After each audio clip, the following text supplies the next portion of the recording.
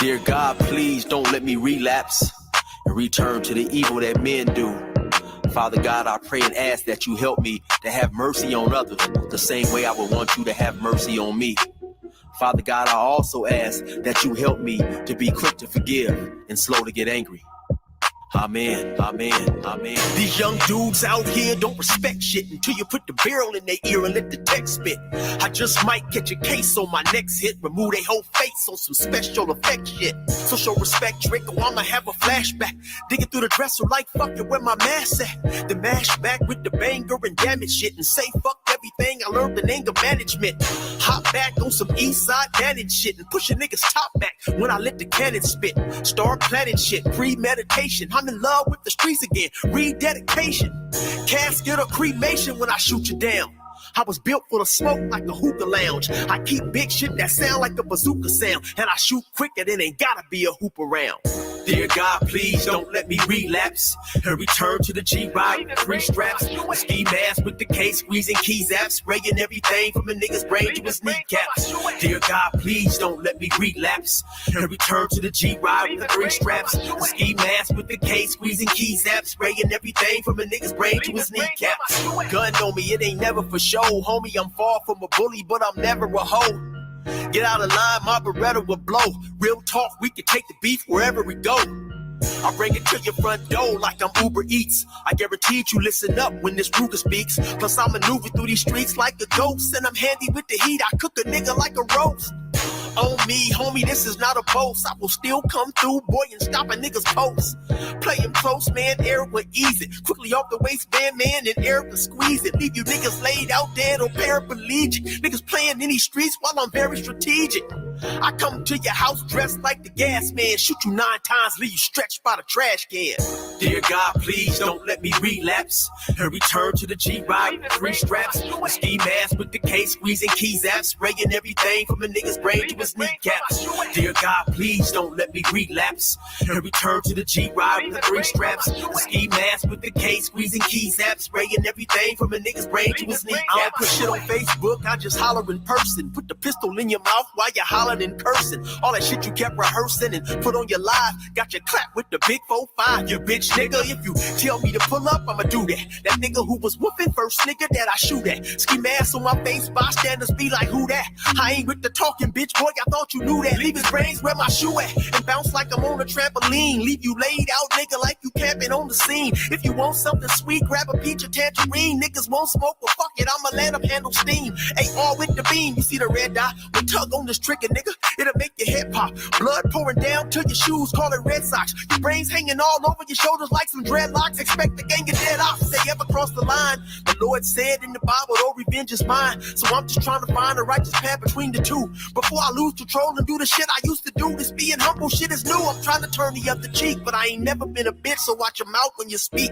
Your mercy's what I seek, so I pray on bended knees. Don't let me get the K with the extended clip and squeeze. Lord, please. Dear God, please don't let me relapse and return to the G-Ride with 3 straps. A ski mask with the case, squeezing keys apps, spraying everything from a nigga's brain to his kneecaps. Dear God, please don't let me relapse and return to the G-Ride with 3 straps. A ski mask with the case, squeezing keys apps, spraying everything from a nigga's brain to his kneecaps.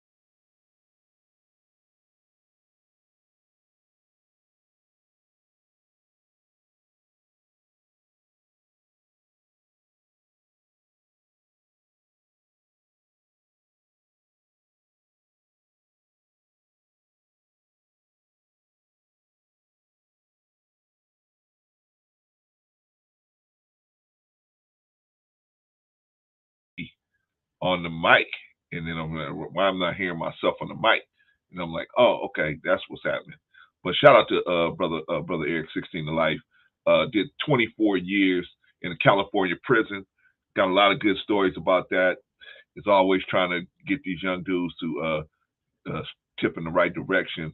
Shout out to brother Eric. Go over there to 16 to life to his YouTube page, or you can go to his website and get some of his merch and some other stuff he got going on, or you can put him on a project. So, brother Eric, I need you to do something for me, man. I need you to do one of the funny voices, man. He does a lot. He's a very talented cat, man. Go over there and check him out, man. And you know, not only does he rap, but the dude is very talented dude. All right, so that's brother Eric. Shout out to him, and I do have his permission to use that in my opening. So he gave me permission to use that music. So, all right. Anyway, shout out to him. Just a good dude. All right. I want to address a comment before I get into the show. You know, it's Sunday morning, so we got a lot to get to, y'all. So I'm starting late. I had a brother of mine come by this morning, and he had some issues that he had to deal with, so he pushed me back a little bit. So y'all thought it was just gonna be one dinosaur, but it's actually two dinosaurs. Shout out to brother Rico. Brother Rico. Yes, sir. Yes, sir.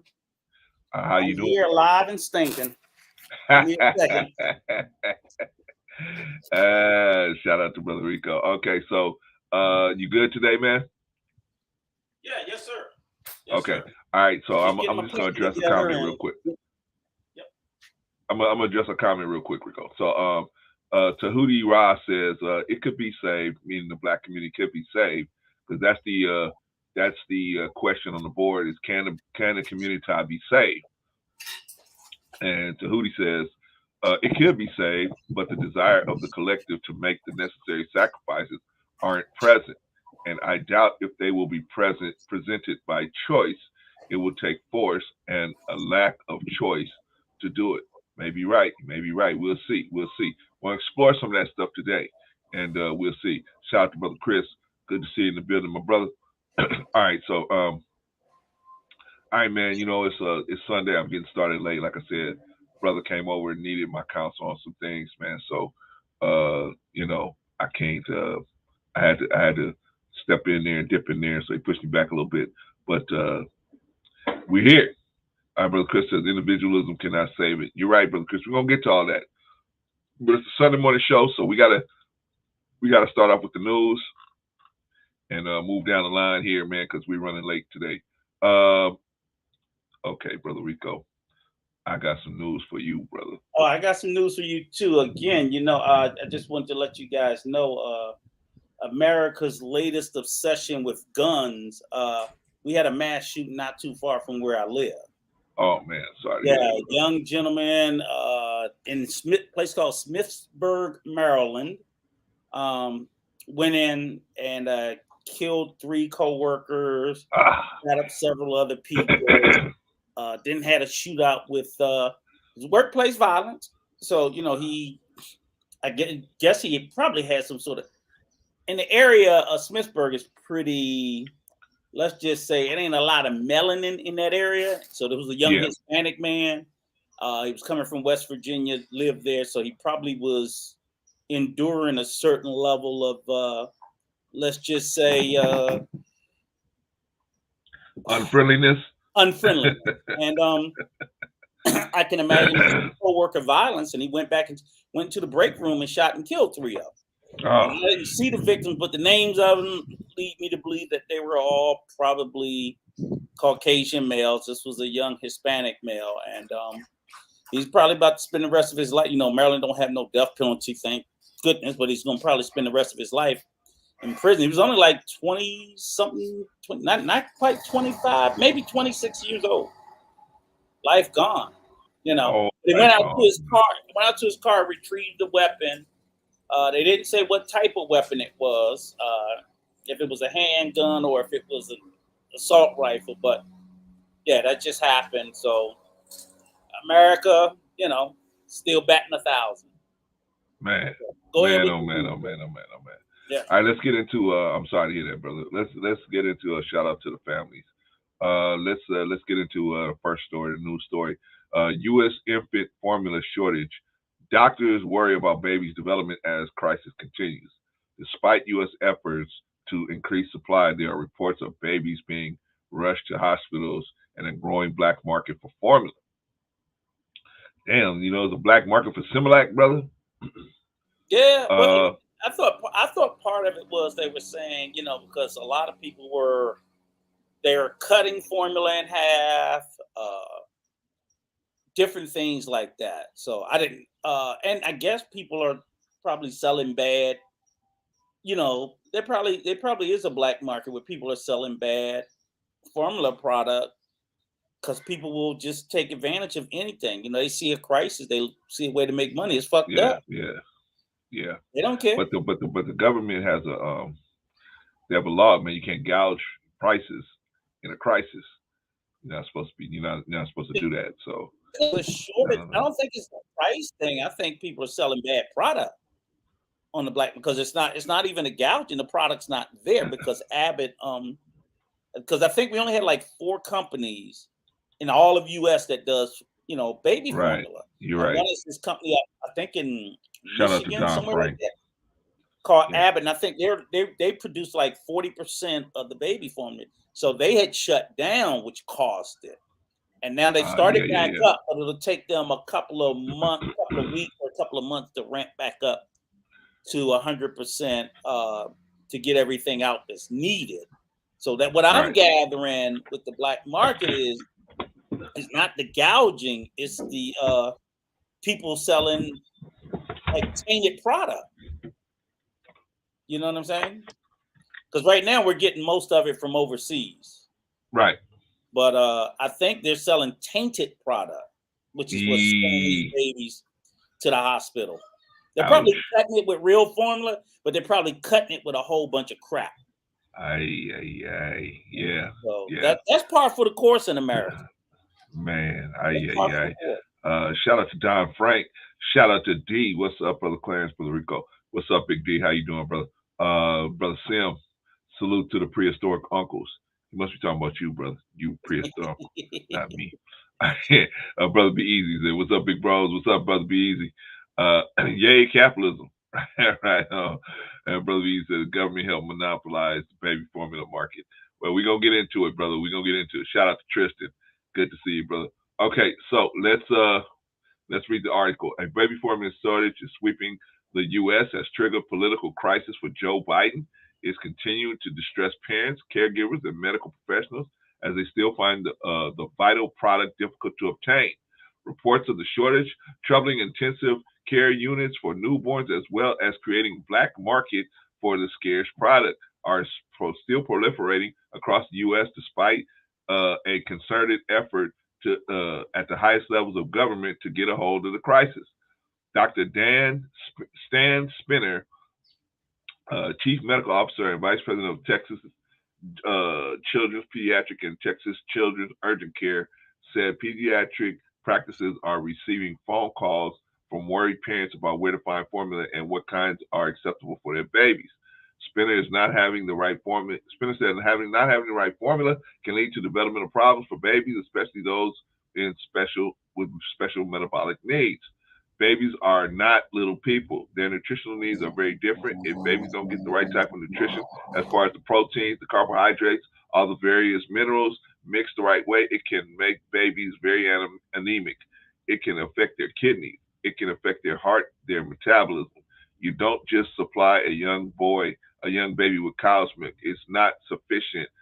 It's not a sufficient way of giving them nutrition, he said. Reports of babies being rushed to emergency rooms after consuming homemade or diluted formulas, Randy, right, Rico? Diluted formulas show the importance of proper nutrition for infants, especially those with special dietary needs. This week, the Michigan-based baby formula manufacturer Abbott resumed operations at a production plant that was previously shut down after 4 infants that consumed Abbott baby formula developed bacterial infection, resulting in 2 deaths. Ouch. Only a handful of companies are responsible for the production of all baby formulas in the U.S., calling into question the power they have over an essential product. Abbott is the country's largest baby formula producer, producing about 50% of baby formula into to U.S. customers. Holy smokes! And the plant's temporary closure launched a wave of supply shortages across the market. Widely criticized as being slow to react to the pressure to the issue, Biden eventually invoked the Emergency Defense Production Act on May 18th and instructed private companies to ramp up production and for more baby formula to be imported from other countries. Called Operation Fly, the administration's plan even included the use of Department of Defense aircraft to transport the formula overseas in order to speed up delivery.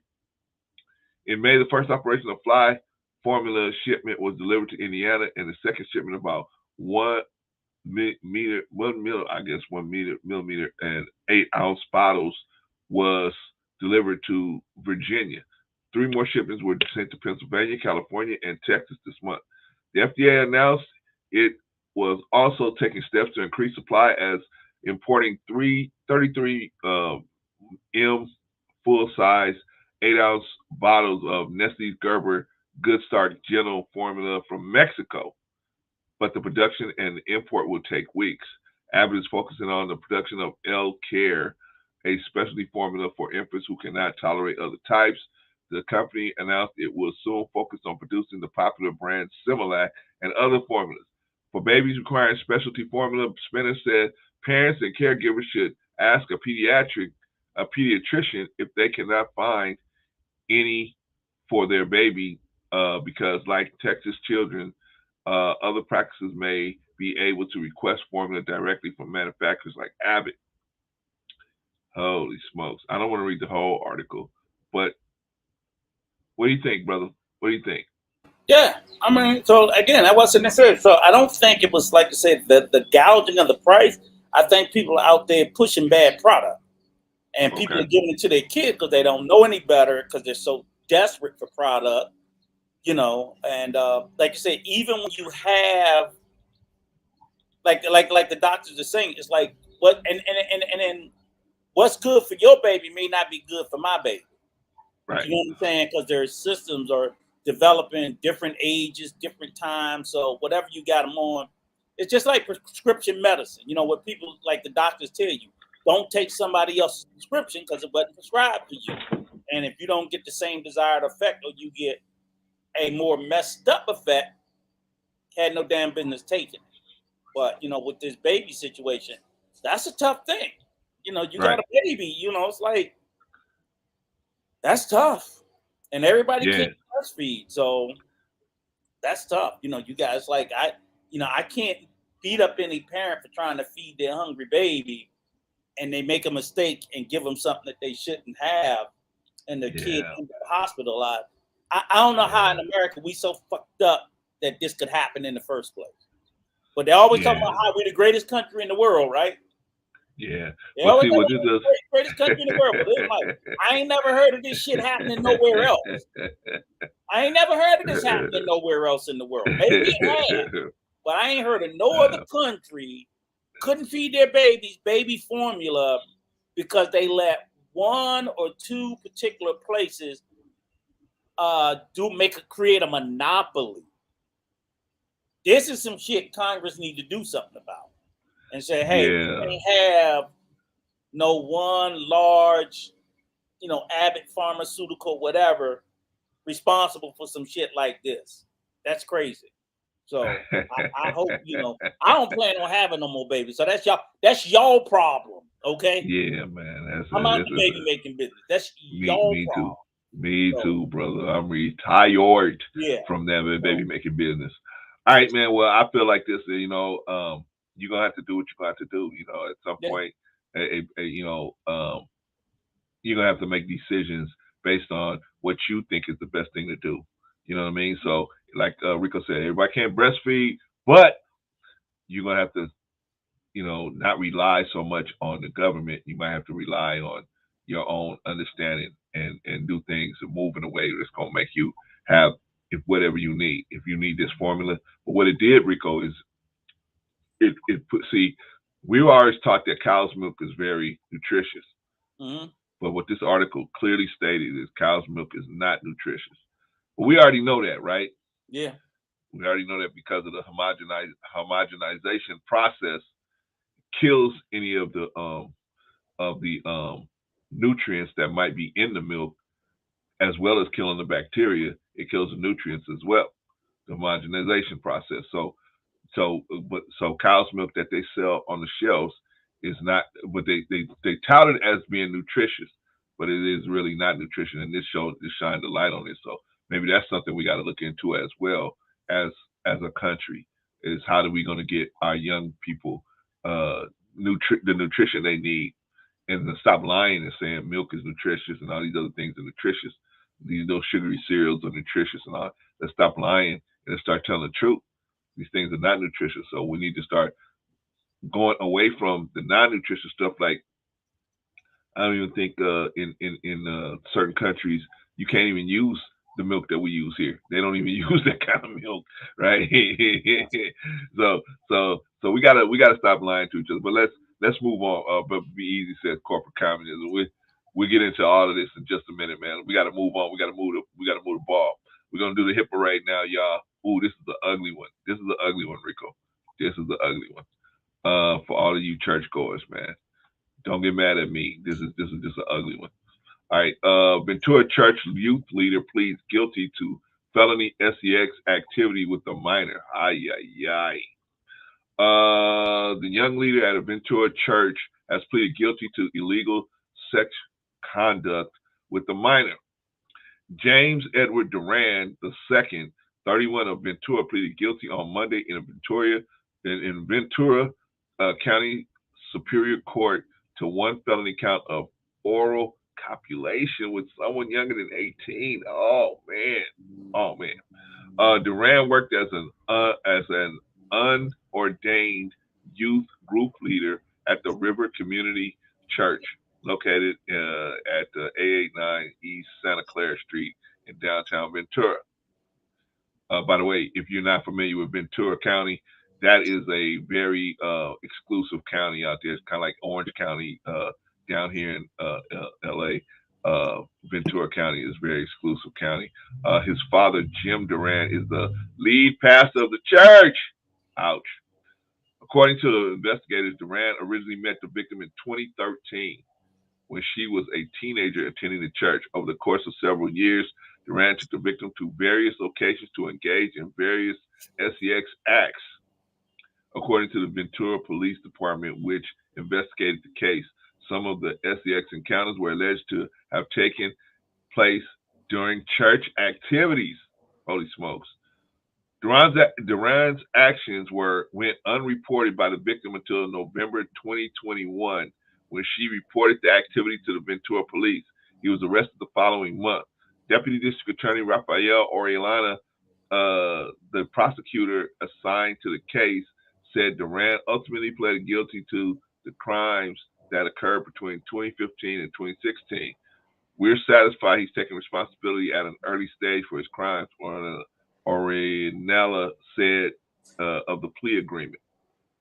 DuRan's attorney, David Lear, said that he was prepared to resolve the case back in January, but was set back by COVID delays. He called the situation unfortunate and hopes it does not tarnish the church's reputation. The River Church does a lot of good for the community, Lear said. DuRan is scheduled to appear for sentencing 9 a.m. July 5th in the courtroom 23. He is expected to be sentenced to 2 years felony probation and from 6 months to a year in jail, Orellana said. He will also have to register as an sex offender. Holy smokes. What's the guy's name? DuRan, I think. Jose DuRan. I'm just trying to figure out how he got off. James Edward DuRan. Yeah. James Edward DuRan. That's pretty lenient. 6 months to a year. Yeah. I think he's probably Tyrone. Yeah, well, I think he's getting off so easy, Rico, because the girl's age. I think she didn't report anything till she got to a certain age. Where but most the events occurred when she was a minor. So yeah, but most of the stuff occurred when she was a little older. I think so. They're trying to get him on the stuff that when she was a minor, and they can only go so far back. I'm thinking that might be only. Yeah, but still 6 months to a year.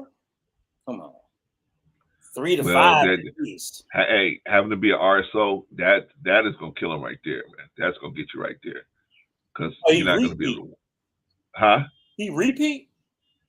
No. When I say RSO, I mean registers. You know. Oh yeah, okay. Sex, you know, man. Okay. You once they put that jacket on you, man. Yeah, I don't know about other states, but in California, that's a lifetime jacket. You got to wear that jacket for a lifetime. So, well, no, I think they just changed it to they can set it. They can give you a set time. They can give you 10 years, 20 years, or something like that. But it used to be once they gave you that jacket, that's it. It's a wrap. You got to wear that jacket for a lifetime. So maybe, I don't know. We'll see how it goes. But yeah, man. And so the question is, why, Clarence? Why do you keep doing this? Why do you keep doing the hit parade? Because some of y'all need to see these people are in the church. These people are on the police department. These people are at, they're your soccer coaches. They're the soccer coaches for your kids. They're the volleyball coaches. These people are everywhere. These people are everywhere. There ain't no place where you can leave. You see, I don't know about you, Rico, but I remember when I was coming up, man, my parents didn't even take me to practice. The park was close enough where I could walk, right? Yeah. So I could walk up to the park, and we went to baseball practice, basketball practice, football practice. We went to everything at the park, right? They didn't come up there and sit and watch us and make sure everything was right. But now you can't do that, man. You can't just drop your child off no more. You got to be there. You got to be there, man, because these dudes are out here. They're everywhere. That's why I continue to do this, so y'all could see that these dudes are everywhere. And you gotta, even at the church. Unfortunately, even at the church, even at the mosque, these dudes are everywhere, man. You gotta watch it. You gotta watch it. What do you say to that, Rico? They're everywhere. You gotta. I mean, the main thing is, you obviously got to keep your eye on them because they out there. It's a shame, but they out there. They out there. They're everywhere. Don't get caught messing with none of mine. That's all I'm gonna tell you. I hear you on that one. Get caught messing with none of mine. I'm telling you, man. You don't want them problems. Yeah, man. Yeah. That's all I'm gonna tell you. You know, but like you said, those cats out there doing it. Yeah, man. And it's becoming less and less of a major situation. Before it was really like a major. We would be like, oh my God, that's so outlandish. But now it's not. It's becoming more and more commonplace. So how can we deal with it? What we got to do is we got to recognize that, okay, we all not all the same. Some of us have some issues that we need to deal with, right? Okay, so let's deal with those issues. You know what I'm saying? But hey, the best way we can protect our children is to be with them. We cannot leave them alone no more. We can't just drop them off to practice. Okay, I'll see you later. And leave them in the hands of whoever, right? And you find out this is coming up. This started in 2013. It's 2022. It's 9 years later. 9 years later before they found out that this girl was getting diddled. Don't let that happen. I'm not going to let that happen to my granddaughter. And I'm definitely not going to let that happen nowhere. And I'm asking y'all, if you can hear me, if you're seeing this or you're seeing this on a replay, protect your children, man, at all times. Protect your children at all times. All right, Rico, we're going to go through real quickly, man, because we got to get to the core question here. We're going to go through this. Once again, we're going to go through the. This is from the Nation's Report Card, the Nation's Report Card.gov. This is the government database on test scores for young men. Last week, I think I did 12th grade. Now I'm going to do average test scores for grades 8th grade mathematics by race used to report trends, right? So this is the 8th grade. Blacks, we still at the bottom of the barrel. We're at the bottom of the barrel. We even under Indian and Alaska Native, right? Test scores. And this was talking about mathematics. Now, we know that we having problems with these with the school system and as it relates to black young men. So what's our only solution? Our only solution is to get in there and start teaching these men on our own. We gotta supplement what they're being told and it being quote unquote taught in the school districts by teaching them at home, teaching them. You know, we got to supplement it. I'm not saying pull your children out of school.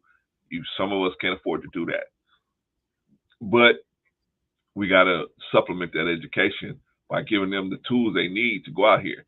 And they're going to need mathematics. They're going to need science. They're going to need English, right? They're going to need those three things as a base of everything else. They might need other stuff, but they're going to need a base of everything else. I keep showing you guys these test scores because why? Why? Because we need to understand this is a serious issue that black young boys are not being prepared for the world that's in front of them, and therefore they're choosing crime instead of a lot of times, not all the time, but a lot of times enough of us are choosing crime that we keeping this prison system going. So, all right, so we got to start preparing our young men for the world that's in front of them. Any thoughts, Rico? I don't know if that's I don't know if that's the reason why, but I know that we need to do a better job of preparing them. Yeah, but I mean, I think we need to point out to the gap. You know, it's not just that they're in last place, but then the gap and some the gap is greater for us, obviously, among the higher, but the gap when you get down to the bottom, pretty much everybody the space between the gap between Black Americans and Native Americans and Hispanic Americans is not as wide as it is between all three of those groups and white America. So once again, everybody want to go, I don't care about them. I'm like, but it's telling because we become dismissive to what I think is the greater core problem, which is white supremacy. And it's evidence of it because if we think in some way that we're going to be able to affect change just for us, and I'm not saying that we're going to affect change for others. What I'm saying is white supremacy is a system. If we don't try to dismantle the system, none of these groups are going to get better. None of them. So right. Each and every one is thinking, oh, well, I'm going to pull myself up. I think somebody talked about earlier, individualism. Even individualism as a group is almost a failed strategy. You know what I'm saying? So again, like you said, you got this collective group of poor people, and as long as they keep all of you divided, then the people who got everything they said, they're prepared. Right. So they're like, oh no, I'm gonna pit you at the bottom against you at the bottom. So neither one of y'all are climbing the ladder because I got y'all at the bottom fighting.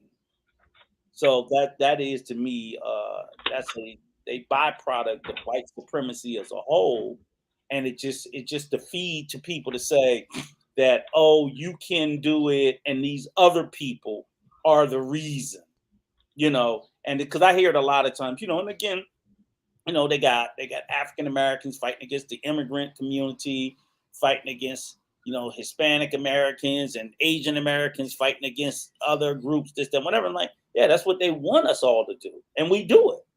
We do it all the time because it's easier for us to feel like we can pick on somebody at the same station as us, but that ain't gonna get us no fucking where. Right.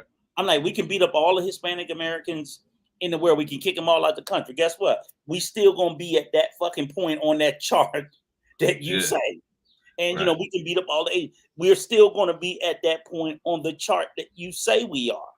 That's the whole point. It's like yeah, I get it. I don't like the shit that some of those groups say and do too, but me beating up on them ain't improving our lot. So okay, we're gonna get into that, Rico. We're gonna get into that a little later. We're gonna get into that. We're almost there. We're doing good on time, so we're almost there. Okay, but this is rescuing black boys, and to rescue them, we are going to have to jump in there as black men. And if you can't accept that, then I mean, what else is there left? right? What is there left? All right. So I see a lot of these content creators. They're willing to take the responsibility of the community and helping our community away from our men. I just don't see how that's gonna work, but I don't know. All right, so but we'll get to that when we get to it. When we get to the topic. All right, so I got a question for you, Brother Rico. Yes, sir. Do you know who Granville Woods is? No, but I'm sure you're gonna tell me. You know I'm gonna tell you, brother. You know I'm gonna tell you. Granville Woods was an American inventor who held more than 50 patents in the U.S. He was the first African American mechanical and electrical engineer after the Civil War. Self-taught, he concentrated most of his work on trains and streetcars. One of his notable inventions was a device called the synchronous multiplex railway telegraph, a variation of induction telegraph which relied on ambient static electricity from existing telegraph lines to send messages between train stations and moving trains. His work assured a safer and better public transportation for the cities in the United States. Born on April 23rd, 1856, and passed January 30th, 1910, his career. In 1872, Woods obtained a job as a fireman on the Danville and Southern Railroad in Mississippi. He eventually became an engineer, and in December 1874, moved to Springfield, Illinois, where and worked at a rolling mill, the Springfield Iron Works. He studied mechanical and electrical engineering in college from 1876 to 1878. In 1878, he took a job aboard the steamer Ironsides, and within 2 years became chief engineer. When he returned to Ohio, he became an engineer with the Dayton and Southwest Railroad in southwestern Ohio. In 1880, he moved to Cincinnati, Ohio, and established his business as an electrical engineer and inventor. After receiving the multiplex telegraph patent, he reorganized his Cincinnati company as the Woods Electric Company. In 1892, he moved his research operations to New York City, where he was joined by his brother, Lydes Woods, who also had several inventions. Although the newspapers of his day generally referred to him as a bachelor, Woods was married to Ada Woods, who was granted a divorce from him in 1891 due to adultery. Yikes. Let's see. We got some other stuff that we want to mention about Mr. Woods. Granville Woods invented and patented a tunnel construction for the electric railroad system and was referred to by some as the Black Edison. Over the course of his lifetime, Granville Woods obtained more than 50 patents for inventions, including the automatic brake and egg incubator, and for improvements to other technologies such as the safety circuit, telegraph, telephone, and phonograph. All right, so did you know any of that, Rico? Nope. Did you know that? Word of it. All right, that is Granville Woods, Black inventor. To check him out, don't just take our word for it. Go and dig that. Granville Woods. We try every week, on Sunday, we try to give you guys some information about your folks so that you can have something to talk about at the coffee, at the water cooler. So you can talk about your folks too. Hey, my folks did this, my folks did that. Right? All right. So that is Granville Woods. Go check him out. All right, now we're gonna get to we're doing good on time, y'all. We're doing very good on time. Let's just get to where is it? Your money. Not a delivery driver. We're not doing delivery driver today. So let me fix this real quick. We're gonna do nurse practitioner. You know how much money a nurse practitioner makes, Puerto Rico? No, but I know it's a pretty good job because it's it's that nurse practitioner and I think like a physician's assistant or see. I mean, they're like a level below a doctor. They can prescribe medicine. They can do actually. My doctor is a nurse practitioner, so I know it's a pretty good job. It gets paid well. Yeah, man. They have to have their registered nurse, but then they have to go for some additional schooling to be licensed to be that. Yeah, good bread. And that's not even. I mean, some make double, almost triple that. Right. We're gonna get into that right now. Nurse practitioner salary in the United States, average base salary, $121,696 per year. Holy smokes! Years of experience, less than 1 year experience, you can make $107,000. You got 3 to 5 years, you can make $130,000. 6 to 9, or more than 10 years, you can make $132,000. You could probably make way more than that just on the side. You know what I'm saying? Doing side gigs. But you can do that as just a regular base pay. Holy smokes! In Maryland, you can make $127,000. Holy smokes! You can go over there and learn how to be a nurse practitioner and take care of Rico out there. Holy smokes! Holy smokes! What do you need? What do you need to do this? Okay, because I try to find you guys jobs that you don't need a high level. It's not a high barrier entry. How to become a nurse practitioner? Become a nurse practitioner requires the following steps: graduate high school, earn a bachelor's degree in nursing. Okay. Become an RN, become a registered nurse. So far, so good. Earn a master's degree in nursing. Okay. And take and pass your region's required certifications. Man, that's not bad. That's not bad. And the nurse practitioners make all kinds of money. We just showed you guys that, right? Barrier entry is not that high. You know, you need a master's degree. But once you get the master's degree, you can get all you got. So that's why probably what? It take you 2 degrees to get a RNA, and then you get your take another 2 years to get your BS in nursing, and then maybe another year and a half or so to get your RN, and then another 2 years to get your master's. So that's what, 7 years? That's nothing, and you can earn money while you're doing it. You can earn money while you're doing this. This is like, it's like a trade, man. You can make money while you're doing this. Anyway, nurse practitioner, $120,000 a year. I mean, come on, man. Not bad. Not bad. Some of these, you can get a jobs, like especially in teaching and stuff like that, where you can spend all these years in school and you only making $30,000, $40,000 a year when you come out. So just want to give y'all a heads up on some of the careers that's out there that, you know, if you put your head to the grindstone, you can make a ton of money. A ton of money.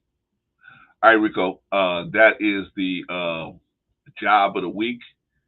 You guys don't just take our word for it. Go out there and check it out for yourself and see what's going on out there in the job of the week.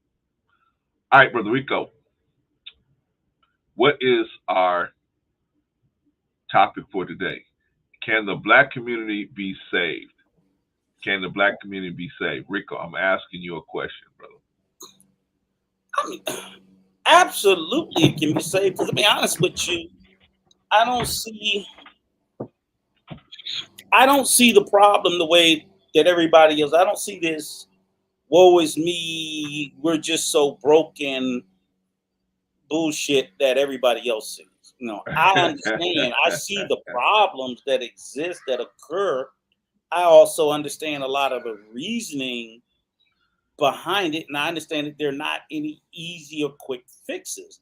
But knowing all that doesn't make me think that, as Uncle D dumbass says, that we're going to be gone in 40 years. That's just, you know, for all that we've endured. You know, for 600 years, we've endured things a million times worse than what we're going through. And in spite of the plight that we're at, people fail to realize is that the Black community is probably in a position See, they're looking at everything through this whole marriage dating shit. But I'm like, Okay. education-wise and everything else, we're probably, education-wise as a collective, we're probably as educated as we've ever been in the history of this country. So I'm like, what the fuck are y'all talking about? Now, people talk about the wealth. I'm like, yeah, because we're a consumer-based culture. So are a lot of other cultures in this country. Once again, I'm not going to play the fucking everybody else sees boom, boom, boom, boom, because we're conditioned to be. And that's what I'm sitting there saying is in America, in this capitalistic consumer society, we're conditioned to spend all the capital we come into. I think, yes, there is some obvious disparate differences between us and the white community, which is always the barometer for everything. But people fail to realize the white community, when they created the middle class in this country, remember, there didn't used to be a large middle class. The middle class was created after World War II. Okay. The middle class was created after World War II. The gap between the white families and everybody else was like this prior to World War II. After World War II, with all those guys coming back, they created the GI Bill, the housing programs, and all this, and it lifted the majority of white people up out of a poverty class into a middle class. Okay. That's how the disparity got created. The disparity was, prior to that, it existed always, but you had a small segment, and then of course they were 100% white, of wealthy landowners. Most white people prior to that were not big landowners. You had farms. So when you think about, well, America was a rural farming community, right? Yeah, so that meant that most of the land was owned by fewer people even then, because farmers owned 100, 200, 300 acres. Or even if they owned a small farm, might have been 100 acres or 50 acres. I'm like, now, you know how many fucking houses go on that? 50 acres, you put 100 houses or 50 acres, what, a house sits on normally a quarter acre. So an acre of land give you 4 houses, 3 to 4 houses. I'm like, so, and that's what I'm sitting there saying is land was much cheaper.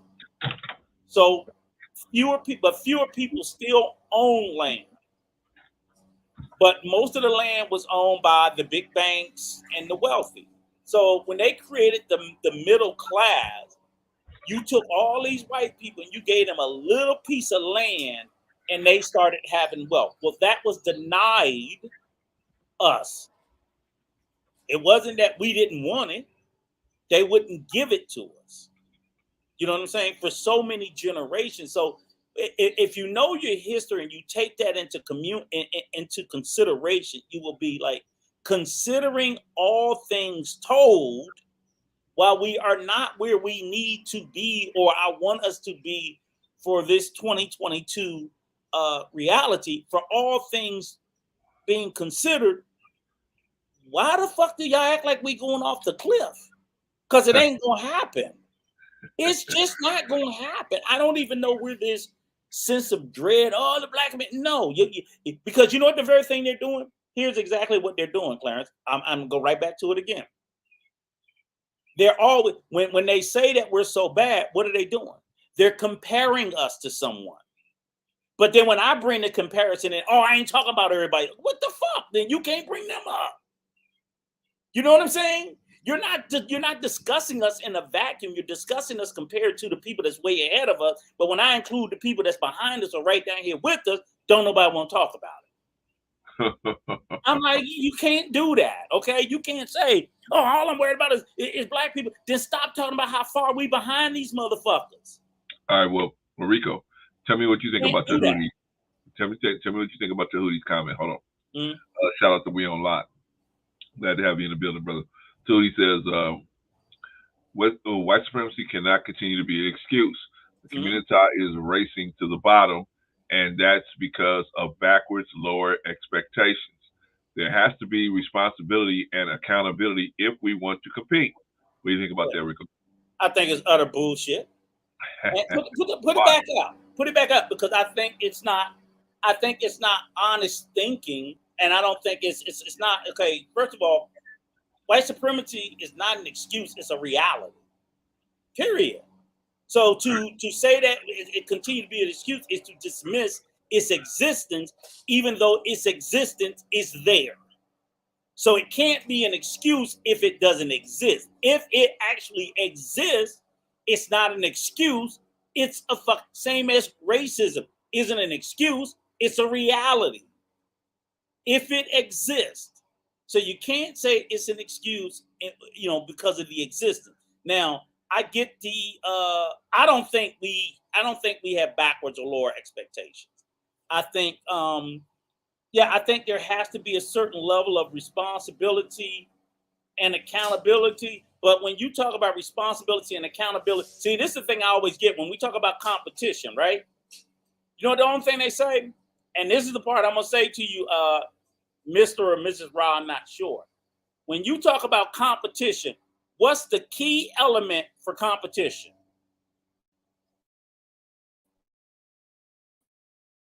You know what it is, Clarence? Fucking fairness. Fairness. You cannot compete if the game is fucking rigged. But that's the part they always leave out. You cannot compete if it's not fair.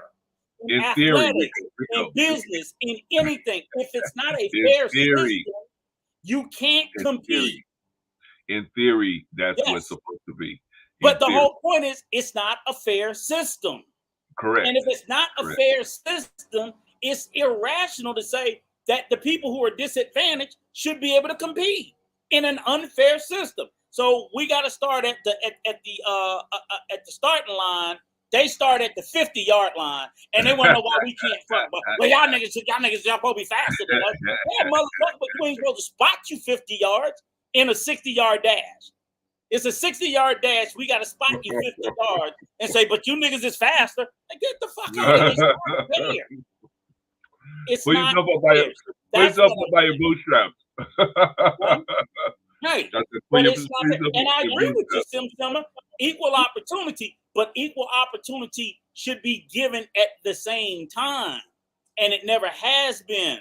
So even if I give you equal opportunity after I've already gotten to a place where all of a sudden I have all this, is that fair? No, it's not fair. Okay, I'm going to give you same thing when we talk about sexism. Okay, yeah, you gave the women a right to vote, but yeah, like fucking 200-300 years after men.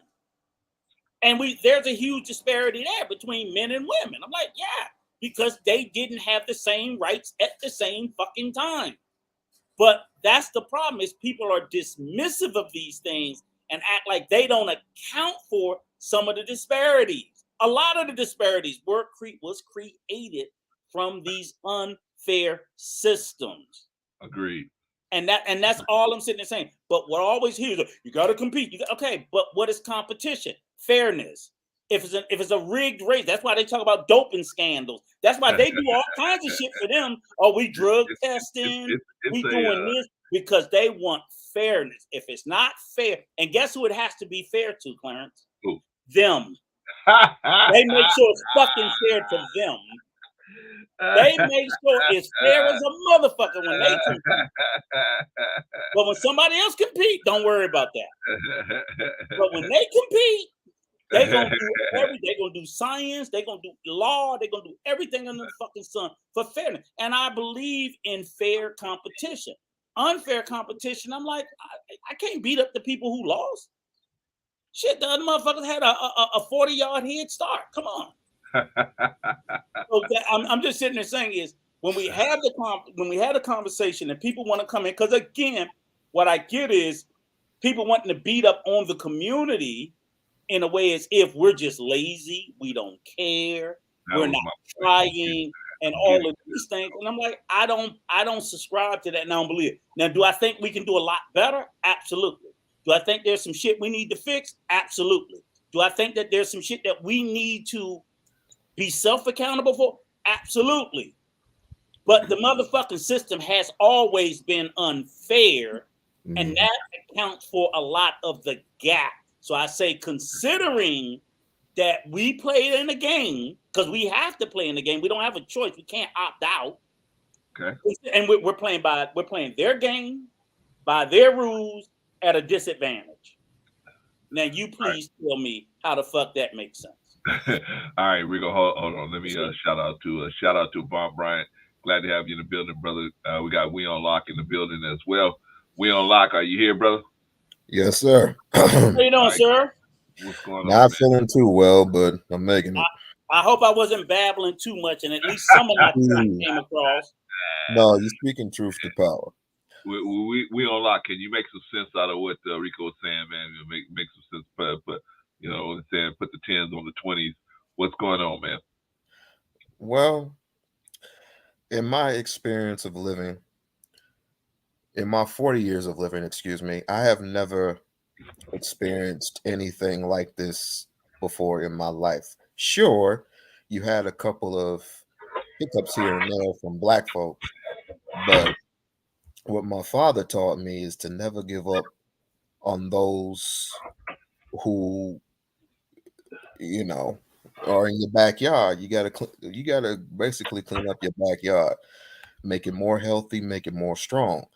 Now, I can say that Brother Rico was right that this community needs healing. That's what it needs. It needs spiritual healing. It needs physical healing as well as mental healing. But I am not as naive as to think that white supremacy is not global. White supremacy exists everywhere. There is a reason why some of us were on slave ships. Some of us were possibly already here. I don't know. And then, of course, your Indians got it. And then, personally, everybody got it except for the Haitians. The Haitians fought their asses off. And this is why they're dead broke today. Anybody who fights the white power structure gets a full dose of what it means to have power and influence. My suggestion is stop fighting each other, period. Stop fighting each other. Stop fighting your women, first of all, because we need our women now more than ever before. There are much more of a benefit, which I'm going to be talking about on my show today when it comes to marriage. They're more of a benefit than you will ever know. I don't see what benefit it is. I mean, do whatever you want. You're a grown man. I don't see what the beneficiary it is to being with a white woman. Because when you die, is she going to give the millions back to the black community? Is she going to teach our children black history? It's a slippery slope. But yet, grown people are going to do whatever they want to do. I'm getting sick and tired of hearing these cockamamie bullshit stories about how we're going to get, if we're going to get reparations, we're supposed to be marrying other races, and then we're going to get the money because it's owed to us. Oh, really? Well, you got another freaking thing coming. Because as long as you keep calling yourself what is out the dictionary is registered as nothing, you're not going to get it. I suppose you clean up your backyard and stop fussing with one another. And maybe, just maybe, because this is going to, even if we clean up and we finally get along with each other, we got a long way to go. A long way to go. So I suggest we start now while the cooking is good on the stove. Your thoughts? Facts. Yeah, it's pretty much. Can you highlight his prior comment prior to that, and actually maybe the one before that, because I want to make sure I address all of them. So if I'm understanding you right, to Hootie, if I'm apologize if I'm saying it wrong, but ancestors who dealt with real racism and etc. will be disappointed with us throwing tantrums because people don't like us. and won't put them in position next to them do the work. Okay, first of all, I don't think our ancestors would be disappointed with a whole lot of shit that we and probably everything about us, to even include the shit that we think is righteous, because even those who are successful, they're wildly successful and selfish, you know, and don't necessarily look back towards the community. So that would be something that our ancestors would be disappointed about. So they'd probably be disappointed about everything. But I think it's unfair to say that we're throwing tantrums because people don't like us, especially when we're in systems where we're being, you know, put in mass incarceration for the most lame bullshit, like, you know, marijuana and, traffic violations and being disproportionately killed, you know, state sanctioned, you know, deletion and so forth. So with our schools being we're going through the very same thing that some of our ancestors went through with underfunded schoolings and things like that. Now, do I know that we have it wildly much more better than them? Absolutely. But we're slightly better than them. So I agree with you, and I disagree with some of it. But can we go to the next? The next one is the one that really gets me. I think the next one, it's kind of crazy to say that the system is not an either or. The system is not neither for me. It's not my enemy nor my savior, and it can't. And it's not. They're certainly not going to be both. You know. And I don't think we as a people. I think the system is more our enemy than our savior, because the system is designed to keep us in the very place we are in. So I don't say it's solely because there are some of us who, in spite of the system, we will rise above it. But it doesn't mean that we rise above it in spite of the system. It's not the motherfucking system that's helping us to rise above it. The system is designed to put us in the place that we are in.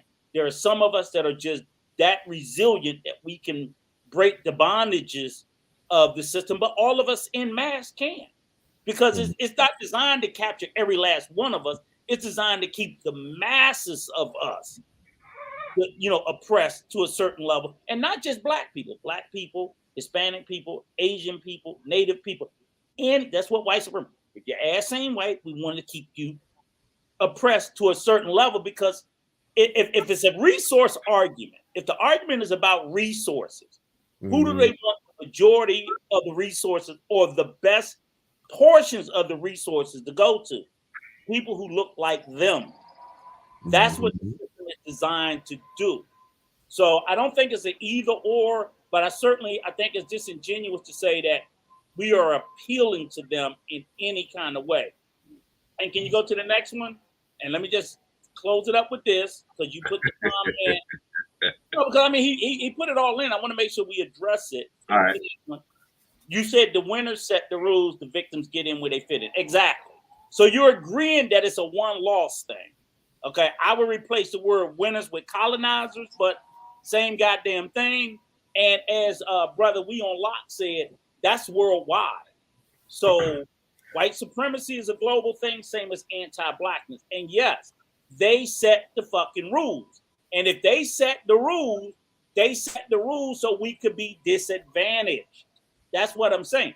I'll say to you this: if it was done the other way, it would probably be black supremacy.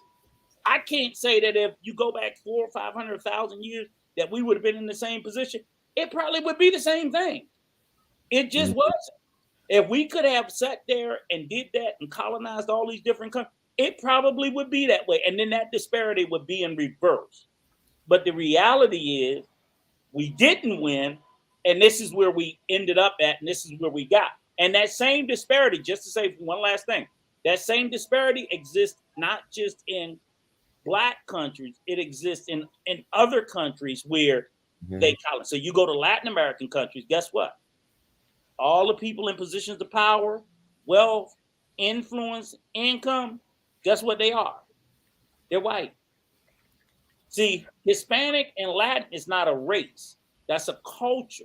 Culture. Okay? Yes. You have white Hispanics, you have black Hispanics. So you go to Colombia, Guess where all the black Colombians are?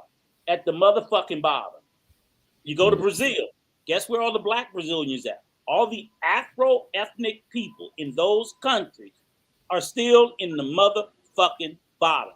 So why is it that it's the same in Brazil, Colombia, Panama, the DR, as it is in America, that people of an Afro ethnicity always is at the motherfucking bottom? But y'all want to say that white supremacy doesn't exist. Well, how come no one of those countries didn't flip? That's a good question. Good question. In every last one of those countries, without a doubt, they deal with the exact same issues of colorism, racism, and they are all at the motherfucking bottom. In Brazil, in Colombia, in the DR, in Panama, they all have Afro. In Peru, they all have Afro. In fucking Mexico, Mexico has 1.5 million fucking Afro-Mexicans, and they didn't start counting them until 2015. But guess where they all at? Guess where they all at? Guess where every last one of that 1.5 motherfucking bottom in last place. So go ahead and tell me that they this, they that. Go ahead and tell me all those people in those countries are all these things. It ain't making sense. You gotta make it make sense, because I don't see how all of us in all these countries all over the world just automatically show up and say, you know what? I don't want to be at the top. I want to be at the motherfucking bottom. Come on now. Come on. Even if you go to Europe, if you go over in England, same thing. You can go over in England and you will see the majority of the lowest test scores of all races. It's going to be the same thing. It all, whether it's in England, whether it's in Germany, they got black people over there too. Yeah. Same shit. Same shit exists. Same thing. They have immigrant communities too. Yes, they do have people who make it to the top. But the same issues of racism, colorism, and the disparity. You do not go over there and see the vast majority of black people in England right there next to the white people. Fuck no. The gap is still, it may be a little less. In America, it might be here. In England, it might be like that. But that fucking gap, that huge gap still exists. Why? Y'all all want to say it don't exist. So I say it's not an excuse if it's a reality. Rico. Can we unlock? Yes, sir. Yeah, it's not like, okay, they put a few people up there at the top just to say that they're not racist, of course. But the majority of the people, yeah, of course, just gonna remain workers. You're gonna do all the work and all the paperwork, and pretty soon you might be replaced by robots. Oh, did I just say that? You're gonna be replaced, possibly.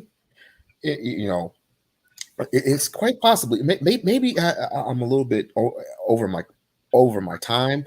Maybe I don't know what I'm talking about. No. What I mean is, I was born an 80s baby, and I was just thinking, with all the communities that I've seen over the years, most, you have smaller towns that were actually filled with black people. Why can't we do that again? Because of ignorance. No, I can't be with this dude because I can't, because he might steal my money. No, I can't be with her because she this, she that, she this and that and the third. Why can't we talk about, why can't a woman stay loyal? Why can a woman do this? Why can a woman do that? And vice versa. A man ain't this, a man ain't that. You're doing yourself a disservice, and you're strengthening the people within, and all the white people are doing is just laughing at you. And did I mention that the police force is pretty much, well, not filled to the brim, but has people who really hate you? Should I say the KKK? Oops. I think you need to get your shit together. Boy, oh boy, this is 2022. And I would think black people would be a little bit stronger by now. Some of them are. Some of them actually want to do right by us. First, you got to do right by yourself. You got to cleanse yourself a little bit. Cleanse yourself from all the hate. Cleanse yourself from all this demonic aura about yourself. Because like I said, you need women more than ever. You're the builders. Yes, I get it. Women are the minds. Why not come together as one and build us a community as well as an economy and turn this money into the biggest money venture ever by taking this money and flipping it 8 to 12 times. Have you ever been to Las Vegas? That's what they do.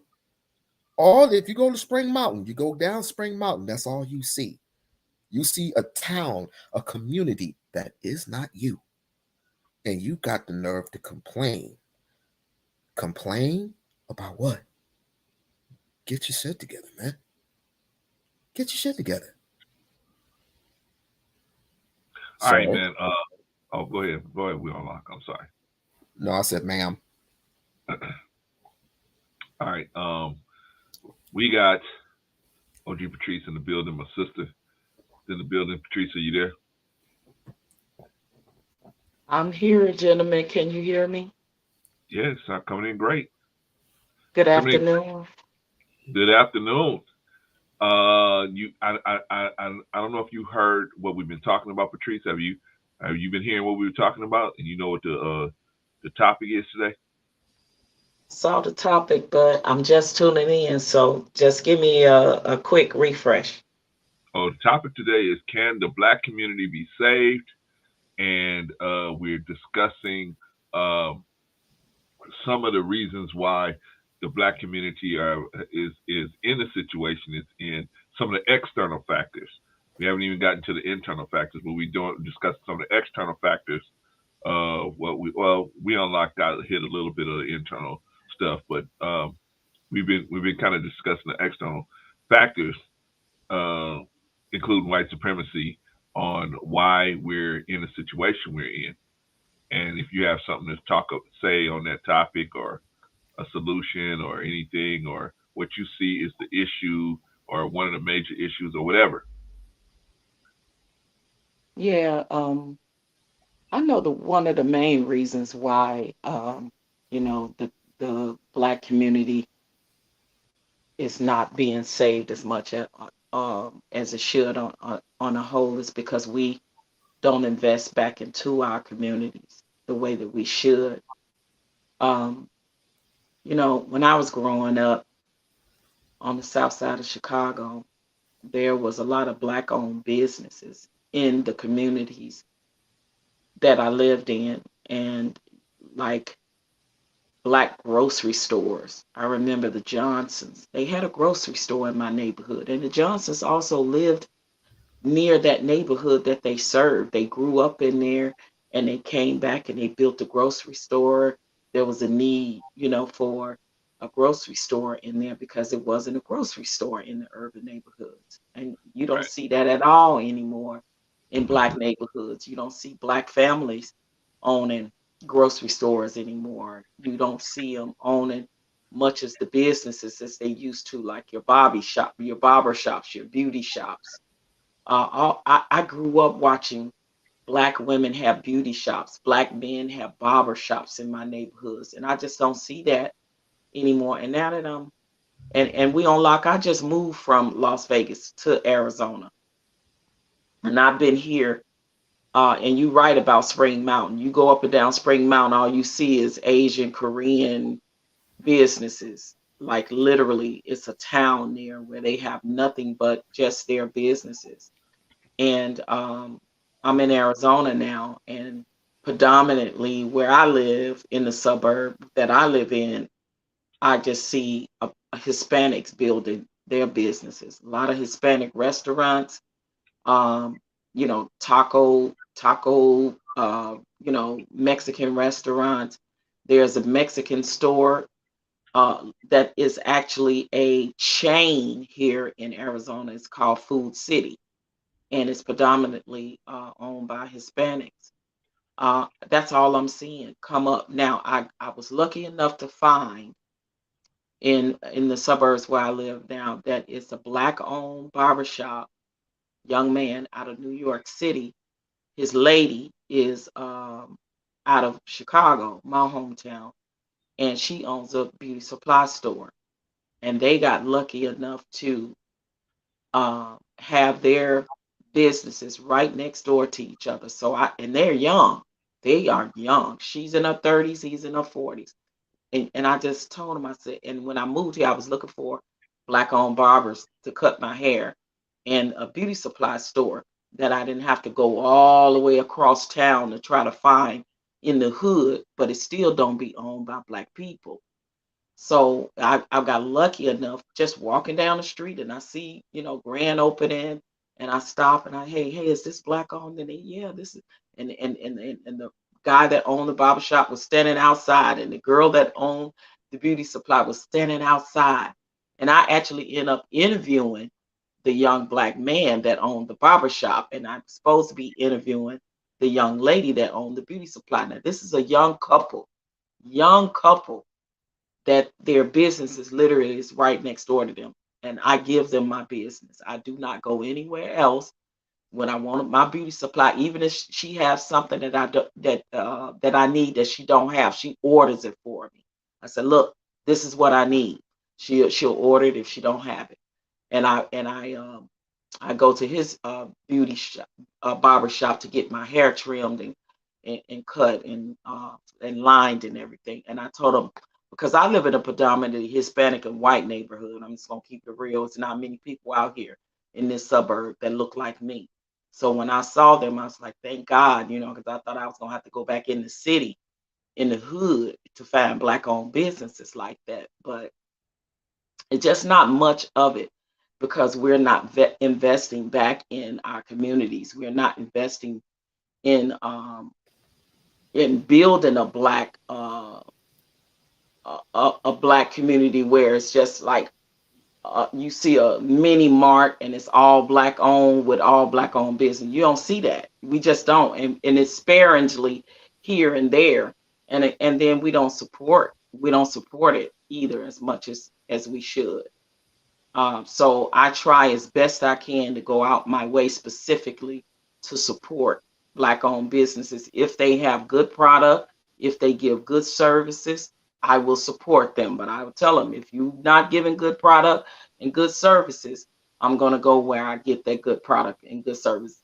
But I do not support any nail salons. I don't go to any Asian-owned nail salons. I do my own mani and pedis, or either I'll find a Black girl that does nails or manis and pedis in her home, and she's Black. I will go and support that. Or I'll do my own mani and pedis. I do not give my money to Asian nail shop. I absolutely do not. So I refuse, and I'm glad now that I have a beauty supply store that I can go to where I don't even have to go in those places. I don't like the way they treat us. I don't like the way they talk to us, and I don't support that. And I wish that I can see, because when I talked to the young lady that owned the beauty supply, she told me that a lot of times, as much as Black women spend in the health and beauty products, which is like $1.7 billion industry, and she said it's hard, they don't want Black women to actually own beauty supplies and things. She had a hard time finding distribution to get her products from, but she finally found a Black guy out of Florida that she get a lot of her products from.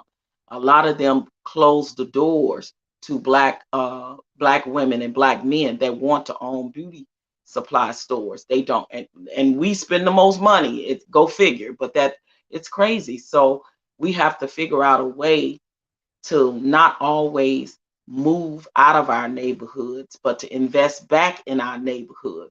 If you see abandoned houses and you can afford to buy them, fix them up, and rent them out to Black families.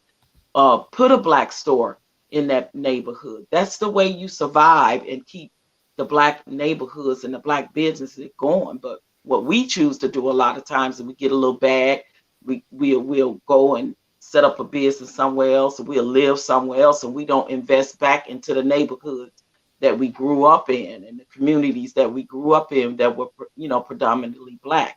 And that is the problem that I see, is the reason why we see the lack thereof of a Black community being saved. I agree. Got a question for y'all. What are some major hurdles for the Black community to overcome?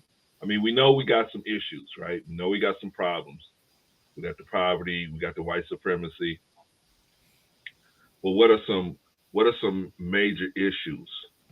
And if you're going to say white supremacy, I need you to give me a working definition of what you're talking about and how we can get around it. There is no getting around a global system or global structure. And I basically I gave you the definition of what it is. It's a system where a finite amount of resources is designated specifically for a particular group of people. I don't know why, and this is probably the part that this is where I take a deep kinship with Patrice. Spending all your time trying to convince your own people that a thing is a thing. So when she says, when she says the uphill fight about reparations, it's always against your own fucking people. Do you understand how disheartening that is? So even when I look at like the white supremacy argument, the same thing. It's like, I'm not going to spend all day telling people who are in either you're invested in your bondage or your oppression, and you want to hear this specific, well, I gotta have a magic. No, you don't have to have a magical definition. A thing is a fucking thing is a thing is a thing. Now, if you just don't want to believe it and you're just invested in your oppression, then you invest in it. I'm not gonna waste my time with it because it's like Patrice say, the whole thing when you're fighting about reparations, we can have a million instances where other people were paid reparations, but for some reason, Black people just can't understand why we deserve it. They can understand why every fucking body else got it, but nah, when it come to us, that's just a hill too high for me to climb. I say the same thing about white supremacy. Y'all can understand an injustice against everybody else, but you can't accept it. That's when you're too fucking bought into your own fucking oppression, your own disadvantage. It's a comfort that, hey, we're disadvantaged, and you know what? I ain't accepting that that's the reason because they been good to me. No, the fuck they ain't. They've been what's been advantageous to them. It's been what's been advantageous to them. So the mere fact that in 2022, we're still questioning the fact, I don't know if we're ever going to get reparations, but I know we're motherfucking owed it. So no, I don't see them turning loose in them purse strings. But we're owed it. So I'm not going to ever get in anybody's way of that. I know that white supremacy exists. I know it probably ain't going to never change. I know it needs to. But just knowing the system you're in, whether you can fix it or not, that's a sense of freedom itself. There's a sense of freedom in knowing the system you're in, whether you can get out of that system or not. Everybody likes to play the fucking Matrix game, right? Oh, the Matrix. Well, when they unplugged from the fucking Matrix, they wasn't out of the system, but they knew that the fucking system existed. Do you understand what I'm saying? You may never get out of the system, but do you want to be so blind to say, oh, I don't even know if the system exists? And ultimately, even if you sit there and you say, okay, well, what are some of the things? The first thing I would say is economics. But again, I know the system exists. So do I try to push back on it? Do I try to fight? Yes. But I'm not going to beat us up if it's not successful. Do you understand what I'm saying? It's like, I'm not going to go, oh, see, niggas ain't shit, because that's why they don't have shit. Like, no, because we can literally say, okay, we're going to do away with rap. Fuck, all rap is gone. No more sagging of the pants. Nobody else Black is smoking weed. Skinny jeans. You can snap that shit away tomorrow. Because guess what? Before fucking rap, before fucking marijuana, before all of that shit, that motherfucking system existed. And we were where we were. But what we do now is we look at the ills that exist in our community and we blame that when that's not the fucking problem. Because that wasn't the problem before. So what's your fucking excuse in 1940s and 50s when rap music, marijuana, pansagging, and none of that shit existed? We all ran around in fucking suits and going to church and married at a 70-80% rate. What's your motherfucking excuse then? If you didn't have one then, don't fucking have one now. And you're still celebrating 1776. That's all I'm saying. All I'm sitting there saying is the system is the system. I get it. I'm not making excuses. I'm not playing the victim. I'm not doing any of that. But what I'm not going to do is and I hate the rap, the weed, the sagging pants. I don't like none of that shit. But that's not a fucking excuse for those statistics that you show us every Sunday, Clarence. It's not. But it's just like the people in the countryside who were trying to do something to get their hopes up. I mean, they had to come up with something. That's why they came up with a dance to try to get this stuff off of their minds. And that's how they invented hip hop. Now, hip hop to me, when I was born back then, you had a cardboard box which you cut open flat and you started breakdancing. That's what I grew up on. I grew up on the Ice-T's before he became gangster rap. I grew up on the Roxanne Roxanne's. And I grew up on Young MC, Bust a Move. And then it got a little bit, it got funkier and funkier, and then it took a turn. I declare it as culture. I declare that as our culture. I don't declare none of this stuff because when the money came in, you had people in the industries that just went amok and started spending their money on dumb stuff, just dumb stuff. And it's the same thing. It's the same thing with the basketball and the football industries. Of course, you got a few people here and a few people there who spend their money wisely. But I'm just going to tell you right now, 90% of your rappers and 90% of your sports people, they don't know shit, and they don't want to know shit. Well, Locke, if I could just say, a lot of that has to do with the fact that a lot of the Black community was never taught financial literacy.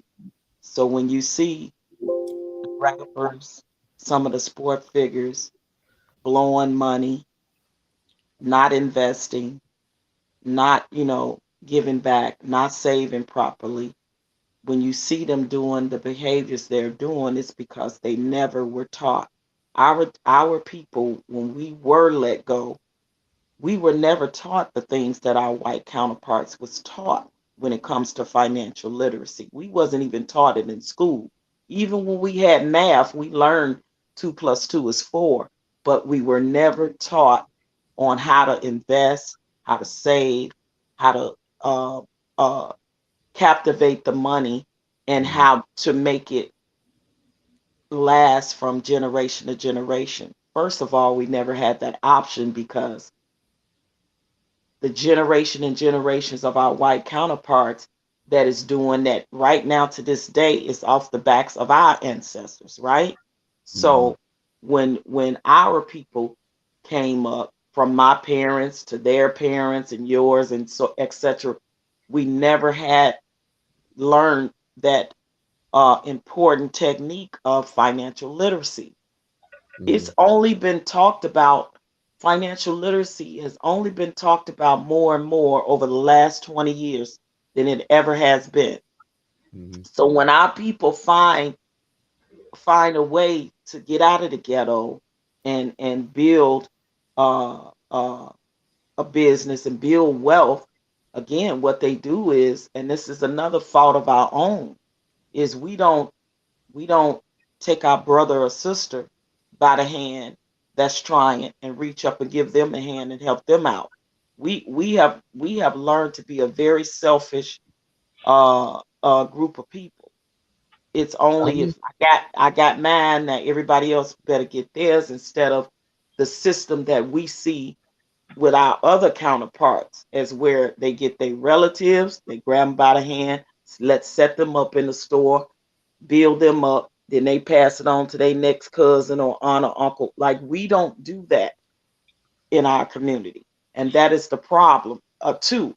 Just as well as, once in the entertainment industry, once those meetings happen with a lot of executives, when they brought rappers like your Tupacs, your NWAs, your Bone Thugs and Harmony, when they sat down with them with meetings and said, this is the shift of where music is going to go, gangster music, this is what we need to push. When they were trying to fight and say, no, we need to talk about what's going on in our neighborhoods, what's going on in our communities, they didn't want them to rap about the real things anymore. And a lot of them sold out to that in order to have that bag, in order to have that career.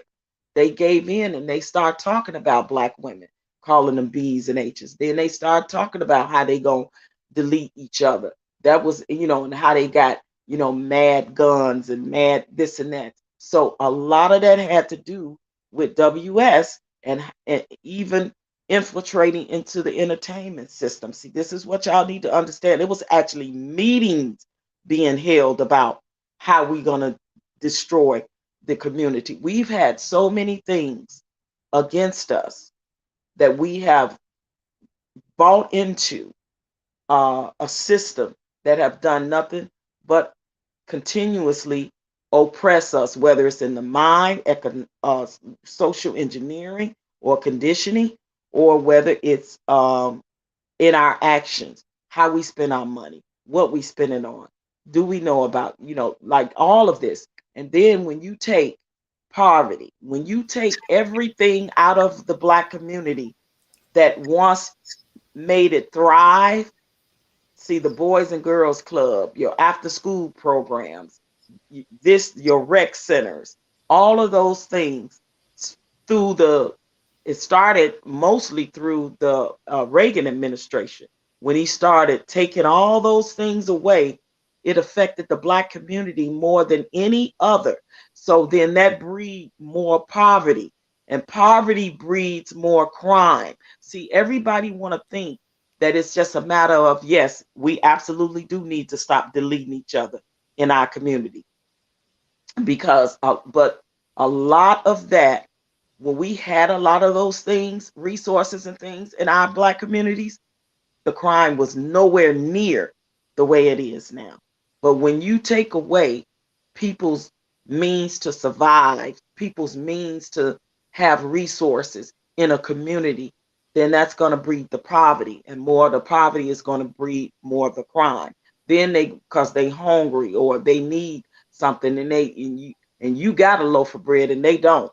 If you don't give them that loaf of bread, they're going to break in and they're going to steal that loaf of bread. A lot of that mindset and mentality plays a lot of the reason why. And all of that is because government and other entities have taken so much away from our communities. We don't have the resources anymore. I work in the inner city with the children. I don't see these resource centers, community centers, boys and girls. But out here where I am,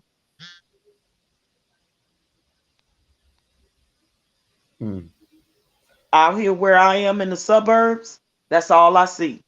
They got Andre Agassi Club out here teaching these how to play tennis, and after school program, resource centers, after this, after that.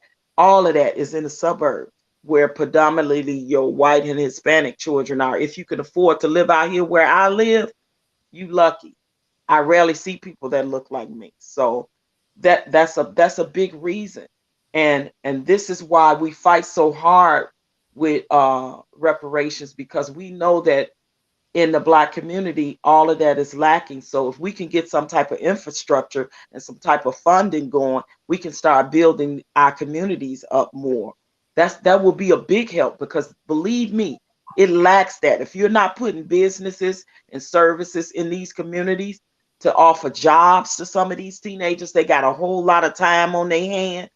What they gonna do? they'll eventually end up getting in trouble. And I'm not saying that that's the only reason, but I'm saying it's a major reason why. Our resources.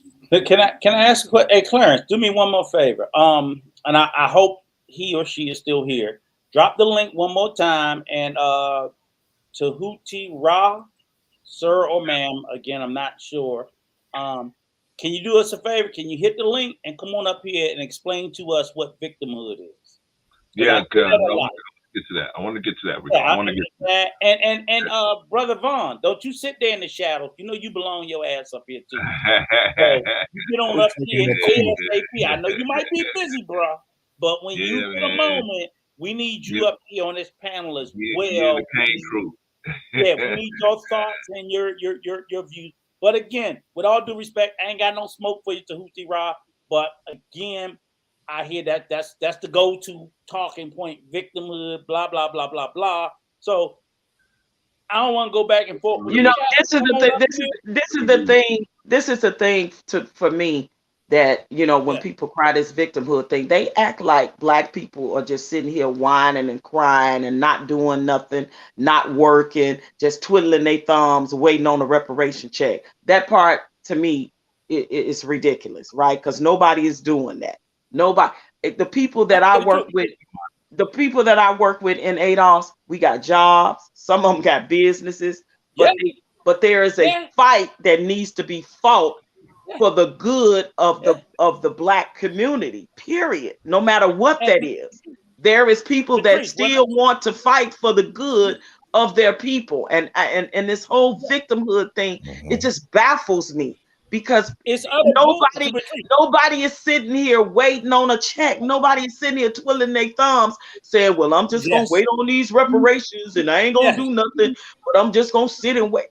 Listen, that is the biggest myth and the biggest bullshit excuse that people that use that victimhood terminology and talking points try to say. Nobody is sitting here twiddling their goddamn thumbs. So listen, we're talking about the ways that we know that our government has taken so much out of our communities, and without the resources, without things that we need to put back, invest into the Black community, we won't have a Black community if we don't have these things. So these are the things we have to fight for. This is the thing that gets me is, again, and the main people, but the main people crying victimhood ain't doing shit to fight against nothing. Right. But this is the part that gets me. Not a damn thing. This is the part that astounds me. Is the vastly overrated percentage of people who keep doing this victimhood argument are people of color. And I'm like, how the fuck are the victims running around here calling people victim? I'm like, motherfucker, you are a victim. You're not in the victimhood. You are a victim. You took the talking point of the oppressor, because that's an oppressor's talking point. They're crying victimhood, woe is me, this, that, whatever. That's an oppressor's talking point, and you somehow adopted this shit because you're taking, and what they do why, bro? It's because, bro, not to cut you off, but that they because they feel like they done made $1 or they got a business or they successful in what they doing. Everybody else is a victim, and they not. Because see, I done pulled myself up by my bootstrap. I done got it from the mud. So why can't everybody else? See, that's the whole thing right there for me. Is the bullshit talking points that the people that cry the victimhood thing. When you talk about a whole race of people, a travesty that was done to a whole race of people, it may not affect you anymore directly, but it still affects you indirectly, because it's your whole race of people that something was done to. And just because you may say, well, I pulled myself up by the bootstrap and everybody else got to do it like that. Let's take a look at overall generation to generation, how there's generations of the Black people that were born into poverty, when we never had a goddamn, first of all, not just on the bootstrap, we never even had the boot. So let's just be real about when we were released after slavery, and even the people that came up in Black Wall Street. Every time something like that happened, look what happened to them. And it's still happening. So if you get lucky enough to sliver through the cracks and be successful and become wealthy and have a business or something, these are the very same people that leave their communities behind, don't never give nothing back, don't never build nothing in the community, but they talk. Oh, because I done made mine, so now I can talk. Everybody else want to cry victim. Yeah. That is the bullshit talking points for me that I don't rock with, because we are still a people. Like, if I can just interject for a second, because again, like I said, let's talk about another community, the Native American community, who were here first, who was here before everybody, right? And we know the condition that community exists in, the way they were decimated, the way they were diseased, the way they've nearly been exterminated off of this country. Mm-hmm. They've all been pushed, and all the land is stolen, their culture's stolen, their religious belief. They've been pushed, so they have high rates of alcoholism, high rates of deleting, the women, domestic violence, and so on and so forth, right? And you will sit there and you'll be like, you would think to yourself, well, they're just. I'm like, but no, there's been Native American millionaires, but that's not them in mass. So just because one succeeded, one was successful, and the first Native American millionaire, guess where they went to school at? Tuskegee University in Alabama, because they couldn't go to the white schools. It was a woman. Mm-hmm. See what I'm saying? So what I'm saying is when that's why I said the whole argument that people make, they leave out all of the history, and the history matters even today. People act like we can't. American history didn't start last year. We didn't just all of a sudden, oh shit, the ships landed on Plymouth Rock last year, and all of a sudden all this 400, 500 years of history was encapsulated into one fucking year. Mm-hmm. This was 400 to 500 years of this bullshit, 250 years of this bullshit for us to get to where we are. So I sit there and say, I'm like, these were the very first people, and look at what they've been reduced to, a proud, beautiful, strong people. We came here in chains, a proud, beautiful, strong people. But yet, for some reason, you want to say they're crying victimhood. Who the fuck is crying victimhood? If I'm a victim, then that's what the fuck I am. And me saying I'm a victim does not put me in a classification of victimhood. I'm not saying that this whole narrative that people are putting, like, yes, we can chew gum and walk. We can strive to get better. And at the same time, we can point out the unfairness of the system that existed to put us in the place we're at. Mm-hmm. We can do both. My problem is why do people who look like us complain about us? You say, oh, we got to strive to get better. Okay, that's fine. But even for us to get better, it takes an acknowledgement by the other side that, yes, they played a hand into putting us where the fuck we are.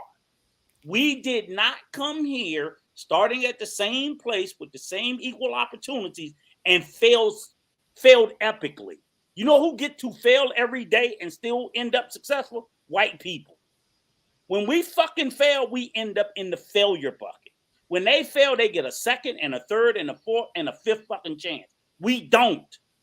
But y'all don't talk about that shit. They'll just sit back and they'll say, hey, look, we got to do better. That's not the argument. You don't hear anybody that looks like us saying we shouldn't do better. Name me one person that looked like us to say we shouldn't do better. We shouldn't try harder. We shouldn't want more. Nobody says that. But everybody discounts why we're here. And I'm not saying that, okay, forever that's got to be the reason. But the reason why it still exists is because there's never been a reckoning about it. Patrice fighting for reparations. Why is that conversation still going on? Because America has never had that fucking conversation. They've never held account. They never discussed it. They never fucking wanted to talk about it. You know what they want to do? They do like this. They cover their eyes and they pretend it don't exist. And you know what makes me mad? It's people who look like us that say, well, let's just move the fuck on. Ask 911 happened. We'll be talking about that motherfucker when I'm a statue. They still gonna be talking about that shit. As they are the Holocaust, as they are what happened to Japanese, as they are what happened to the Native Americans. But the Holocaust, they got fuck. They still don't want to talk about the goddamn Civil War. Fucking statues all over fucking America. But they can keep talking about their shit, and you motherfuckers don't even want to acknowledge that the shit that happened to people who look like you happened. Or we just gonna pretend like it didn't happen. Yeah, we shouldn't talk about that. We should forget that history. We gotta sweep it, bro. Rico, Patrice. We got other people on the panel, y'all. We gotta pass the ball around. Okay? Yes, sir. Yes, sir. Yes, sir. Yes, sir. Sorry, sir. All right. So Tahuti Ross says this victimhood isn't going to help you one bit. He need to hit the link. He need to hit the link. He need to hit the fucking link. Hopefully Tahuti will never come up. People like them, they love to be in the chat and say what they say. They will never come up and challenge and debate us on the talking point. They will never do it. You know what? You're scared. You're scared to fight. You're scared to want to coexist with one another. You're scared of having to pull your money and resources, and you're scared to fail. Well, let me read the whole thing we unlock, and then we're gonna pass the ball around to you guys on the bottom, and so you guys can get a chance to weigh in. The victimhood isn't going to help you one bit. When the kid got punched by the bully, the kids crying only made the bully feel more contempt for the kid. Get back, get to work, and earn your respects. Okay, now this is one I really wanted to put out. Tahuti said, victimhood is simply pointing at the system for everything that's not working in their favor. There are plenty of white, WP that are broke as F and always have been. All we have to do is position our children. That's one of the things we need to do. But any thoughts? Bullshit. Next point. Bullshit. Next point. But the thing is, what makes them think that we're not already doing that? The talking points they have, we are already doing that. We are. Can Patrice? What am I going to do with Patrice and Rico? What am I going to do with Patrice and Rico? Because I'm passionate about this thing. You know that. I'm passionate. Hey, Patrice, me and you going to LA and we're going to kick Clarence old ass. I do have guests here. We do have guests here. So can we let them weigh in? All right. Let's start over here with We On Lock and go across to Be Easy and Vaughn in the middle. What do you guys say about the victimhood is simply pointing and, this is a real simple situation. The Victim Olympics. Right. It sounds like what Rico's saying, what I've been saying all along. White talking points. So you're going to follow your oppressor to the end of time? You think he has something special built for you? You think he's going to give you everything that Black people have been fighting for years? I don't think so. The only thing that they want from you is your melanin. That's the only thing they want. They want to experiment on you. They want to do all types of unnecessary things to you just to survive. Because, all right, we're talking about the president has something to do with it. The president don't have to do with anything. No. What has to do with it is the one that were bought, paid, and sold. Or excuse me, I'm sorry. The ones that own and control this country, they make the decisions to get rid of you because you're all over this country. Even if we bow out, you still have Mexicans who have the same skin as us. You still have Rico. Remind me, you still have Indians here and there, and there are Black Indians. So somebody told me there were no Black Indians. You must be out of your damn mind. It's called. They were some of the originals, the Yeah, they're Aboriginals. the originals. They were Who originals. said that? I'm sorry.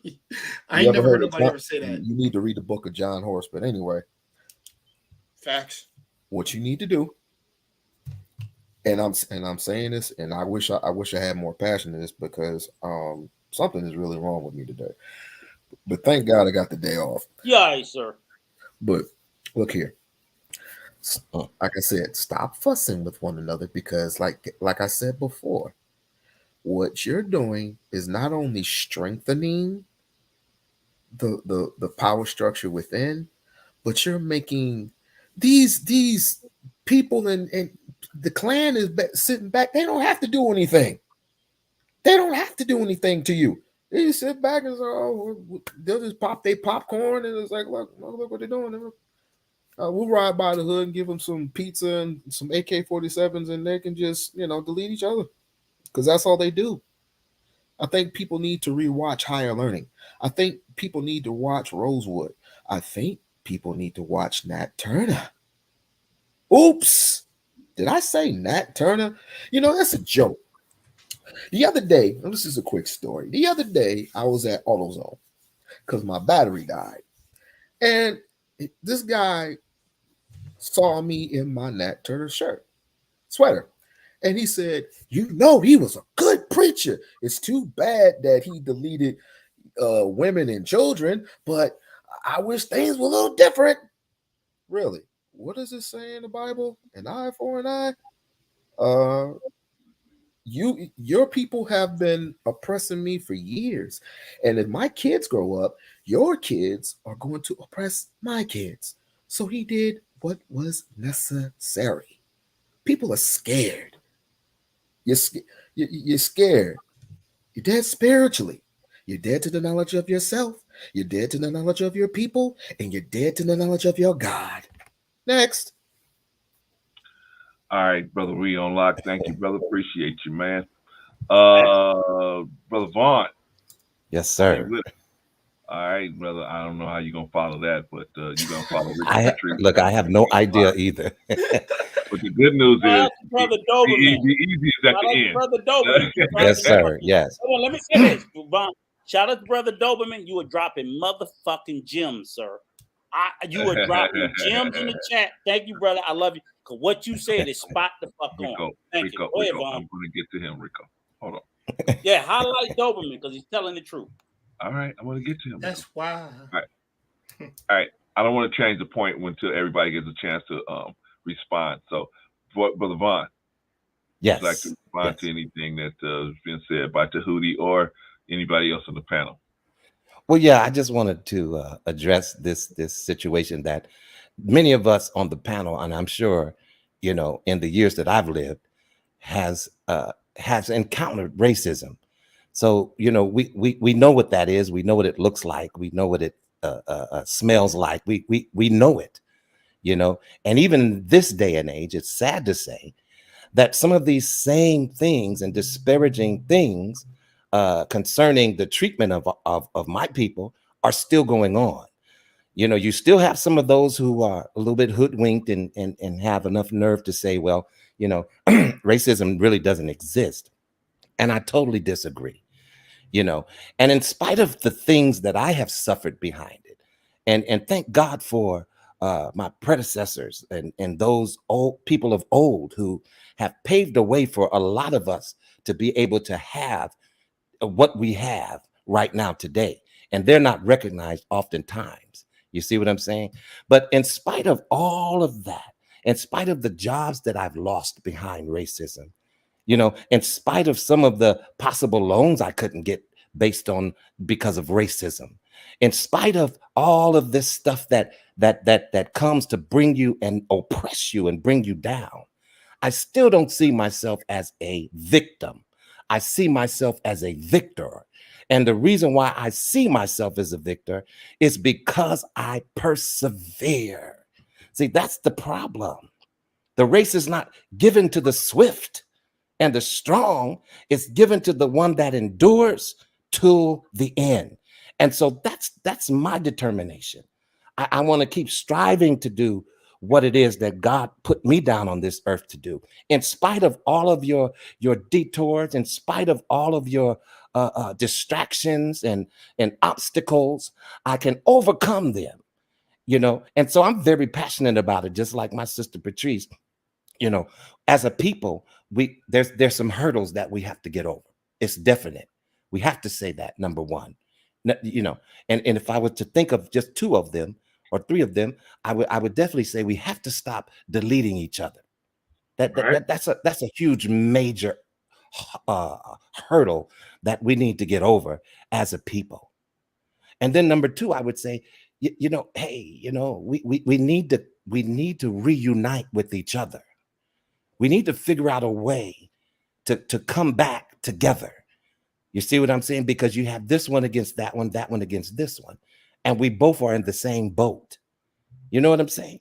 There was a certain type of cohesiveness that we had as Black men and women, which we don't see it now today.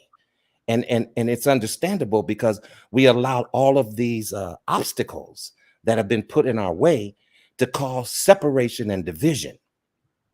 So, you know, it's just like my brother said, where is the love? You know, where is the love?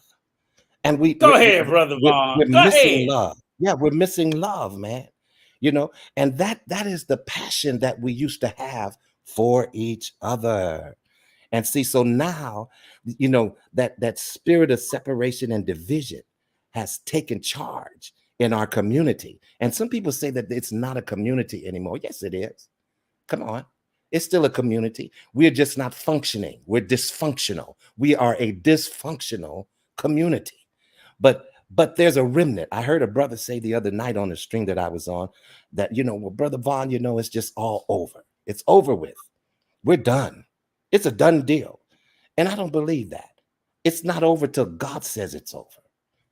See, God is the one that's in charge. But when we turn our faces from him and decide to do lean to our own understanding, then he can't really direct our paths. So yeah, I would definitely say that no, victim, nah, no, not a victim. I'm a victor. I'm an overcomer because I have overcome in spite of all of the little things that you tried to trip me up and place in front of me. I'm still victorious, you know? And so that's the attitude that we should all have. Thank you. And for you young folk who don't know, where's the love? That was Mr. Donnie Hathaway. Yes, it was. Ain't that right, brother? Donnie Hathaway. I remember who that got is. Donnie Hathaway on us. Oh, one of my mentors. I remember that. Wait a minute. All right, y'all. We got to pass the ball down. Wait a minute. Donnie Hathaway. Wait a minute. Don't leave Roberta Flack out now. Y'all better Y'all quit say that's right. Donnie Hathaway and Roberta Flack. Y'all better put that in your rotation. Put that in your rotation, young folk. That's gonna bring Black love back. Donnie Hathaway, Roberta Flack. I'm trying to get him some gems for the relationship aspect. All right, well, we gotta keep the ball moving, y'all. Okay, we got Brother Be Easy, and then Jay. Brother Be Easy, do you have a response or anything to add to conversation about this situation here? Yeah, I'll just say this in terms of the whole victim mindset. It's one of the most disingenuous, asinine talking points that people really need to just stop, because you can be a victim of a particular situation and circumstance and actually be a victim but not possess a victim mindset. But let me just run through a couple things.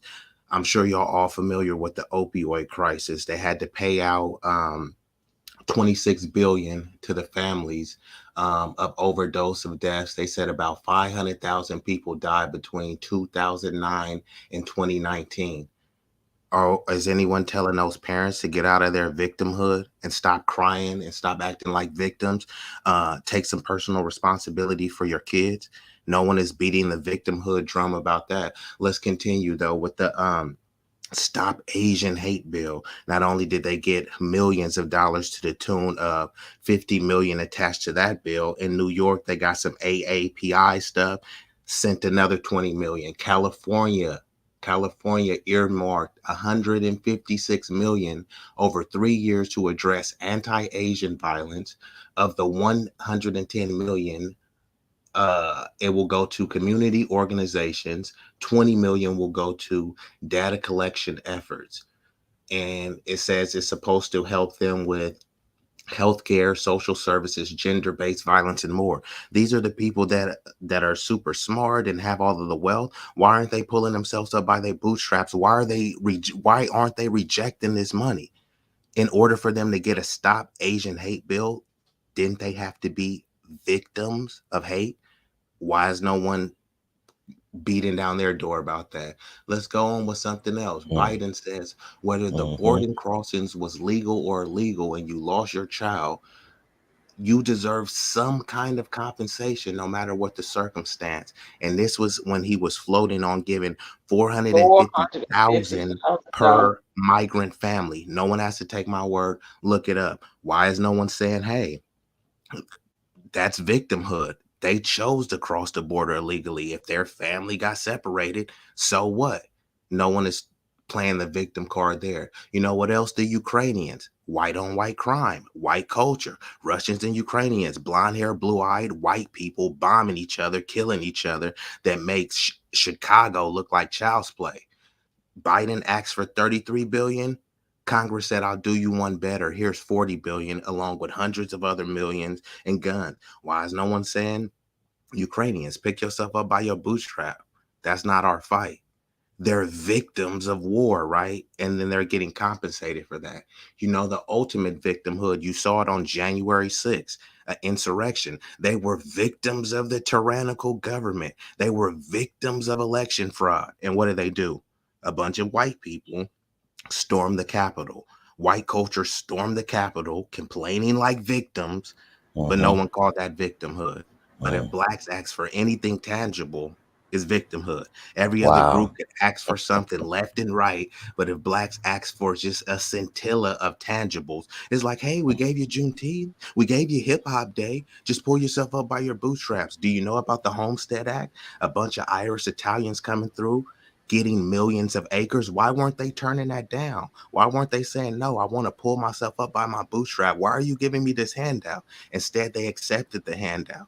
When Wall Street got bailed out, weren't they victims of their own, incompetence? But what happened? Obama bailed them out.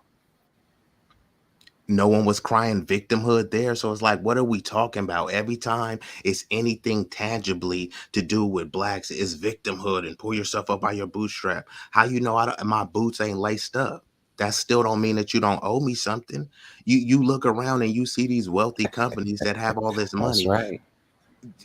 They still request their debt. You do Bank of America. If you owe Bank of America $800, is that $800 making or breaking them? No. But what are they saying? We're not discharging this debt. You still owe us.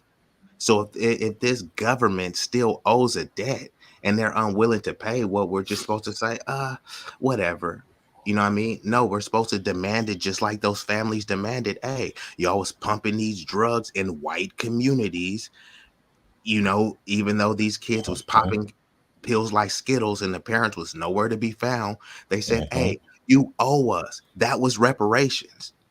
That's exactly the definition of reparations. My family didn't intern any Japanese, but their taxpayer dollars went towards that.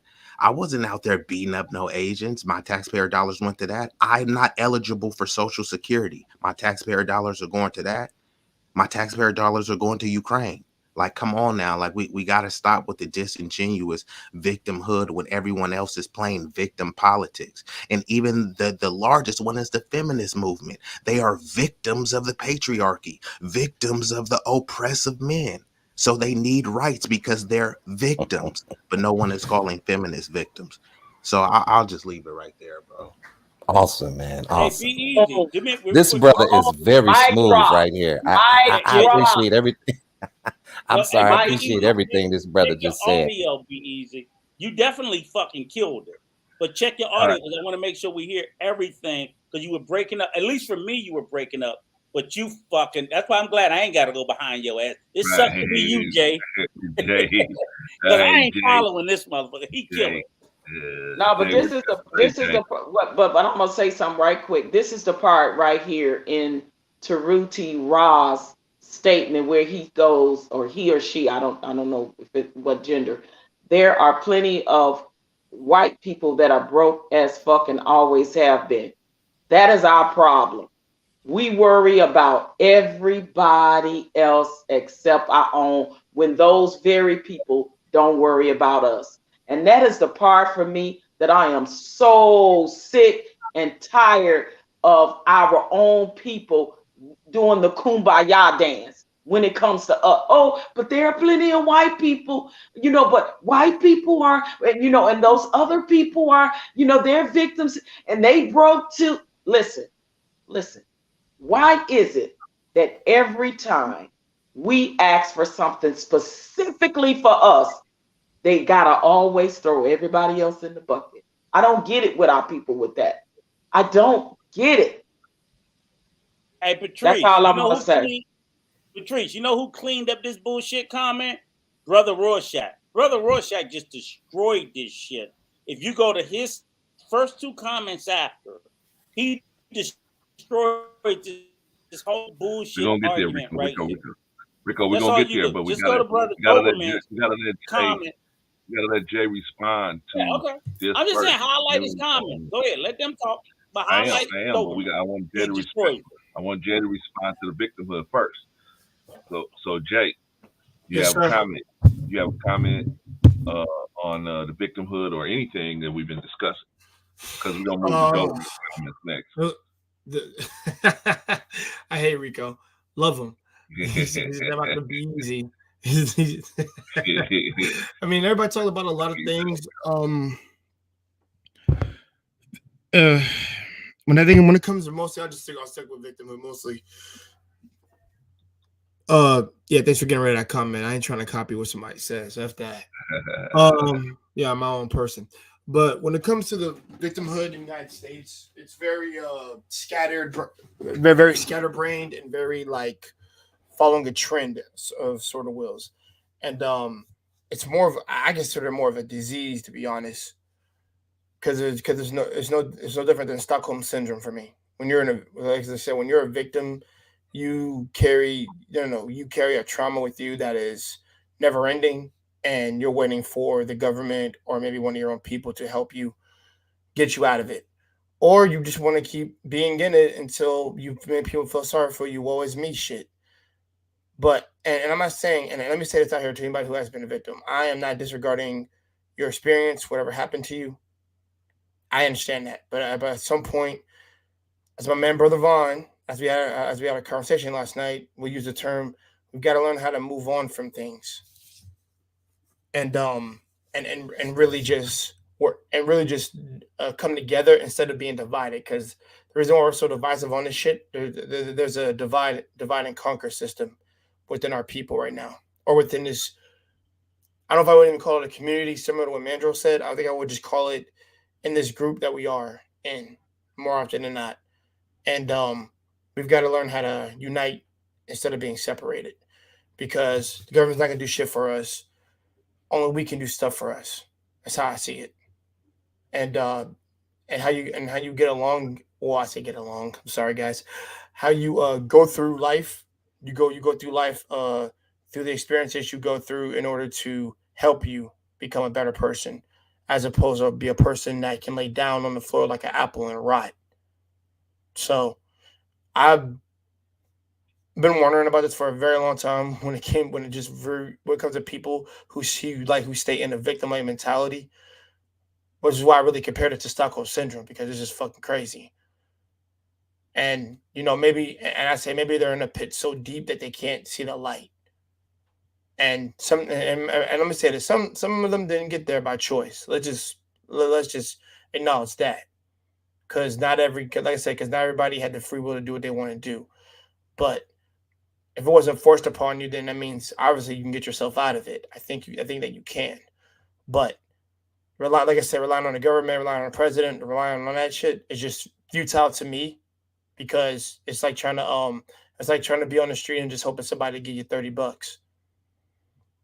So I don't. So the best work you can do obviously is do the work on yourself, and also maybe if you've went through something, you can help others to help with a similar problem that you had. Because God forbid this happens to a bunch of other people, and they spread victimhood around other people. It's not really a good look. It just seems like more children that are just saddened and depressed, and then they're gonna follow, and they're gonna carry on the trend, so on. So I'm not the biggest fan of victimhood mentality. Like I said, I think it could always be averted if the right people are around you, or if you're just willing to find the proper information in yourself and study. I would say study and make sure you know your research on things. We had two brothers on here just now that said some very intellectual stuff. That tells me they're not just book smart. They're beyond that. Because one avenue of intelligence does not simply make you smart. What makes you smart is your ability to gather information from other sources. So take it from Be Easy and the other cat right across from Vaughn. I forget your name, sir, but yeah, I'm just letting you know. They've done their research, and they've really shown that our people are intelligent. And that's why I don't ever see my people as stupid, and I never will, because the intelligent brothers such as ourselves, we know what we're about.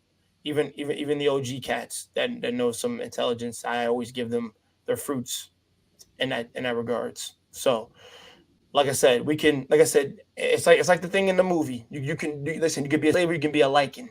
In this case, listen, we can be victims, or we could be freaking warriors. What do you want to be? Because I always got to ask that. What option sounds better to you? Because if it was me, I'd be a freaking warrior than being a victim of something. So all in all, Brother Collins, that's all I have to say. All right, brother. Thank you. Appreciate you. All right. Doberman came into the group. Doberman came in and hold on, we don't like Doberman came in. He killing black men need to stop dignifying the victim mentality of BS. Charges often used against black people to speak out against extreme disadvantages they face. Period. Mm-hmm. Okay. All right. So what do y'all think? I mean, what do y'all think about that? Because he's being very factual. Because what I would say to Mr.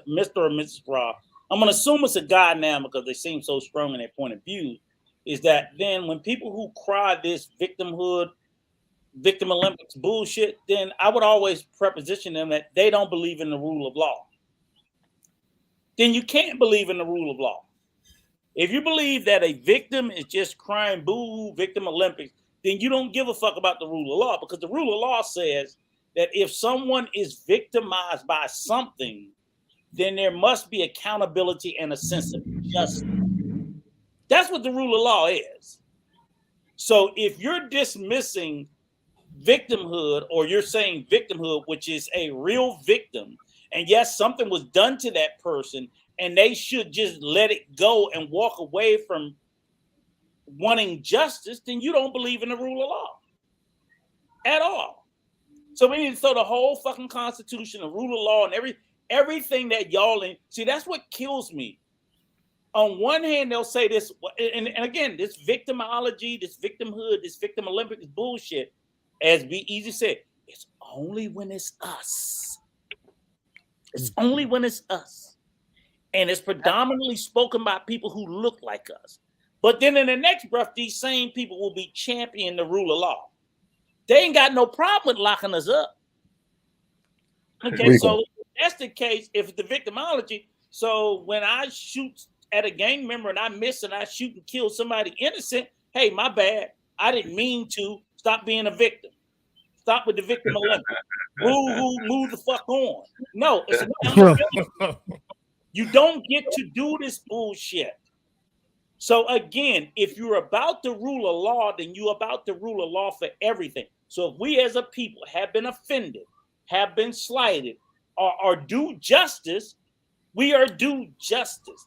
That's what the law says. The law says Here's the rules. If a party over here does something and a party over here can prove it, then some sort of repair is due the offended party. But no, because they look like us. Well, that's for anybody that don't look like them. If they look like this, nah, they just victims. Tell them let it go and move the fuck on. So what if we stole them from their land? So what if we stole them from their wealth? See, people will sit there and Their argument is that you had it better than the other victims. But let me tell you what you also don't scream about. People talk about Tulsa, Oklahoma, which is a real thing. There's Elaine, Arkansas, which is a real thing. There's Wilmington, North Carolina, which is a real thing. See, these were other Tulsas that existed when we did these shit in spite of the motherfucking system. WP or WS still found a fucking way to oppress us.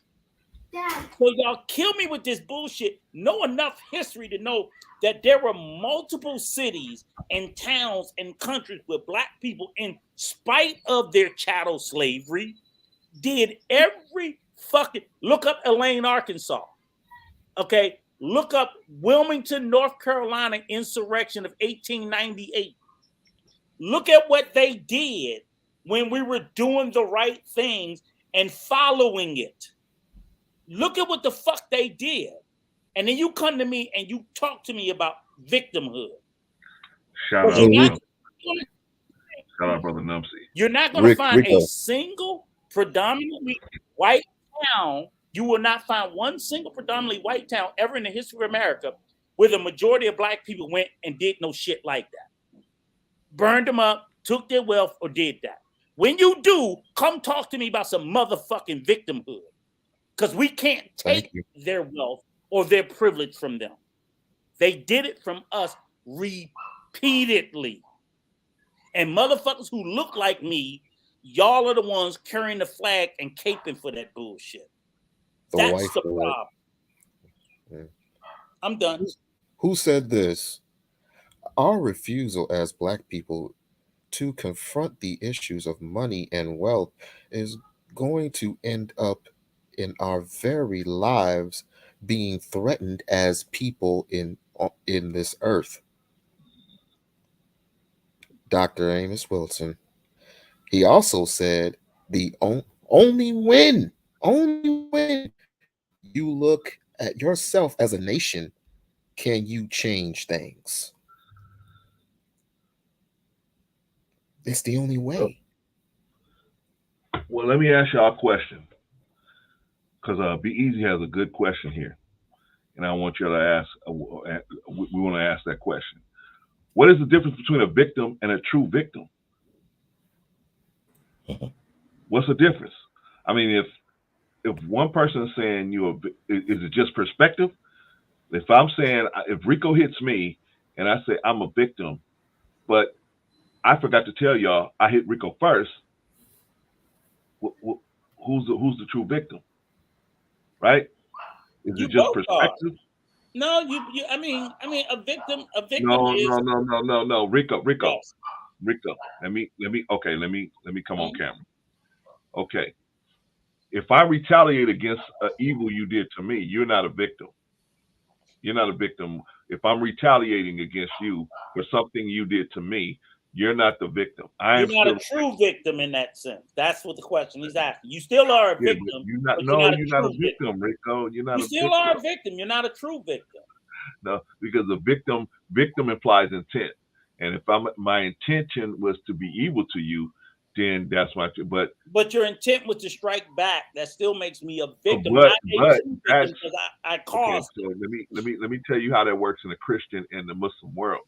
I'll tell you how it works in the law. But go ahead. I know, but I'm just telling you how. Okay, so I'm tell you how it works in the law. You could be right. Because I can't verify for sure that just like when they execute a murderer, they don't say he was also a victim. They say his family was a victim, but they don't say he was a victim. You understand what I'm saying? So they never classify the person that they execute as a victim. they classify his family. They say, oh, his family, he did this to his family, his own family, and this, but they don't say he was a victim. But So by that's the what true, I'm going off. but you do know that by the true definition, and even in that instance, he is still a victim of harm. So in other words, when they do, everybody that dies, right? They have to do a cause of death. They have to do a cause of death. You agree? Agree. With every death, they have to list. So say someone gets the electric chair. So they listed as death by execution, right? Right. Cause of death. Was it? There's 3 causes of death, 3 classifications: suicide, homicide, and accidental.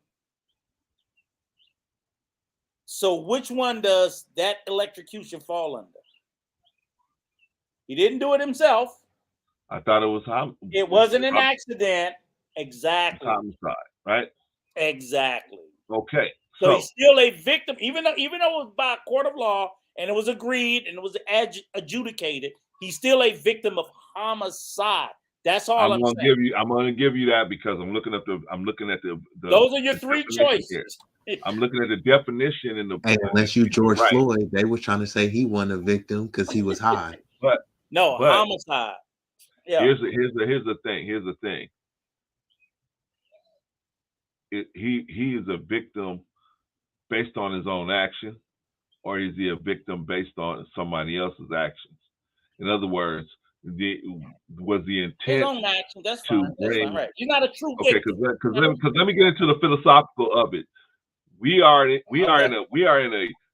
a civilized society. In a civilized society, the Bible says we got to take an eye for an eye, a tooth for a tooth, and a life for a life. Well, who's supposed to take that tooth for you? Who's supposed to take that eye for you?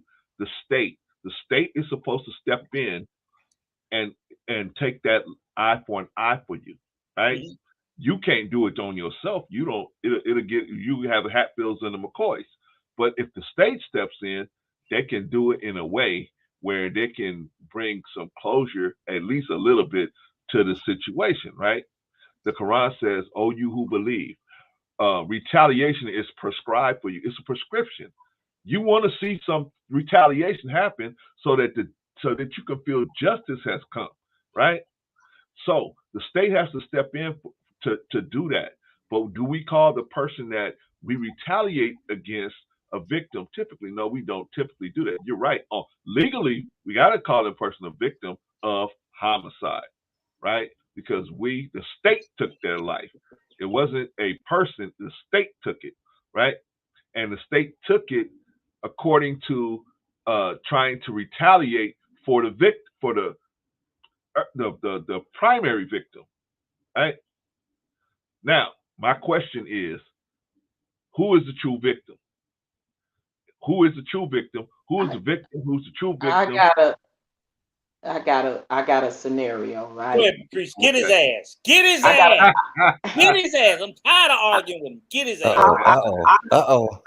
I want to give a scenario when the actual victim will be within their right to commit the homicide, right? Just say if you have a female, a woman that is being brutally beaten and raped. Shout out to Mr. Rucker. Okay. That's being brutally beaten and raped. Okay. And she finds the will and the wit in the midst of that to commit a homicide against the man that did that to her. Okay. In the law of the land, because just say if this man had gotten away, may have never gotten caught where the law can punish him. But this woman, after he brutally beats and rapes her, she happens to be able to grab a weapon, and in the midst of that action, deletes him.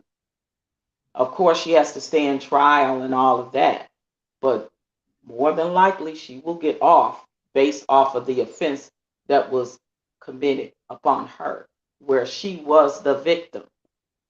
I don't say that if it's a self-defense situation or even the law sentenced this person to the death sentence, that is a victim to me, because and it's just my opinion, when the court of law and man's law and even things that happen biblically was the punishment was death. To me, that is the punishment for a crime you committed against a victim. So that doesn't make the person that committed the crime a victim. That makes them a person that that punished another person and made them become a victim. So the person that committed the crime ain't the victim, not in my book. So whatever the land of the law say, or even back in biblical times, there was laws that if you broke those laws and crimes, you were sentenced to death. To me, those people are not victims in my eye. I'm just giving my point of view and opinion on that. Well, If that makes sense. If that makes sense. If that's what I was trying to say. If somebody break in my house and they trying to murk me in the sense of it, and I happen to murk them, they ain't the victim. I'm sorry. They ain't the victim. They getting exactly what's coming to them. Okay, so that's what I was trying to say, Patrice, till your homeboy jumped in here and tried to, make it, convoluted a little bit more than it should be. All right, but let's pass the ball around. Let's see what everybody else thinks. We on lock. What is the true victim, man? Who's the victim? Is the white man the victim? Is the black man the victim? Who's the victim? And if we strike out, if I'm as a black man, I strike out against this systematic racism to dismantle it. Is the systematic racism a victim if I destroy it? Some would say that some would say yes, whoever is controlling the narrative. Correct. But some would say that white folks have been the victims before black people because of slavery and whatever else. But the difference between the two is that Africans, excuse me, I hate saying that word, Africans have plenished, have taught, have nourished white people for centuries. But the thing about it is, the great equalizer was the gun. So when white folks took over and sent over some of the blacks that were sold, everyone became victims because they found land, they found resources, they found a new home. And they said, we're going to do this for everybody else, and we're not going to suffer anymore. And black folks, especially in our melanin state, have been suffering for years, decades. You will never see, possibly again, another Obama for another century. You will probably see a Miss Obama, if you know what I mean. You won't see a black man towering over the starships and sailing overseas. You're not going to do that. What they're going to do is what nature did to the dinosaurs. They're going to extinct you unless you stand true to who you are as a nation and find the problem and fix what has been broken for centuries. It's like I said, we got a long way to go. And how much time we got left, only God knows. Let's just hope for our sakes that we can come together as one and rebuild our communities from the ground up. Right on, brother. Thank you. We on live. Shout out to Queen Anifa. Glad to have you in the building, sis. Brother Vaughn, are you back with us yet? Yes, sir. I'm here. Okay, brother. I'm All right. black. What is a true victim? Who's a true victim? And when we're talking about WS, who's the true victim? Are black people the true victim? Are white people the victim? Because according to Rico, everybody's a victim on either side of it. So are they the victim in this situation? Should we be trying to feel sorry for them and patch their wounds up before we patch our own wounds up? What's going on here, Vaughn? What do you think? Okay, well, in my opinion, I think that we have all been victims as black people of racism. Okay, and I think it's dependent upon how do we deal with that? What do we do with that? You see what I'm saying? Because it's evident. Yeah, I've lost some jobs because of racist behavior. You know what I'm saying? And I needed that money. I needed that job. So in that aspect, I was definitely a victim of racism. But at the same time, I don't live in that space, because what I did was I went out and got another job. You see what I'm saying? And I persevered. So in other words, yes, we are all victims at times. Sometimes we're victims of our own bullshit. You know what I'm saying? But when it comes to a true victim, like the question says, what's the difference between a victim and a true victim? I don't really know if there's a difference. Some people weigh being a victim as to what the level of what you've been through. You see what I'm saying? I wasn't a slave. I didn't live on a plantation. My family member wasn't lynched, and you know what I'm saying? Maybe down the line it happened, but because I'm not suffering these things right now, can I really say that I'm a true victim? Well, the truth of the matter is that I have been a victim of racism, and sometimes when we're a victim, whether it is a victim of being violated, whether it's a victim of being raped, whether it's a victim of home invasion, whether it's a victim of street violence, we've all been victims at some point in our lives. That goes without saying. I think it's kind of a little bit of semantics that we're going through here with true victim and victim. You know what I'm saying? But the point of the matter is what do we do, and how do we rise from that victimization? How do we rise from it? What do we do? Now, a lot of people are using victimization as an excuse, though, because see, you are offered some opportunities that some people have not been offered. And so you use that as an excuse to say, well, hey, I'm in this slump because of this white man. And I'm in this slump, I'm in this quandary because the white man is keeping me down. No, you can still soar. You just have to figure out how to. You have to be wise and cunning and slick as they are. See what I'm saying? And know how to play the game. And when you know how to play the game, then you can become successful. But yeah, victim, I don't really want to, because as a man thinketh in his heart, so is he. And I'm a firm believer in that. As a man thinketh in his heart, so is he. So if I say that I'm nothing and I'm never going to be nothing and I can't accomplish this and that and this is holding me down and I can't be this and that because of this and that. See, I'm speaking those things into my life in existence, and that's not good. So I have to speak those things that are not as though they were, which is dependent upon faith. I have to say, yes, I will be victorious. Yes, I'm going to rise above being a victim. I'm going to take this victimization and turn it into something else.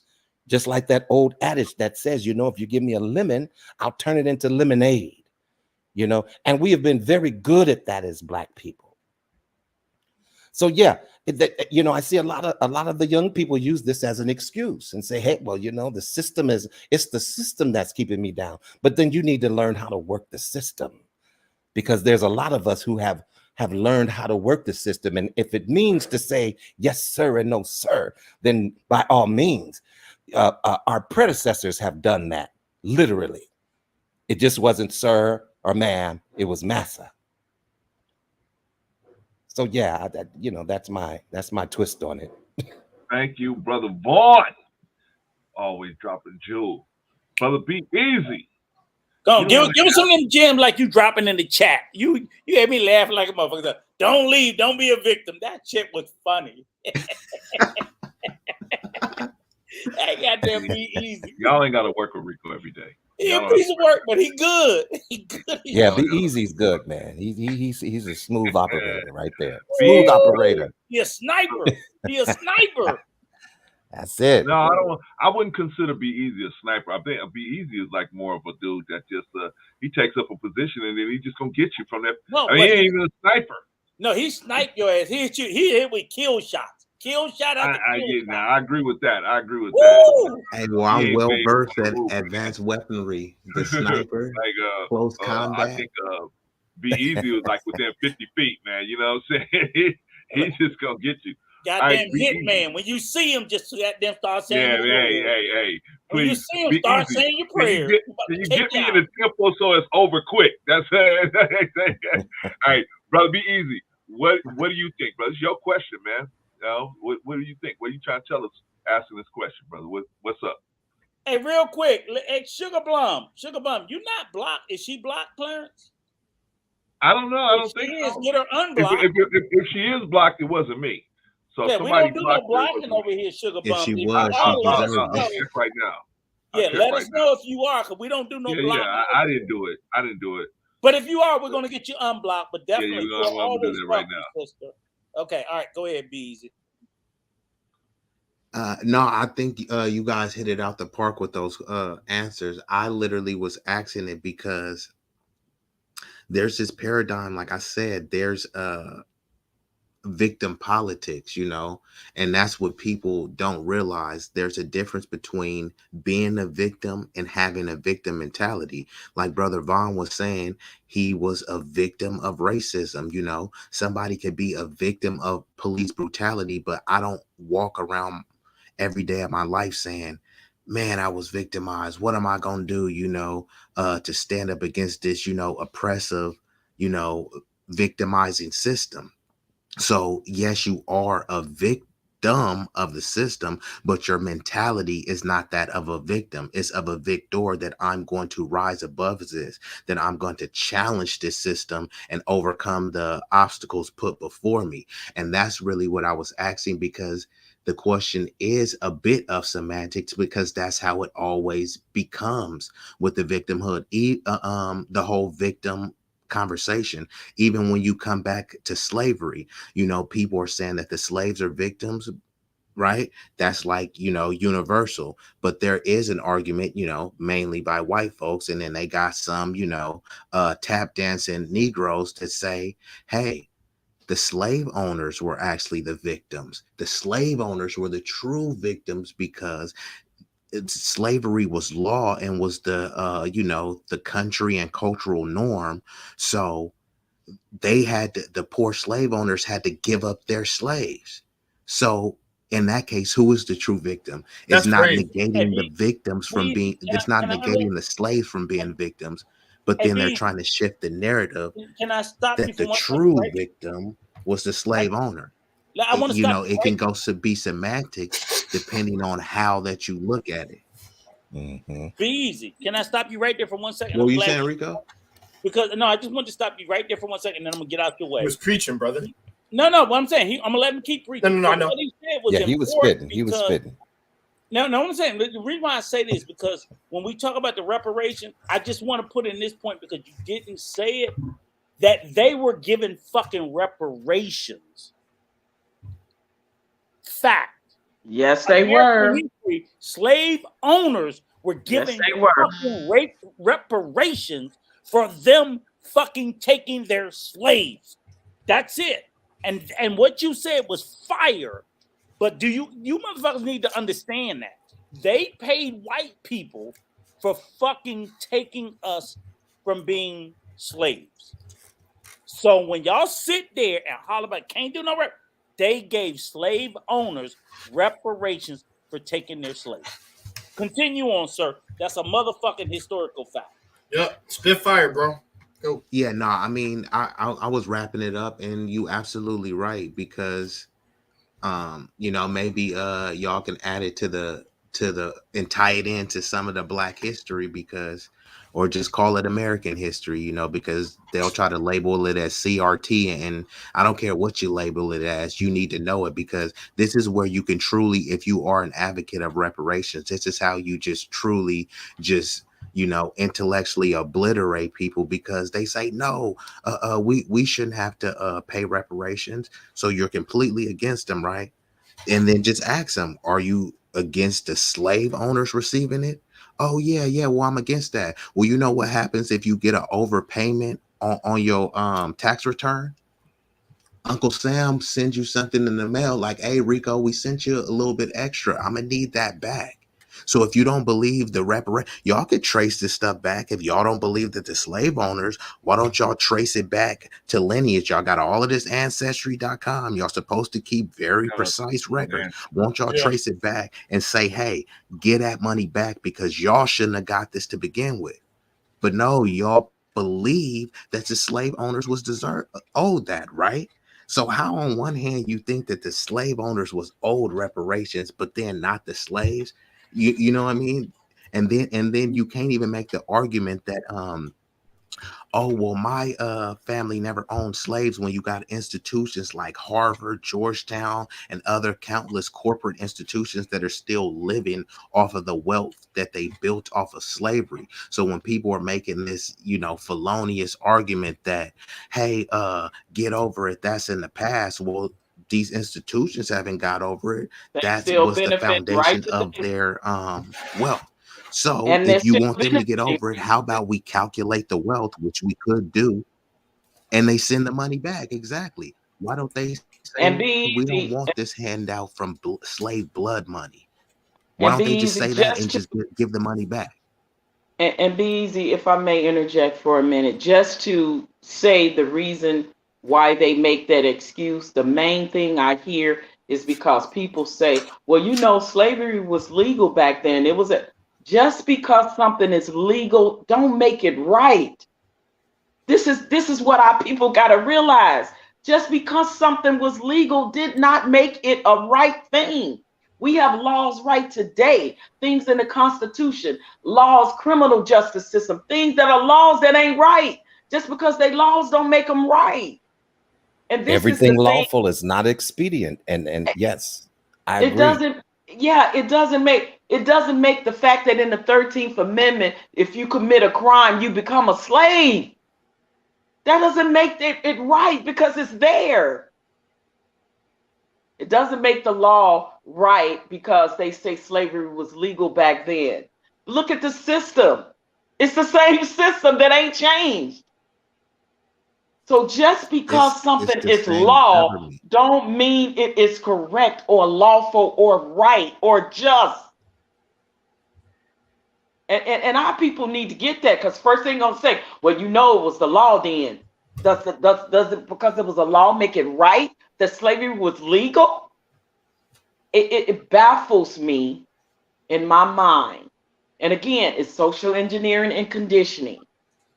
When it comes to us and only us, we fight each other against the very things that can benefit us all, and the very things that happen, the travesties that happen to us all. And they think because, well, I wasn't born back then, that it doesn't matter. I wasn't born back then. My God. It's these talking points that just kills me with this whole victimhood mentality thing. Like, I can't do it no more. And I when I was on panels talking about reparations, that's who I got most of the fight against. our own people. Why you deserve it? Black people don't deserve it. Y'all ain't gonna do nothing with the money but just mess it up. That's all y'all do. Why? I don't. That's all you heard. And it's like, wow. And you know, so even if we was gonna mess it up, I mean, that's our money to mess up, and it's only with us. No one is saying, "Oh, what is the Jewish people gonna do?" I bet they gonna save their money. I mean, it's their money. No one is saying, what is the Asian people gonna do with their money? Open up more nail shops? No one is saying that. So let's just say that we did blow all of our money on watermelon and fried chicken. Does you still owe a debt? That has nothing to do with that. You owe me the debt. Right. Let me go get my Popeyes. It's my money, and I want it now. And G. Wentworth. If I can give you guys a sample, right? Like George Washington University, I want it now. D.C., which is not far from me. That's the 355th ranked college in the world. In the world, it's the 53rd or 53rd or 63rd type ranked college in America, but the 355th ranked college in the world. You're like, oh, that's low. That's out of over 25,000 universities worldwide. That college recently gave an apology because that college it was founded by the Jesuit priests, with your Catholics. They were going out of business. You know what saved them? You know what saved them from going out of business? The sale of slaves. And they got the names of them. Like they had 16 slaves that they owned. That university is like in the top 1% of top 5% of universities on the fucking globe. And it owes its existence to our fucking ancestors. Harvard University, Princeton.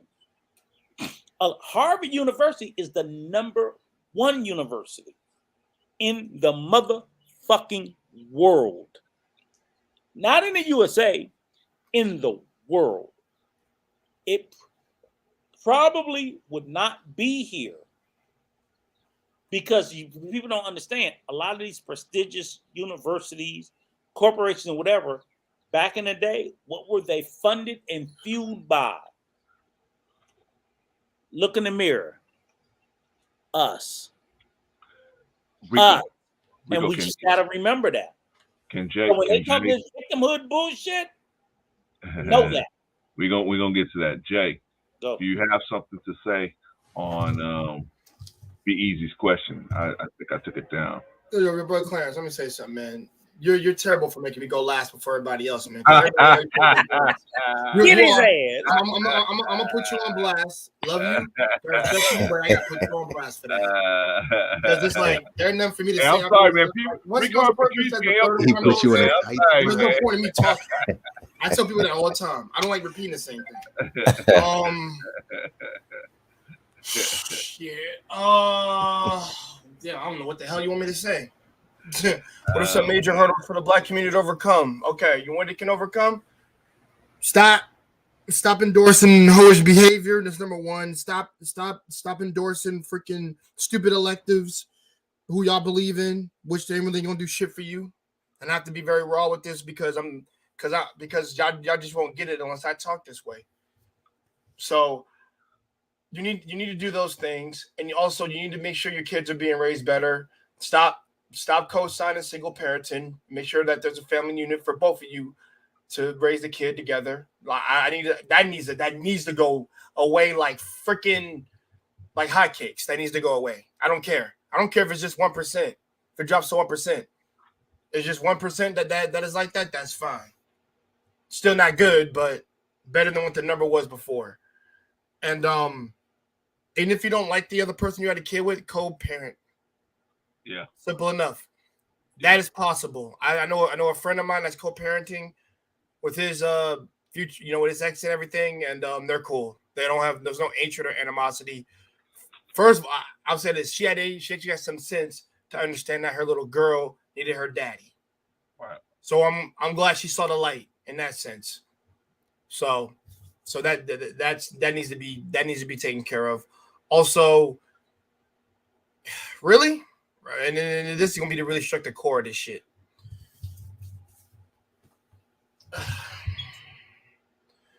You need to stop bitching about stuff that's not happening to you. That needs to go away like a farmer sale. And to the fact, and to the point where until you shout out, until you blew in the face, to be honest, you need to start wanting, get off your lazy ass and do some shit.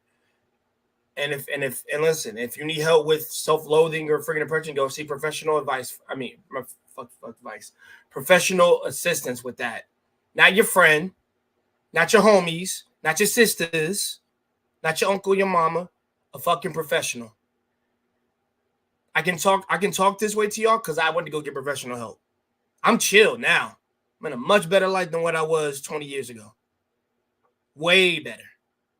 So, no. That's what you need to do. You need to stop complaining about stuff that hasn't happened to you, and you need to go around and actually try to make a difference and do something to some people. And if not make a difference to people, make your life a little bit better. Don't bitch and complain, and jump on bandwagons that cater off your insecurity and your vulnerability. And if you can't do that, well, what's my favorite term? Sink or swim. You want to be the okay. This is gonna be real racist if I say that, but let me change it around. You want to be the people in Jaws getting eaten, or you want to be the people on the beach that are still alive? That's the best way I can tell you. So that needs to be nipped in the bud, and there needs to be a better community for it. Stay away from sharks. Yeah, exactly. and listen, now let me tell everybody in the chat. They don't roll deep now. Kill sharks. Exactly, bro. They don't roll deep, but listen, they on land. They're more than just in the water. They loan sharks. They freaking salesman sharks. They all types of freaking sharks. It's just a different, like I said, it's just a different blend. That's all it is. And I'm gonna tell you this: I don't want to pay for freaking garbage, Rico. If I gotta freaking watch it or clean it, I'm like, I don't want to pay for it. Mm-hmm. So that's one of the things that our community can overcome, as long as there's a consensus on some things. We ain't got to see eye to eye 100% of everything, but on the really, really important stuff, I think that's where it starts. If we can get that going, then things could start to get better, as long as people leave us alone. That's fine.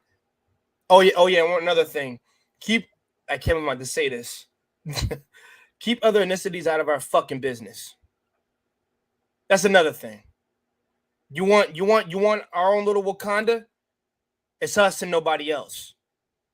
And I love other races of ethnicities, and I love them to death. But guess what? This is our business and our problem. You keep it to us. You keep it to us within our own little Wakanda we got going on. You don't spread it outside. No, you make a circle, family a tribe, and you let nobody in that shit. Sorry to cuss me, brother Clarence, but that needs to be said. No, let it go. Say it again, a little loud. I didn't hear you, Jay. I didn't hear you. What you say? Okay, I'll say it again. Create a tribe, a circle, and don't let nobody in that shit. Simple enough. In that motherfucker. So you saying less invites to the cookout? Exactly. That's facts. Yeah. Exactly. Oh, I mean, they can maybe come to our cookout, but maybe they can probably do that if we invite them over. But it's like we need to come together as a community more often than not. And I know people get tired of hearing that, but I'm gonna be real. We really need to freaking nip that in the bud, because it's like this divisiveness between us is fucking stupid and ridiculous, and it's no more than the whiny ass kids on the fucking playground. And technically only kids can get away with that. No. Can I interject something right quick? Go ahead. When brother Rico was speaking about Harvard and universities like them being the number one benefactors of the slave trade, that is very true. There is a sister right now that is having to appeal her case against Harvard University for them in their museum, for them having her ancestor, a picture of her ancestor, and the name of the picture is Renty, Renty. She lost in this round, and she's having to appeal because she's wanting, and she did the DNA. It's been proven that it's her great, it's either two or three great uncle. She's fighting Harvard right now because they're still benefiting with these artifacts that belongs to her ancestors in their school listen, right? When we say it's just a different form of what they're doing, it's the same tactic in a different form. They wanting to keep control over certain things when it comes to Black people. This is her pictures and artifacts of her ancestor, and they don't even want to release it to her And because look, they think that. But listen, because they think they own it, just like they think they owned us back then. They think they own and have a right to this woman's ancestor who was a slave picture. It is the same mentality, guys. can I throw a little salt? Yeah, I'm throwing a little salt on your asses, right? Just a little bit. And I just want to ask y'all, Clarence, I want to ask you, because you talked to me about Granville. No, I'm going to ask you too, Brother Vaughn. Okay. Question to the panel. Henrietta Lacks. Henrietta's a beautiful name. Wait, let me Google that. There are no libations. There are no libations. No. Clarence. No. Henrietta Lacks. Yes. Who the fuck is she? Henrietta Lacks, and you know who taught me this? Brother Daryl Long taught me this. Henrietta Lacks. She is a woman that John Hopkins. I know who she is. Yep. John Hopkins Hospital is currently using her. Excuse me. Do you know what's so special about her? I know they're using her sales. Her cells. And why are they using her cells? Stem cells.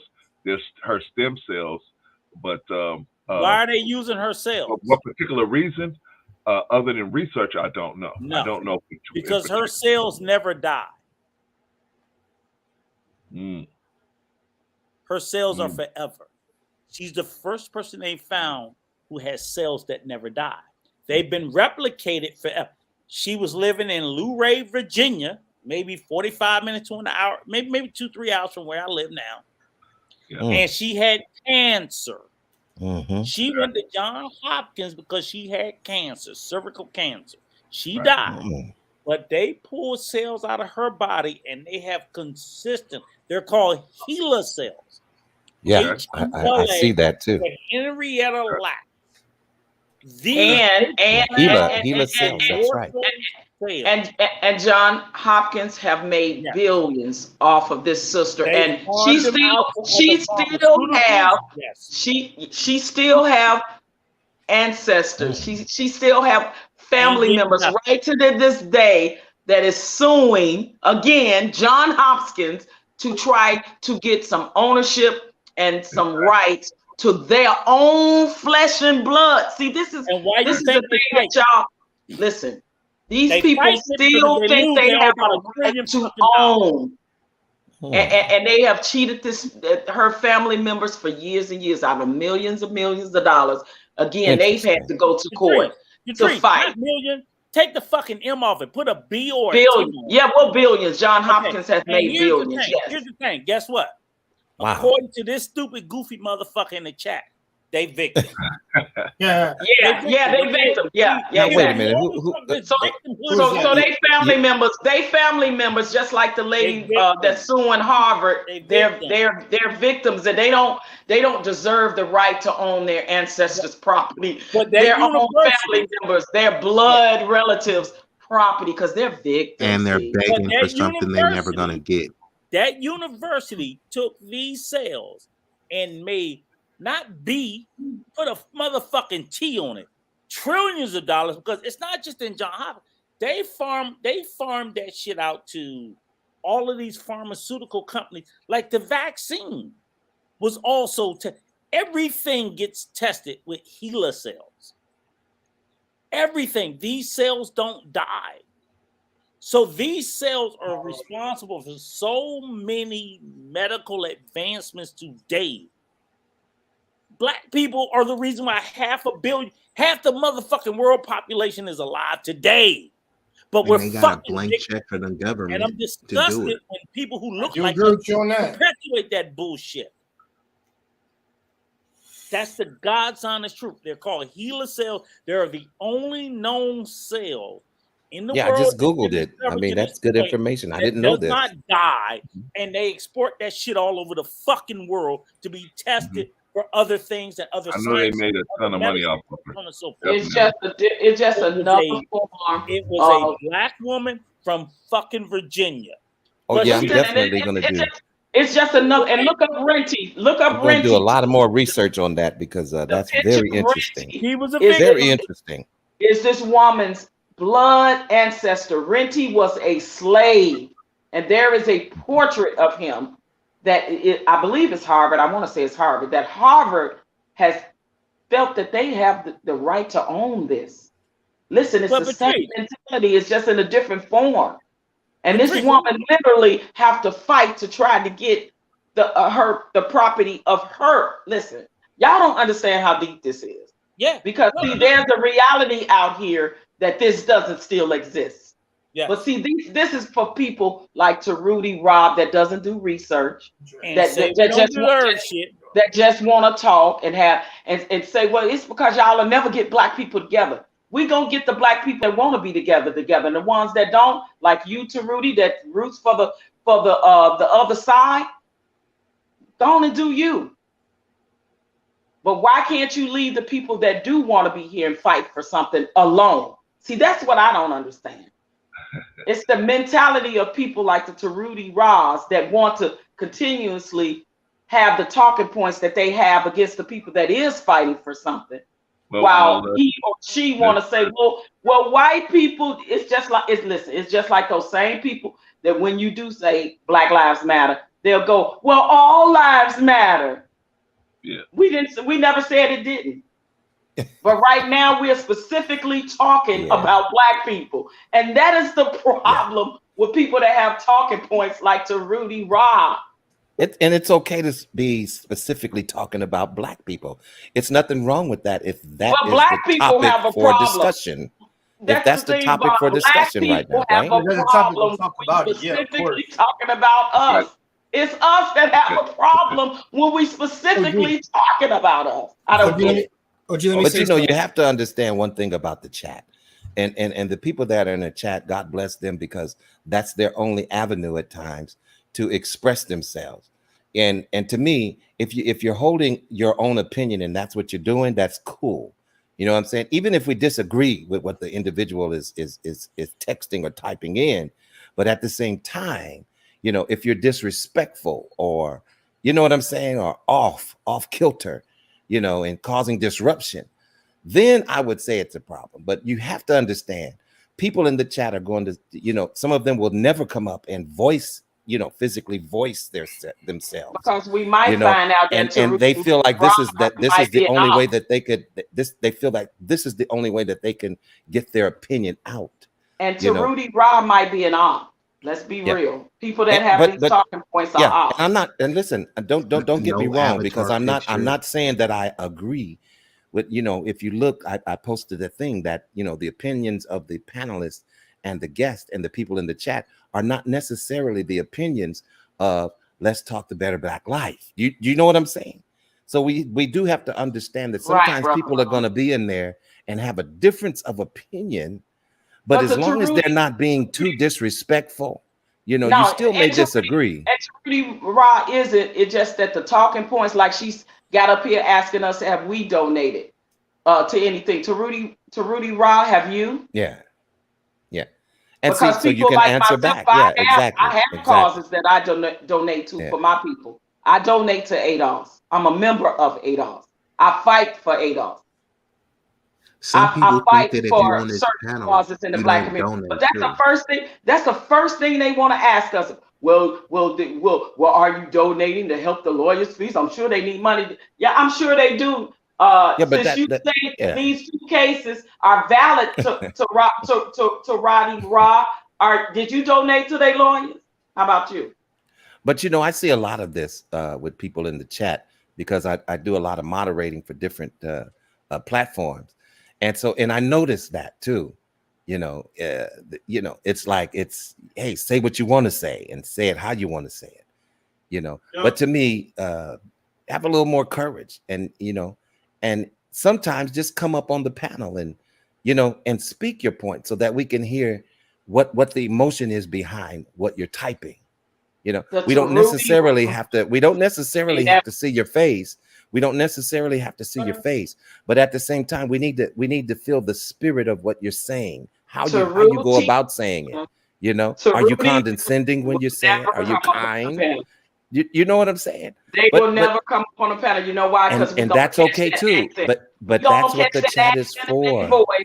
And see, that's what we need to understand. That's what we need to understand. Caucasian. They are ops, period. They either got an accent, they talking from the other side of the continent, you know, they with those other people, or either they are Caucasian.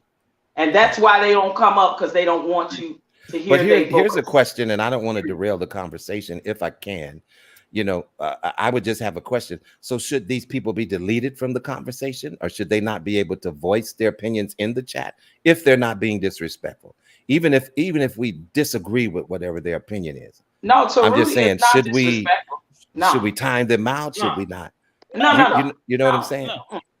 No. Yeah. They're not avoided their opinion. But this is Exactly. the thing, Vaughn, though. Exactly. When we challenge their talking points and we invite them on the platforms, they're never going to do that. So they can stay in the chat and say they talking points, because I'm telling you, people like them are either not of our race, or they are of our race, come from other parts of the world, and they come up, and then we'll discover that they may be from another part of the diaspora, and they have the white mentality and personality and way they talk and think, because they are whitewashed. They've been whitewashed. So everybody, let me read Tahuti's last message here. Those two cases that you're speaking of is valid. I hope your family has a righteous claim compensated. Have you donated to their lawyers' fees to fight the case? I'm sure they need the money. No. Okay. I gave it the office. That's a valid and invalid claim. I know Clarence got that one. Because he also that's an invalid talk. That's an invalid talking point. That's an invalid talking point. Invalid, irrelevant bullshit. It's irrelevant. It's irrelevant. It really is. Patrice is right in this case. It's irrelevant. Well, he said OG Patrice needs to stop with the lip service. But you pull that shit up all the time, Clarence. You always do that devil's advocate shit. Well, Rico, it's gonna be boring if we all run around here saying, "Yeah, we agree." I agree. It's not being boring. It's a fact of if you know that the fallacy is false, why even present it? So it's like I can sit there and say, Let me explain. Let me explain to you. Perfect example. Like, Clarence, how the fuck you know the sky is blue? And everybody will look at me like I'm stupid. Right? I can't present all I'm saying is this. If you're going to present a counter narrative, let the counter narrative be rooted in reality. Don't keep presenting people's point of view or counter narrative if you know it's rooted in non-reality. But it's their reality, Rico. I don't give a shit if it's their reality. Here's the thing. Let me ask you. A crazy person running down the street naked. That's their fucking reality. That's a counter narrative you're gonna present? No, because you know that their reality is just you just can't. I can't go, well, you know what? He's naked and he believes that, skin is clothes. It's like, I'm not going to present that argument just because that's his fucking reality. When I know that good folk and decent folk and regular folk, we don't view skin as clothing. Mm-hmm. That may be their reality. But at some point, as a presenter of facts, you have to say, look, I just ain't doing that. Okay? That defies logic, because I'm trying to have a factual debate or a factual argument. And you don't let me on my side present because other than that, then I'm gonna show up here naked with my breasts out and everything else. And Clarence, that's my reality, and you better let me know. No. Okay, so let me. Okay, since you said that, all of that stuff. Let me say this. There be limits. That's his reality. So if we're gonna discuss it, we need to discuss it from all sides and not with just say, limits. hey, wait. There, of course, there's limits, Rico. But if somebody is not being disrespectful, they're just coming up and they're just saying their perspective.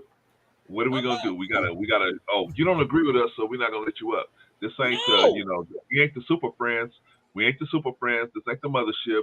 Are you gonna let somebody come up here and argue graping? Are you gonna let somebody come up here and argue graping? People out there have the philosophy that now you're not making no sense. No. People out there, no. What I'm saying, Clint, there are people in this world who have the philosophy that adults should be able to be with minors, and they see nothing wrong with it. Agreed. I am not going to fucking let that come into the conversation. Because you think I would let that come into the conversation? Of course not. Of course not. Oh man. Of course.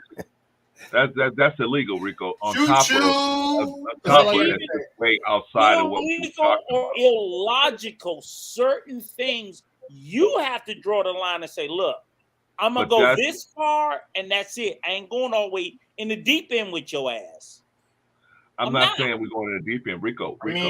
If this is this person's reality, then if they want to discuss it, as a matter of fact, you invited him up on the panel. You invited him to the panel, right? I begged them. They won't show. Okay, so here's my question then. Have you noticed anything that this individual, that Tahuti, has put in the chat that was, actually disrespectful? No. Okay. So see, that's where that's where I'm coming from with it. It's like I don't. Some things are just distasteful to me, and I don't agree with them. But this is a platform for people to express, their opinion, and that may absolutely be his opinion. You can always share your opinion without being disrespectful, whether we agree with it or not. Yes. But then we also hold the right to address it. You see what I'm saying? My question is this: why would I sit there and say, okay, I'm going to allow someone to come up and argue whether or not you're a man? Some arguments defy logic, is what I'm saying. Yeah. That's what I'm saying. Like, look, I'm not going. And they be like, well, I don't believe in male and female sexuality. I believe It's like, okay, I'm not going to do this. I can't. It's just too fucking far, is what I'm saying. Rico. And sometimes you just have to dismiss yourself. You know what I'm saying? Listen, and this is something that I've learned, and I'm still trying to get better at it. But listen, sometimes you have to just dismiss yourself from the situation.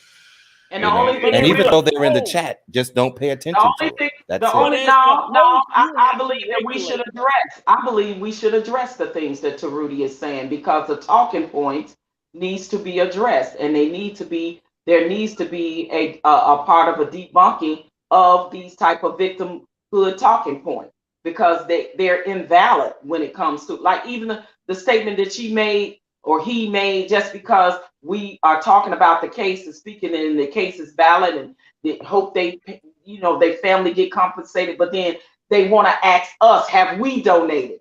The point is, Taruti, have you donated? Since you believe the same thing we believe, that the case is valid and that their family should be righteously compensated, have you donated to their lawyer fees? To fight we know case? They ain't, because they didn't even fucking know about them. I'm like you. I agree. I'm sure they need the money. But Patrice, that, like you said at first correctly, that is irrelevant to the issue, whether that is the right or wrong issue and needs to be addressed. Whether we donated or not is irrelevant to the fact that is in motion and needs to be dealt with. So that's irrelevant to the conversation. And this is why I like challenging and debunking these type of talking points. So I'm not saying anything that Taruti Ra is saying is disrespectful, because it's not.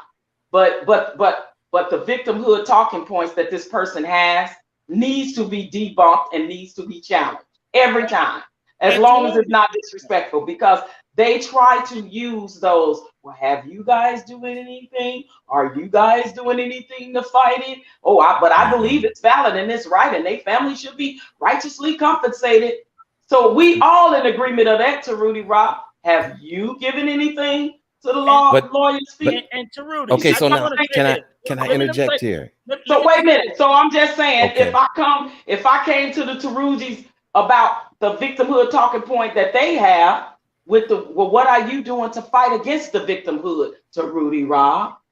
See, but that's not my talking point. My talking point is about solutions. To Rudy Rob's talking point is about a victimhood blame that doesn't exist and is invalid as to the talking points that we're talking about. And that's why I love to debunk them and challenge them every time. And let me Okay, just so can I address to interject Rudy, here? Let me just address to Rudy Ross' last point. Sure. Again, I do not want to police the conversation. The host does not have to follow what I think. I beg of you, sir or madam, to come up here and you tell us what you think. That's what I'm saying. I've That's been never warned gonna you happen. several times to hit the link. You are free to come up here and tell me I don't know what the fuck I'm talking about. I'm an idiot. I want to have the conversation Oh, with now you. please, Tahuti. Come up But here, you want to Tahuti. sit in the Please tell chat. him. Tell Do him. not sit. Let me finish this. Do not sit in the chat and play victim when you have an opportunity to hit the link and come up here and make your case. Other than That's that, you are never a going to motherfucking happen. victim and Shout sit out to your them. victim Olympics, victimhood ass in the chat Anderson. and play victim. Other than that, hit the fucking link and make your case, sir That's or ma'am. never going to That's it. happen. He said that he's a Other black than that, man. you talk about black people being victims. Don't He you said he's a sit in black there man. and play the fucking victim. That's what you're doing. But be easy. You're playing But be victim. easy. Be easy. You and I already know that if Tarudy Ra come up here, Tarudy Ra is going to sound African, Jamaican, Trinidadian, Dominican, something like that. And a He's victim. not going. Tether Listen, talk. listen. You already know people like that are from a different part of the diaspora. Okay, let's just be real. And we're for And that's just my opinion. That I believe that people like Tarudy is from a different part of the And I agree diaspora. with you, Patrice. Even though they may have the same complexion as moi. Yeah. Okay, so can Yeah. listen, can I interject Fuck here these just for a victims. moment? Please, Vaughn.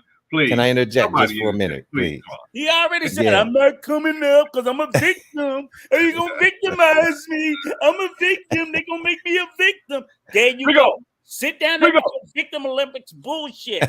Rigo. Go ahead, Vaughn. Go ahead. Okay, so here's the thing, man. You know, it's like I get what you're saying, but you cannot allow people in the chat to derail the conversation. You know what I'm saying? And it's going to be a lot of discourse going on in chat. Some people argue with each other in the chat while you're having a conversation on the panel. You know, That's true. so That's you know, true. so the thing is, if you see a person with a valid question or a valid point, you know, it's okay to pull that up and answer it. But when you see that they're constantly trying to create a narrative in the chat, and you know that that's what they're doing, then now you have to have enough sense to say, I'm not going to allow this individual to derail the conversation, because 2-to-1, there's somebody in the chat that's going to definitely deal with them. You see what I'm saying? And let them argue in the chat so that we can continue on with the conversation between us who are on the panel. He I don't talking to think you, nobody is. Clarence. I don't Clarence, believe You know, nobody that's is just my challenging. suggestion. I don't talking believe to you, nobody is Clarence. challenging Tarudy Ra, and Tarudy Ra is talking to the panel. So that's why I think we should absolutely challenge that Yeah. the talking Oh, points. without Tarudy saying, put I'm in not the saying not chat. to do that. I'm not But saying he's not to talking do you, that. Clarence. But here's the thing. I'm not saying not to address it. But when you see that a person is trying to either put some type of narrative or spin a narrative, Spin a narrative. in Throw the lieu monkey of wrench. Throw the wait monkey a minute, in lieu of the conversation that we're already having, then we need to see what tactical thing that individual is doing, and then we need to not succumb to that, because what it's going to do is, now I'm sure Brother Clarence has some other things that he wants to go on throughout the show. Thank You see what I'm saying? So what we're doing is we're allowing someone's comments in the I chat. respect that, Vaughn. Yeah, Why you we're keep allowing pulling his shit up, Clarence? You keep we're pulling allowing. it up. That's what caused Well, it. and that's the thing when he put it up, Clarence keep we pulling this address shit it. up. Clarence is the fucking problem. We Stop pulling when he that put Bro, bullshit up. Clarence We instigated. know it's bullshit. I'll start listening to Rico when he start paying me in cash. Okay, that's when I'm gonna start listening. Hey, When but he to start be paying me We in know cash, it's bullshit, then I'll Clarence. start doing what he say do. That's why All right? we get like this. Because you keep pulling that bullshit up. Hey, Yo, to be brother- yo, fair brother to Clarence, Hootie All right, Ross said he don't want to come up. But you know Because what? There's a everybody lot of gonna people overtalk that him. there's a lot of people that would Hootie derail says- the entire Good conversation. times roll on. You know, okay, let and me- that's let me kind of read it real sad. quick. You know. All right, y'all. Let me read what Tahuti says. Tahuti says, I'm not coming up. I'll just be overtalked. Tahuti. What I'm gonna say is I'm gonna try to work that you don't be overtalked. You know, I can't speak for Rico. Rico's out of control. But Bro, everybody else, I think. Clarence, can I make a suggestion? I Yeah. promise you this. Let Tarudy come up and drop us all down. Drop There us you all go. down. There Let you go. There Tarudy you say go. what he wants. That way we won't be calling There you him go. names. I'm not gonna call him a name There you anyway. go.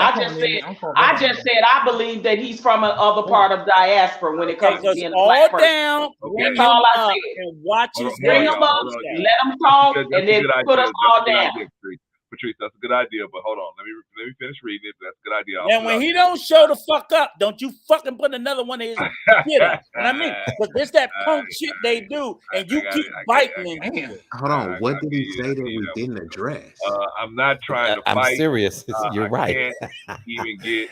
You see what I got to deal with, Vaughn? I We've been can't even get addressing to this the shit rest for of an what I hour. said. I'm born and raised in SoCal. Okay, so We addressed all his talking points, so I don't know what he's talking about. He or she, or I don't know what they talking about. We addressed every last one of the talking points. Okay. Well, this definitely deserves a replay. Definitely. Pull us down, bring This would be his a good one to ass go up. back and look at again. Pull So us this is down definitely and a bring replay, him I will. If he come up, and if see he came up, if he come on, you heard that challenge to Hootie. They said they'll all go down, and it just be me and you up here, and then we can talk and we can see what you actually talking about. And I'm certainly not going to overtalk you. You know, so if you Me come neither. up, Me either. Yep, it'll it'll be you. Exactly, we'll all be gone. It'll just be you and Farmer Brother Clarence. There not be no punk knock either, it out. Clarence. Go ahead. You can definitely come up here, and you know, you can pose your questions to me, or you pose your position to me, and then I would challenge or agree with whatever you say, depending on where it lands, you know, in the ring of truth. So that's that, and I agree with Rico. The challenge put out there to Hootie, and you let If us know. he come up right now, I I'm gotta not going to leave, read so any I'll more of drop your down. comments until you let me know what's happening over there. All right, so we got Big Rick Slaps in the house. Big Rick says, shout out to the panel. Big Rick is in the building. Hey, you know what? You got a frog in his throat? He can't hit the link? What's the deal? What's the deal? Wait a minute, Rico. Did you know that there is a hot new show over on Knowledge and Relationships called Easily Rigged? Did you know that? Yeah, I'm going to slide over there one day. Yeah, fire. That is I gotta check it out. I gotta check that out. We got one half of the brothers on the panel right now. Is that on Knowledge and Relationships? Some two young boys know what they talking about. Do they know what they talking about, Clarence? Man, I like those brothers over there. And both of them are so smooth, man. You sure? Both of them are so smooth. they just handle them dudes up, man. So they hog tie them so quick, man. They don't. That's that West Coast swag. They got that West Coast swag. Man. That's They what it hog is. tie That them West up Coast quick. swag. They spank them and then they untie them and let them try again. That's how they do them over there, man. It's so sweet the way they do them over there. Shout out to Easily Rigged. If you haven't gone over there and checked out that show, that is a hot show, man. You got Be Easy over here, and then you got Big Rick Slaps over there as well. And man, it's outstanding. Look at Rico. Rico, you need to eat you some bread or something, man. Eat you a sandwich or something, man. Calm down out there, man. Calm down out there. So, shit, what is that? What are you eating, Rico? What is that? Number one. To Hootie. We didn't get invited to the barbecue. I'm appalled. I'm offended. We didn't get invited to the barbecue. Hey, that was after Jay Takashi made that cookout comment. Oh, he's cooking his dog. I got you. And then Patrice get mad at Rico. Patrice didn't invite us over when she had those oxtails. I'm cooking Yeah, myself. I'm still about. Now, I'm still OG, mad I'm about that. offended. Well, I come I'm on into cooking some oxtails, y'all. Listen, And total. listen. I'm being funny. I'm being funny. I'm gonna be honest. When it comes to the oxtails, I'm stingy. I mean, at least she honest. Hey, I need my oxtail reparations. All right, y'all. I know that's right, because they're arm and a leg right now. We should be. They should give us back money for what we paid for them oxtails. It's You ain't ridiculous. never lied, man. You ain't never lied. All right, y'all. I think that Tahuti is probably not going to join us. I'm that's going to cool. say that. So we're probably going to have to move on. We're going to have to keep. I want some steak now since everybody's talking about oxtails. Shit. So all noise, all noise. That's what Tahuti is. So Tahuti gives us a And good Tahuti question. said, Stirred OG up all that Patrice, and that's was bullshit. just lip service. Okay, Right. Tahuti said, He said what? I appreciate the invite. I appreciate the He invite, said we and was maybe all just another talking time. about lip I am not service. a detractor or a foreigner, and everything I said, I believe and would discuss. Okay. Well, Maybe at a later time, you know. Yeah, maybe at a later time. Cool. Yeah, maybe at a different. But like I said, no one here's gonna Already talk. made time. excuse. Yeah. Ready-made excuses. I mean, Rico might. He's the only one. To be honest. Hey, as they say in show business, no time like the present. You know, but hey, sometimes it's Sunday. Sometimes these people Already made excuse. Sometimes people are cooking, they watching their children, they doing Clarence, other stuff. okay, Bocan, stop it. He been in Taraji Rue been in the chat as long as you've been for 2 hours. In the chat. Stop For 2 it. hours. What am I going to ass do up. with Rico and Patrice? What You am I gonna going to do? stop that shit? What am I Stop going that to do? bullshit. We What couldn't am I Brother shut Cuz, his you realize you're motherfucking like probably ass like up. We the could've worst cammed tag up. team here. Stop. Thank you, Patrice. For 2 hours, I'm we've been saying in a our good ass. way when I Stop bring up that these two. bullshit. It's a good tag He's team. on the graveyard Maybe shift. he He was just sitting there. He was just sitting there on the Maybe phone. he cooking. Maybe he babysitting. Fuck that shit. If you're gonna do me, at least sound like me. At least make it sound like me. You're gonna do me, and you're gonna do a horrible me. Hey, you know what? Hey, brother Clarence, I get that all the time. People try to imitate me, and I'm like, I don't sound like that now. Right. Come on. Like, But man, Vaughn, the brother can't be in Often Vaughn, imitated, never duplicated. Vaughn, be honest, Vaughn. The brother can't be in the chat for 2 hours chewing our ass out, and in 5 seconds you say, "Cam up, I'm busy." Come on, bro. Yeah. Okay, I got you. Be easy. But That's too much, right? Be easy. I hear you. I hear you. Be easy. You got time to drop some last words. Be easy. And cook his ass. Be easy. Cook his ass. You know what? I think I seen Sim. I don't want to pronounce his name. Sim Simo, who got the keys to my Beamer. Shout out to bro in the chat. But yeah, he said something like one thing that Tahuti Rob was proving is that how easily we can get off kiltered and off track. You know what I mean? And I will say that too. A lot of times we get just a minuscule amount of progress, and then we celebrate and think we won the fight when the fight has only just begun, or we be making progress, and then somebody throws a wrench and derails it with.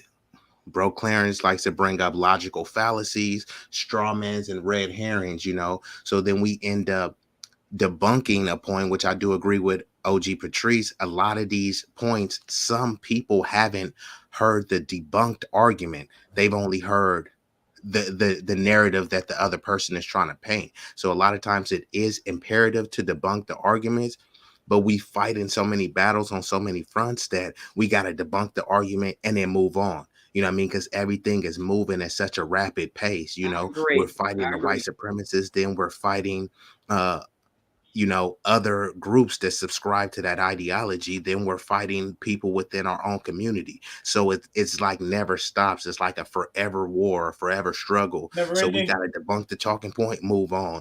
We got to try to mentor these kids and focus on education and restore our identity and values. And then, you know, move on to something else to, like, you know, build actual infrastructure. So it's like we got to do all of these things simultaneously because we're so downtrodden and been at the bottom for so long, you know. Victims of a lot of times are oppression of the government and society, and then a lot of times we oppress ourselves, victims of our toxic behavior, ideology, and feelings of inadequacy. So I think that it is we do need to like break these talking points down, but we don't need to get hung up on them because a lot of times they're disingenuous, and it's a lot of whataboutism, right? Well, did you That's guys so true. donate to this? It's like, well, if you Right, believe in the right. same cause, why didn't you lead it? You were, bitching to everyone about lip service, and then here are you, the key promoter of lip service. I mean, Right, you don't find that a bit hypocritical, So right. I mean, I don't know. It's just too many Now people you are on the talking, money. not enough You action. And a lot of people that are doing the talking, they just have complete disdain for the community. And that's fine. I wouldn't even try to change that, but just stay out of the business. I make the analogy all the time. If we own the Warriors and you leave the team, don't come back to the gym saying, well, what play y'all running? Oh, y'all got a new player? Oh, damn, man. How do y'all plan on winning this game? You already divested from the team. You already quit on the team. So just go join your new team and be happy over there. Good If point. you're not Good point. happy over there because the grass ain't greener on the other side, it's greener where you water it. If you ain't trying to Great point. water it, if you ain't trying to fertilize or build no foundation, then get the fuck off this team. I love it. Boom. I'm Yes, out. Another sir. mic Love Yes, drop. y'all. sir. Another mic drop. Once Another again, mic once drop. again. All right, Rico. Oh, yeah, another Rico one next. bites the dust. You gotta Jay, remember that. sucks to Rico be you next. again, Jay. Sucks to be you, Jay. Sucks to be you, Jay. You Hey, didn't follow all I that gotta shit. say is Jay say, I'm glad another that one nigga bites the gone. dust. Jay say, I'm glad that nigga gone. All right, shout out to Be Easy. Shout out to No, be easy, my dude. I mess with him. Salute But to like, that young man. and He he, be I killing. love Beezy. He be I fucking love killing. Beezy. Yeah, he He be be killing the killing. game. I love it. hey You man, got Freddie some Mercury gems said too, another Jay. one bites the Goddamn, I dust, don't man. follow Yeah, that Bear motherfucker. with us, get out. Hey, let me let Jay rock, and then I'm gonna ask a question of everybody in the panel. We don't want no more fucking questions from you. You always that devil's advocate shit. Go ahead, Jay. Rock out, Jay. I ask the next question. Fuck your question. Go ahead, Jay. Still I gotta deal with Vaughn. Still I gotta deal with. Brother Clarence, what's the question? Let me just ask the question. What? All right, let me just ask the question. Okay. Go ahead. Sometimes we can have somebody that they may present something from another perspective. Maybe they just don't understand our perspective and we don't understand their perspective, right? So how do we try to educate them so that we can meet in the middle? Because you're probably never going to get a person that says, pull yourself up off your bootstraps to understand what you're talking about when you say, well, how come white people are so successful? Because they'll say stuff like this, right? There is no white man. He's not sitting around. White people aren't sitting around saying, how are we going to oppress black people today? And of course, the logical answer to that is they don't have to. They have systems in place that do it for them, right? They don't have to, it's like a slave master. He don't have to say to himself, how am I going to get some bacon and eggs this morning? He already has a system in place. He got slaves in place to do that for him. He don't even have to consider how that's going to happen. Just like a lot of times oppression in the dominant society is systematic things in place that allow that to take place. So this one white person, they don't have to try to figure out how are we going to oppress people. They don't have to do that. The system is already in place to do that for them, right? So we may not all agree on that situation. So how can we dialogue and yet at the same time show deference to each other, or at the same time doing our best to try to educate the other person or show tolerance to the other person? Because we got a lot of black people that feel the same way. And I agree with you, Patrice. A lot of them are immigrant black people. A lot of them that feel that way are immigrant black people because they just skip right over the struggles that we had. They just come in and get a job. They don't understand all the struggling that went into the fact that they could just sign up for a job and get a good city job or get a good government job. Or they don't understand all the struggling that went into that. They just see it, oh, well, I can just do it, so why don't you just do it? Right? So, therefore, how do we come together? How do we come together? Because a lot of our people feel this way. It's not just the immigrants, but a lot of our people, homegrown people, feel this way. Tahuti Ross said already, he's homegrown. So how do we communicate with people like this? And a lot of our people don't feel that way. He's not our people. A lot of our people don't feel that way. But continue on. Okay, what makes him not our people? He ain't. Okay, He's already told you. What already told you. Once he cams up, declare. So if him not camming up doesn't mean he's not our people. Him not camming up doesn't prove he is. I'm assuming that he is. See, you making an assumption, and I'm making an assumption that he's not. For my argument. Your argument is he is, and my argument is he's not. Well, if we talk about your the panel, argument is he is, my argument is he's not. Okay, but what I'm saying is, he's not our people. That is something that Clarence, we have. He's not our people, so take that out of the conversation. Hold on, Rico. For the panel, that's something that's left to be seen. He never said he was our people. He never came my God. He said he's a black man. Oh my God. He said he's a black man. Oh my God. He did not. Exactly. He said he's a black man. Clarence, you can go through this entire chat. Not once did he say he was a black man. Because I kept asking, was he a man or a woman? He go through here because I saw him say that. Brother Clarence, Brother Rico, and again, we doing just what Be Easy said we should do. We're doing it. Wait. Maybe I'm wrong. Maybe I'm wrong. Okay, so I'm gonna read this. I'm gonna read this.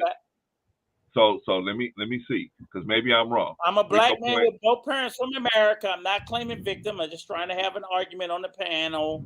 Everything I'm posting, I believe in, would like the discourse. I was wrong. I missed that one. Okay? Good. I don't believe him. I believe he's black. Yo, Rico, I love you, bro. He said, I'm sorry. Let me go back and say this. I don't believe that nigga is ADOS or FBA. So, whether that's true or not, Rico, whether his claim is true or not, we still got to see. Can you say you're FBA or ADOS? Yes or no? To Rudy Rock, can you say whether or not you're FBA or ADOS? And I'm still not going to believe you no matter what the fuck you say. But go ahead. Question, please. We're getting diverted. Question. I'm trying to ask the question, Patrice, but your homeboy keep jumping in and interrupting. I can't never get the question off. Right? Not like question was fucking 30 minutes long. No, bro. Not 30-minute question. All right, I'm gonna ask a quick question. Okay. You guys are hilarious. I love this. No, because Vaughn alluded to it. Vaughn alluded 30 to minutes, right or wrong. This is like a comedy show right now. This is like it takes 30 minutes because you keep jumping in. Listen, I cannot wait to look back at this again because I'm going to laugh again. You know, I'm still looking for my inhaler right now because you all have me cracking up, man. Look at the parts. You see the parts where Rico's talking. Just fast forward right past that. Yeah. Right past that. Right. All right, let's go. Anyway, go. the question is, Rico, you have me in tears, man. You just have me.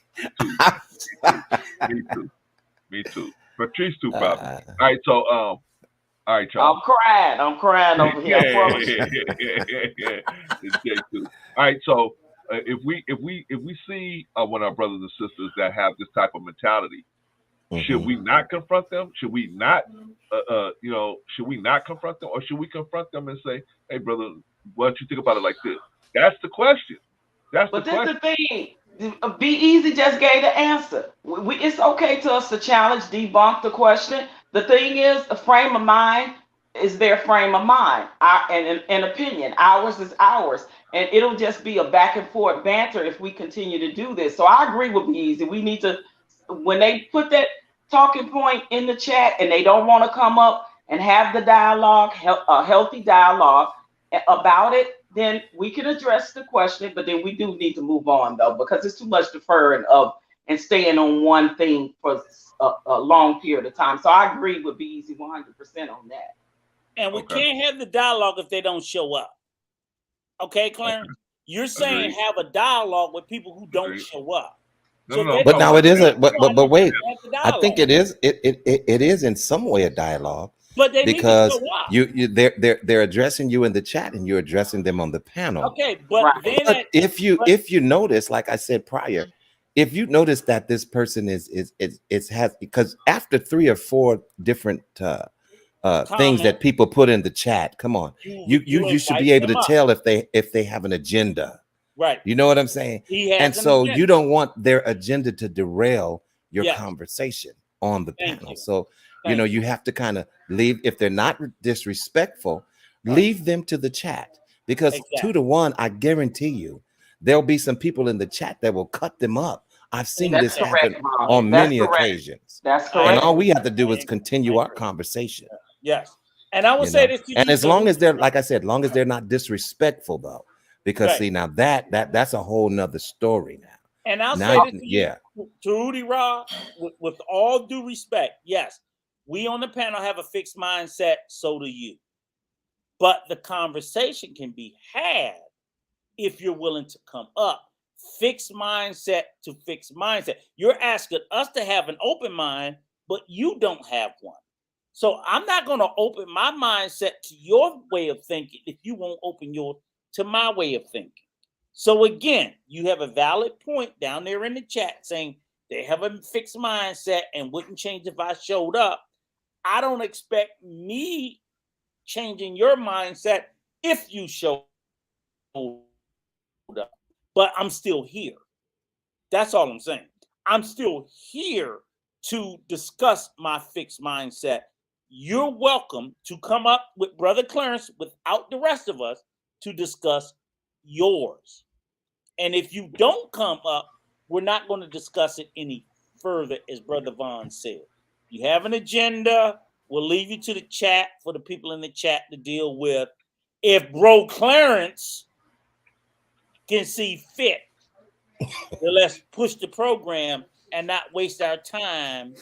We'll keep highlighting comments from people who won't show up. All right, bro. Rico, slow up on the libation. Just slow up a little bit, bro. We all good. Okay, last one for 15 minutes. After this, just having a fun and a good time, enjoying yourself. I promise. After this, you know what he's gonna show me a good time. Y'all stay over because I want to talk to y'all. All right. Oh yeah. Speaking of that, I definitely got to talk to you guys about. I met a young man last night that opened up for Lunel, and he's gonna allow me to interview him. Okay. And I want us to interview him on your panel because he's a former police officer out there in Cali, and I want to talk to another former police officer about police reform, police brutality, etc., etc. He agreed that he would let us interview him. So I want to talk to y'all, later about that. We need to get that on and cracking. Excellent. Because he just, he quit to pursue being a comedian full time. He quit being a police officer, and his opening act was talking about being a Black man police officer on both sides of the spectrum. So I want to get another Black former police officer's point of view on some things and see if we can have some agreements, and then the things we don't agree, we can agree to disagree, but to have that healthy dialogue on policing and producing. That's a career change, OG. And can I just say this real quick too? A lot of times, and I understand like what we were just talking about how people go about expressing themselves in the chat. Now here's another red flag for me as a moderator. When I notice that you can't agree with anything that anybody's saying on the panel, I mean anything at all. Every point that's made, you're contentious about it. You know what I'm saying? That causes me to see you in a different light as well. Even if you're on the panel, it's like you may not agree with everything we say, but at the same time, come on, there has to be at some place in the conversation where you could say amen. But you have some people who that's not them, because they come to cause discourse and discord between people. Very true, Vaughn. Very true. Yeah. But that's called being a contrarian for contrarian's sake. In other words, you do have people in our community who just insist on, and I was looking up the term because I was sitting there going through it before when I was talking about people are like racist apologists, cop apologists, like apologists. And if you look up the definition of apologist, if you look it up, just Google the term apologist. People who will sit there and take a contrarian or a defensive position against a controversial idea. So you could be talking about mass murderer. Well, you know, they will always find a fucking counter argument. And it's like, are you serious? And see, so it's like we're not holding a debate club here. Yeah. We're trying to come up with solutions. Right. So if we're constantly debating, then how can we come up with the solutions? And literally, that's true, Vaughn. Very true. I would always tell them, like, look, dude, are you really coming up with a counterpoint because you believe in it, or you just always literally, it's like you wake the fuck up and you say, what can I be against everybody else? And there are people who are like that. There are people like that in our community who literally wake up, how can I be against black people today? And like every day. And it's like, really, people do that? Right. We could be legally right. We could be right on every fucking thing. And they wake up, these Negroes wrong. And there are people who are like that. And it's problematic and it's hurtful when we're in these spaces and we have to deal with that. I don't have a problem with listening to other points of views or other people's thought processes. I just ask that, you know, as people God Daddy said, a good faith argument. So again, like I said, when I went back at the idiot Chaotic would say, remember this, Clarence? Chaotic would say, I believe in a time machine, but I don't believe in black history. So I'm like, so you're telling me that you believe in something that hasn't even come true, but you can't believe in what's been demonstrably proven. That's not an honest argument when people are doing that. You know what I'm saying? You can't be in a space and say, I believe in all of white education. So white education tell you slavery was a real thing and how bad it was and all this, but you don't believe that. You don't believe that part of white education, but you believe in a motherfucking time machine that ain't never came true. Make that make sense for me. You know, the math ain't mathing, man. It's just that hasn't come to pass, but you can't believe in what's been demonstrably proven. And at that point, and what I say at that point is, you're not dealing with an honest broker.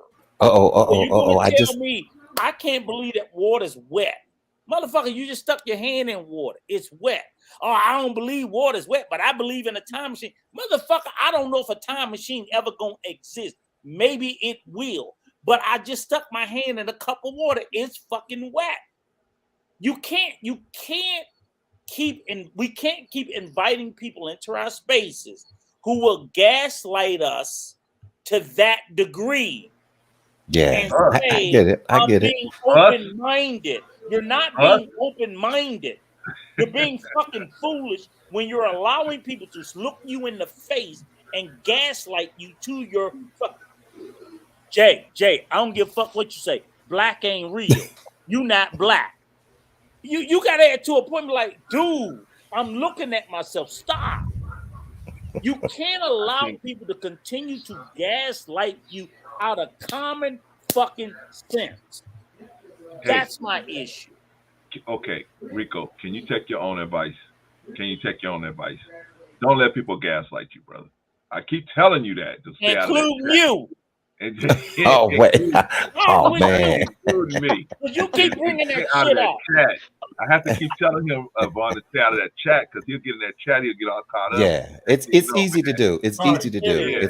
It's very easy to do. Right? It is. But man, you threw me for a loop with this question that you have at the bottom now, because I'm just now noticing it because I'm listening to the conversation. But what can we do to protect Black women? Wow. That is you need to end the show and have that for the next topic, because see, you opening up a can of worms right now. I agree. You can't opening up a can of worms with that one, brother. We need to stay on the Nice, topic good about can of the worms, man. solutions for the Black community. We need to talk. Yeah, that's a whole another subject. Patrice, didn't we say Clarence can't ask no more fucking questions? Because every time he do this shit, he derail us. No, Clarence, that question right there, it should be answered. And I'm all for it. Hey, Patrice, send him the next question. Patrice, send him the next question so he can put it in. And Jay. What am I going to do with it? Well, this is the thing. You and me, I haven't done anything. I'm following your rules. I didn't do nothing. I got a question. Great, send it to you. Put it up. Puerto Rico, God damn it. I wanna That's answer, a heated question. That's definitely a heated question. I'll take it. Even Jay know that for me. I want to answer a little bit of the question before this question, because I don't even want to answer that question about Black women, because that's a topic, right? Oh, shit. What is the big misconception is that for the most part, we know that when we talk about WS, we're talking about a system, right? We're talking about systemic racism. We know that that's what WS is. Now, are there individual cases of racism and racism? Absolutely. Vaughn just gave you a prime example of that. He was discriminated against for the color of his skin. I've been in that position. I've been in a position of another form of discrimination. It's because I was a woman in certain aspects of in the job sector. I've been discriminated against based off of colorism, because I went for a role that I think that was an open role, that whether the woman was dark skinned or light skinned, it didn't matter. It was a female role, but I was not chosen. And I noticed that there was a pattern for this specific cast director, that he would specifically only cast lighter skinned women. So are there individual cases of racism and discrimination? Absolutely. I just gave you those examples. But when we're talking about systemically, that's what WS is. Systemically, when it affects housing, medical, financial, educational, veterans, that's a systemic system overall. That is WS. When I say that's what that form of racism is, systemically. So that is the difference. And I think that when we say that, people think that we think, and we are talking about that, that a white person is in every part of our lives holding us back. No, stop it. See, we got to stop with the semantics of that. That's not what we mean when we saying we're being discriminated against for housing or for a job or education or finance or getting loans, mortgage loans, credit card things, loans, and different car loans, different things like that. That's systemic. That's what we mean. So we got to stop with the semantics that everybody does not mean that some white man is holding them back. Like I haven't literally heard that terminology in a very, very, very, very, very long time. And if somebody is literally saying that, then yeah, they just using some semantics for a reason why they don't want to get up off their tails and do nothing themselves. And they're wanting to blame, quote unquote, the white man. Because just like Vaughn said, he experienced the racism, but what did he do? He got up and he moved on and he got another job. So this whole victimhood thing is the same way. Nobody's sitting here just twiddling in their thumbs. Oh, I'm a victim. I'm just gonna wait, and Lord, I'm gonna pray on the reparations. And no, stop the semantics with that. Thank you. It's not meant in that terminology. And I'll digress with that. We about to get grief as soon as old slow ass Clarence come on. We about to get grief. No, I'm just putting a question. Oh, wait a minute. question. This is a tough question that's gonna stay on topic. There you go. That's the tough question. It's on And you, now we Brother have to say Vaughn. WS now. We just can't say what it is, No, right? no, no. It's on you, Yeah, Brother because Vaughn. they've been Oh, like okay. shadow Brother Vaughn, banding. we not Listen, bro, Oh, Rico, this is important. They have been shadow banding. They have Oh, been wow. striking. I didn't know that. So you have to use the initials for Okay, the most part. WS. Okay, because I was wondering. I said, what is that? Yeah. Okay, but this question ain't even about the WF. This is the question about us. This is the question speaking about people who look like us. Answer this. Well, are you going to be the first one to take a swing at it? No, Brother Vaughn gonna do it because he's deep. He's a deep thinker. He's Morgan There you Freeman. go. Brother There you Vaughn, go. and then I'm coming to you, Jay. So chop it up. Okay, What so we what gonna are do? what are we talking about here? Why are we Our allowed? community. Read it to me. Why are we allowing community members, our community, to be so dismissive and disrespectful to our community? And what the fuck do we do about it? You don't do shit. Black people shitting on black people. That's Well, the you know, short of it. well, Why? well, Why, why are we allowing it, and what do we do about it? When me and Sister Patrice talk about, again, when she's in the reparation community, who's the first people that you got? Who's the only people you got to fight, Patrice? People that look like me. Thank you. Why? What the fuck is our problem about why we're being distant? Oh, we can't have it. And again, I mean, I'm not overly enthusiastic about it, but I got sense enough to know to shut the fuck up and move out the way. And whether we get it or don't get it, shut the fuck up and let it be. Why are we knocking down?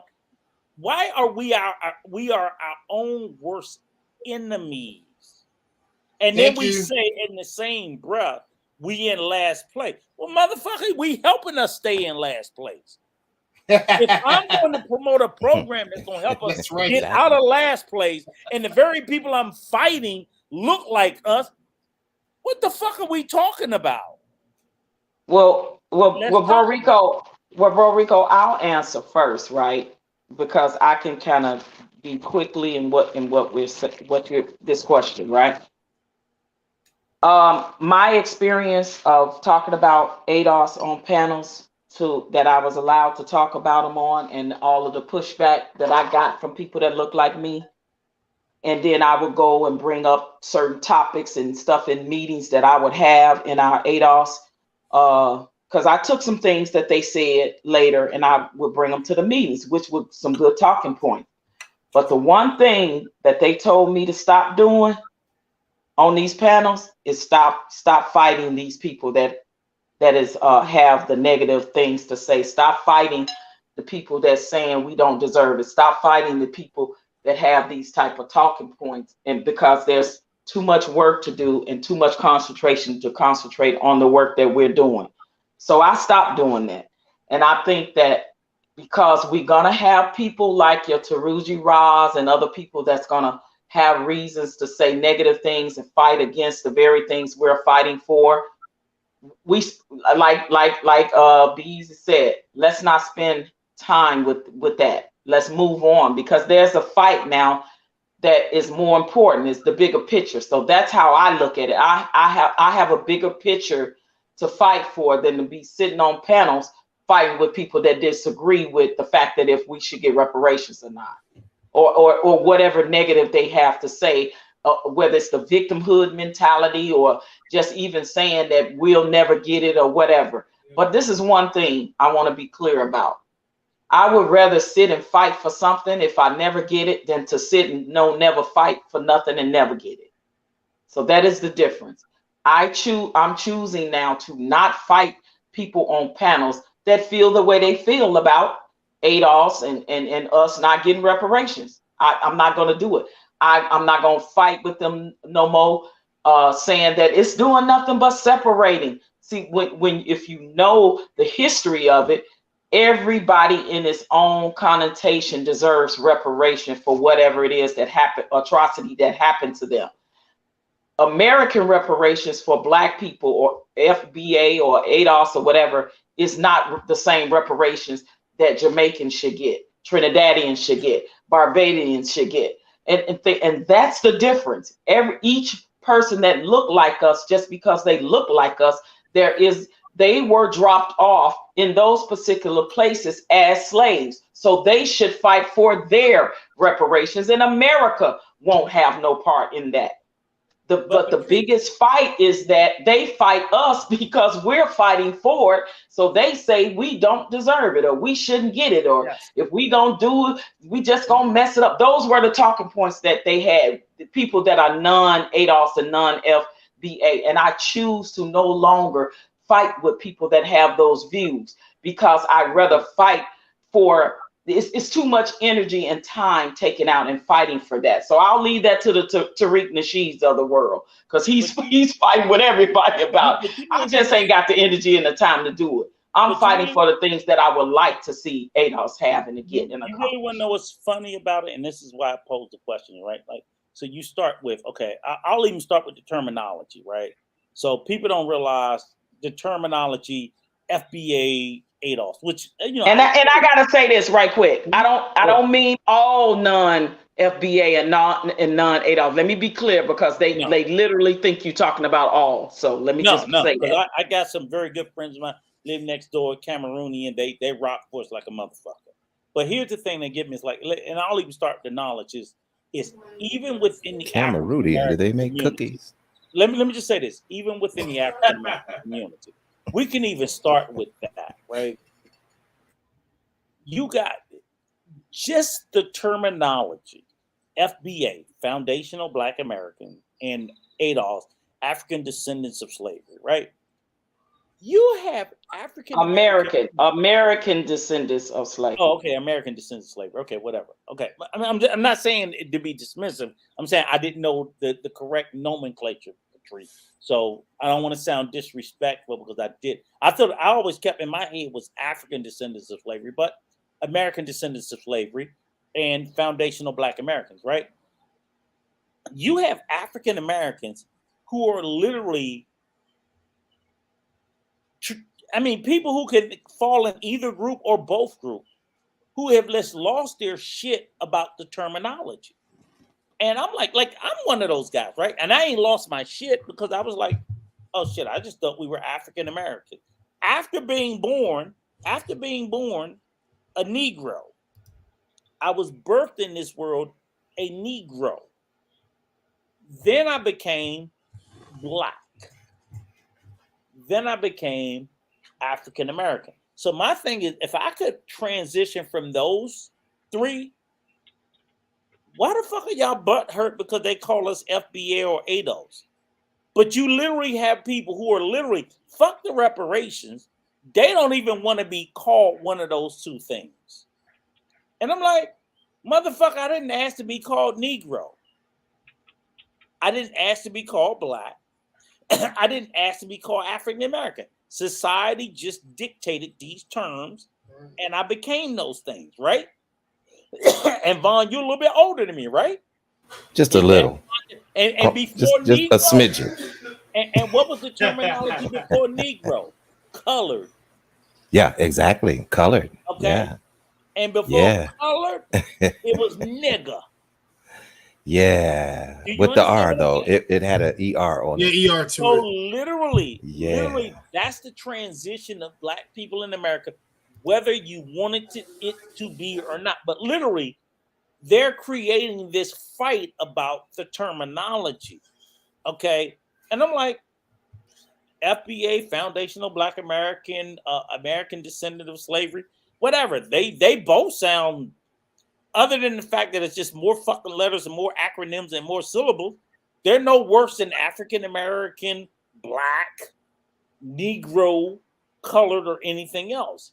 So you even start with that. So it's like, why are people from our diaspora but hurt because they say it creates a division and separation?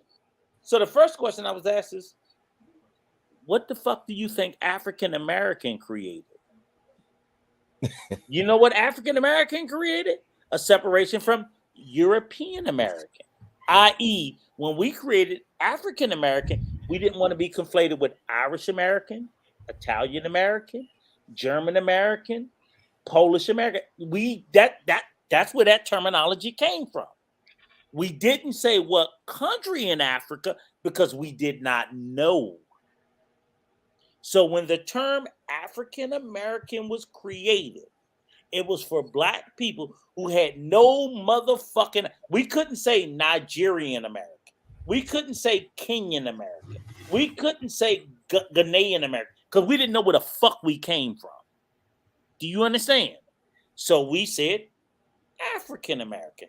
We all knew our black asses came from somewhere over there, and that's the classification. But that was a division.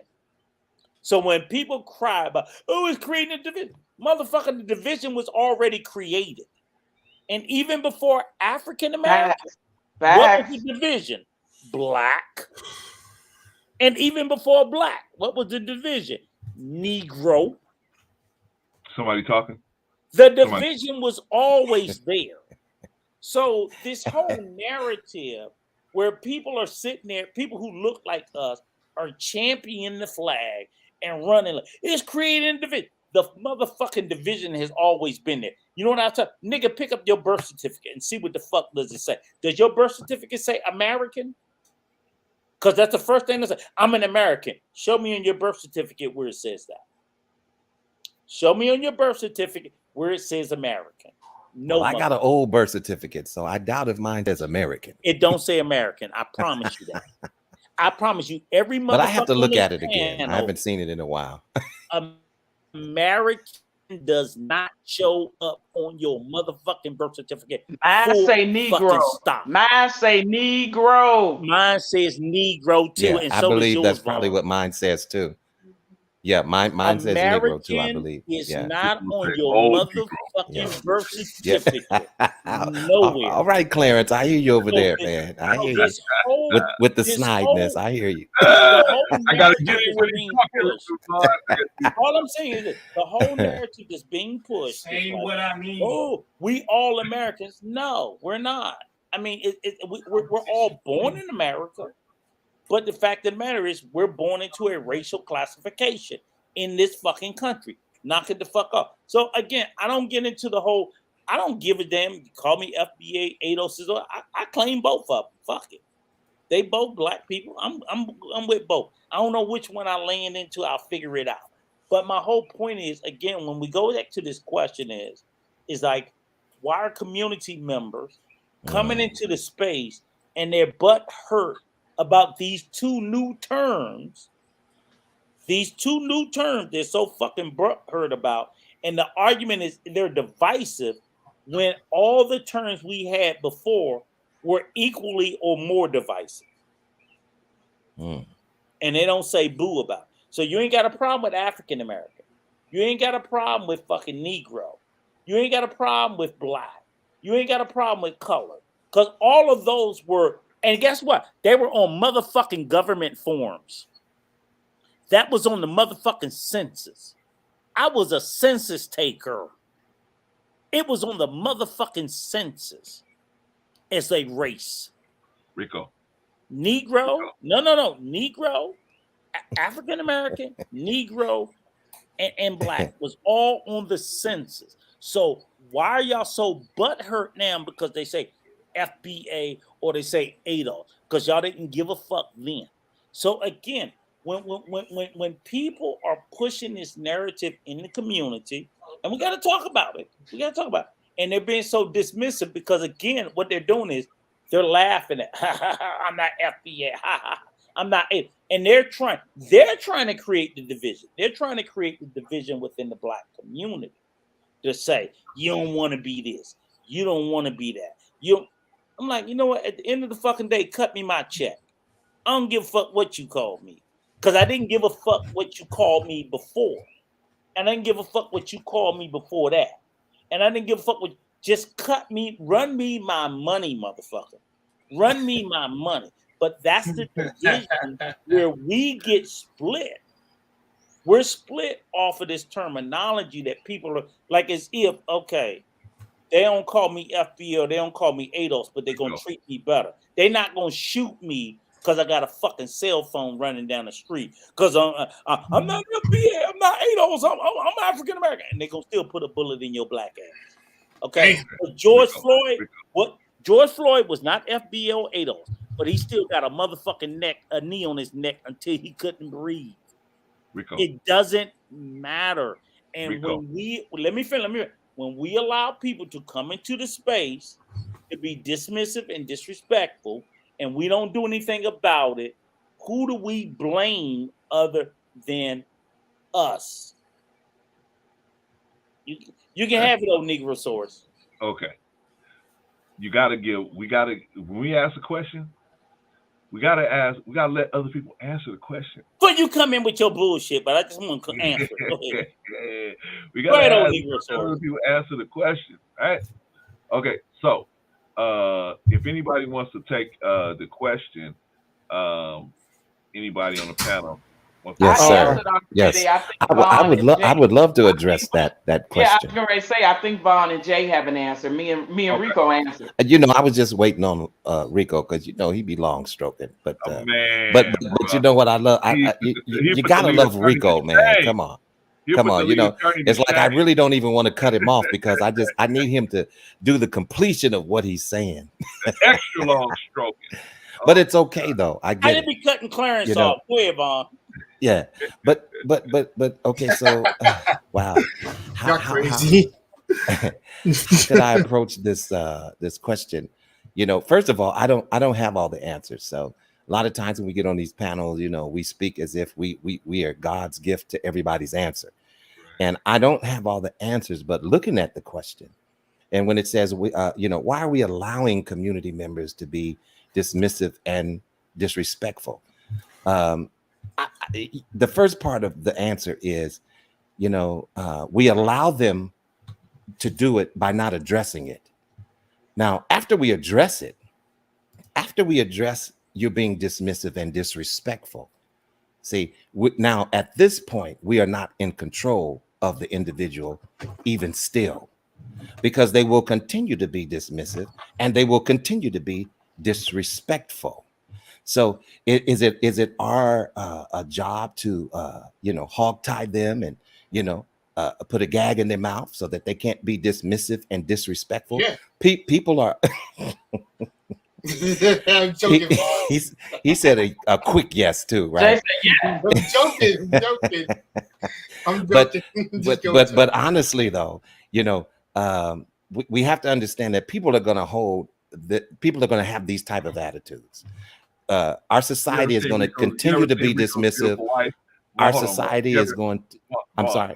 Hold on. Yes, second. sir. You ever seen Rico's beautiful wife? Well, Rico's wife is beautiful, but you know what she always has? She always has a fist balled up whenever she's walking by Rico. She always has a fist balled up, and now you know why. Now you know why she's always walking by him with her fist balled up. All right, okay, bro. I get it. I get it. Make that clear. Go ahead, I get it. But yeah, just to continue. Yeah, just to continue with the answer, we're oftentimes people are oftentimes dismissive and disrespectful, and it's not the fact that we're really allowing them to. A lot of times we allow them to be that way because we don't address it. That's what I would consider allowing them to. Now, once I address it and express my opinion about your dismissiveness and your disrespectfulness, now we're talking about, well, what can we do about it? Well, there's nothing that. Can I ask you a question? Okay. So, okay. I want sure, to make go a ahead. distinction. I want to make a distinction. Yes, sir. You have people like Chaotic, right? Obviously, they're being dismissive and disrespectful.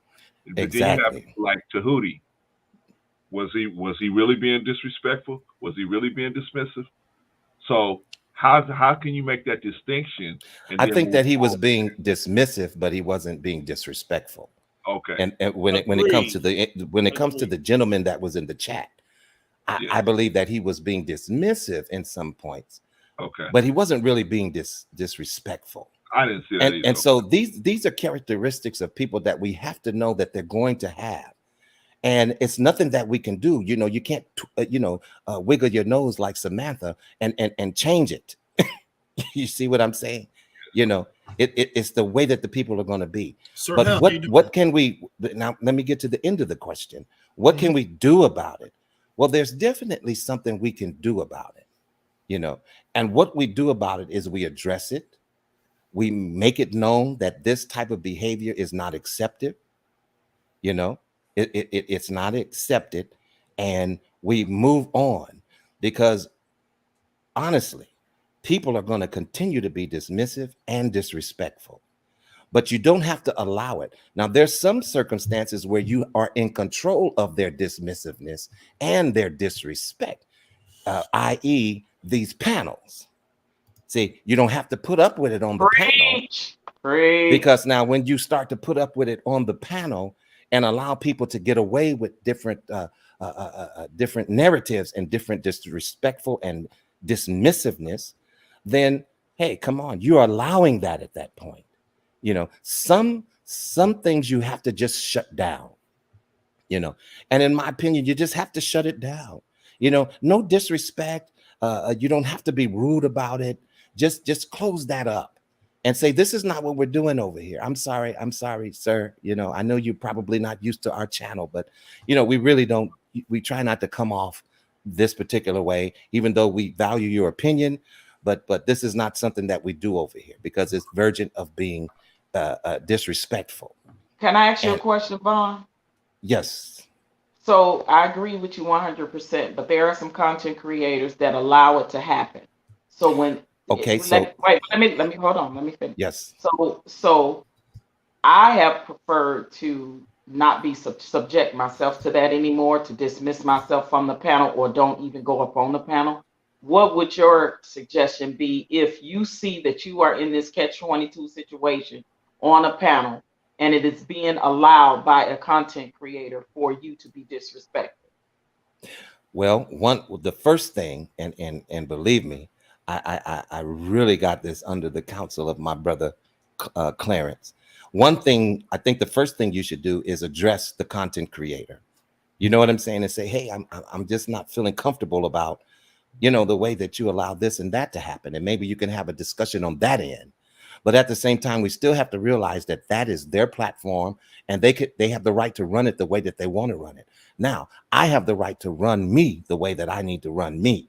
So if it's something that I'm going to continue to be in disagreement with, then at that point now, I need to dismiss myself from that process. I agree. You see what I'm saying? And instead of trying to make a change, because there's really no change that you can make, because this particular person is going to continue to allow certain things to take place. You know what I'm saying? And so, yeah, but what do we do about it? What do we do about people being dismissive and disrespectful? I just wanted to get to the end of that question. I wanted to get to the end of that question. I got a question. I got a Patrice. Vaughn, hold on. No, I'm gonna ask my question anyway. I got it. Go ahead. You gonna answer my question, okay? What the hell is the name of this channel, bro? See, tell me the name of the channel. Let's talk the Better Black Life. Let's talk the what? Better Black Life. The better what? Black Life. The better what color? Black Life. Really? Really? Your point is? We all know the name of the channel, right? We all know why we subscribe. Look, he just totally derailed my answer, and I couldn't even finish answering. We all subscribe to that. So all I'm gonna say is, I'm gonna tap right back into Brother Vaughn's answer. That's okay. I can hold on to it now. Again, I'm gonna tap right back into Brother Vaughn's answer, because what he said was what got me. Was like, okay, then you know what? As the host, we ain't allowing that fucking disrespect to the better what? To the better what, Sister Patrice? What color? Black life. What color? Black. Oh, okay. Blackity black. Bro, see. Blackity black. Yeah, exactly. Or Japanese baraku. Bro, see always seem to allow, and we ain't doing that no more after the day, right, bro? See, we're doing what, sir?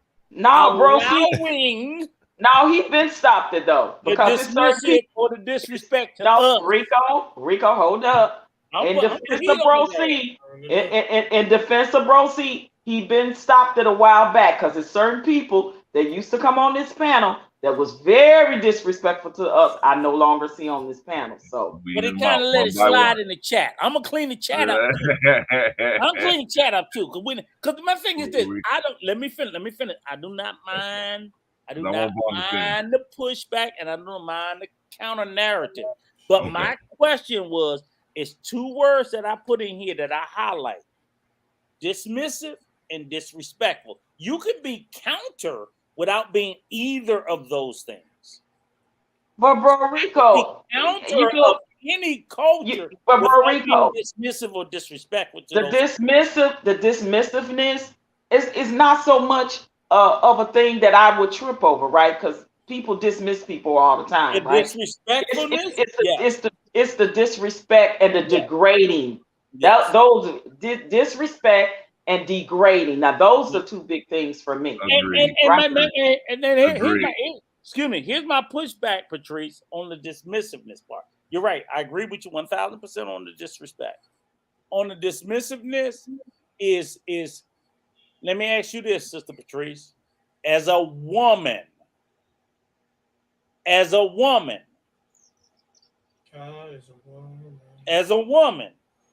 should I be, again, I can be dismissive as a man. And I'm conscious of that because, again, I'm like, yeah, my experience ain't the same as hers. You're a black woman. I'm a black man. We have the commonality is the black. But guess what you are? You a black woman in the entertainment industry. It's fucking harder for you than right. And Rico and Rico, I can address your Bro Rico. And all I'm saying is I shouldn't be dismissive about that. And I will say to you, and I will say to you, Bro Rico, you're dismissing how I'm telling you making me feel, or you're dismissing the fact that this is a reality of something that happened to me. You're totally dismissive of that. And I could say that, and you can say, okay, apologize, or you could not just continue to dismiss it. That's not the worst thing, because when it comes to the dismissiveness, I don't have to engage with you anymore if I know that you are totally dismissing things. But now the toleration of disrespect and degrading is a part for me is where I draw the line. It's like, yes. So when I say, I don't want it to be like I'm in a space where, like, okay, I don't want to sit there as a black man and say, oh, me and Patrice got the same struggles. Because what I'm doing when I say that is I'm dismissing the fact that, no, we don't have the same struggles. We get the same struggles because of our race. But you have a harder struggle because of our race and your what? Your gender. A woman, yeah. It's harder. And that's a motherfucking fact. And this is what I'm talking about. But this is something that a lot of black women will not necessarily always admit and will dismiss. Is that the fact that the black man is viewed in society as the lowest on the totem pole, not us. Okay, so now wait a minute. So how are you just going to totally derail the answer that I was giving? I was in the middle of giving an answer to this question. And I'm being graceful because it's not my platform. I knew he was gonna blame me. I knew he was. No.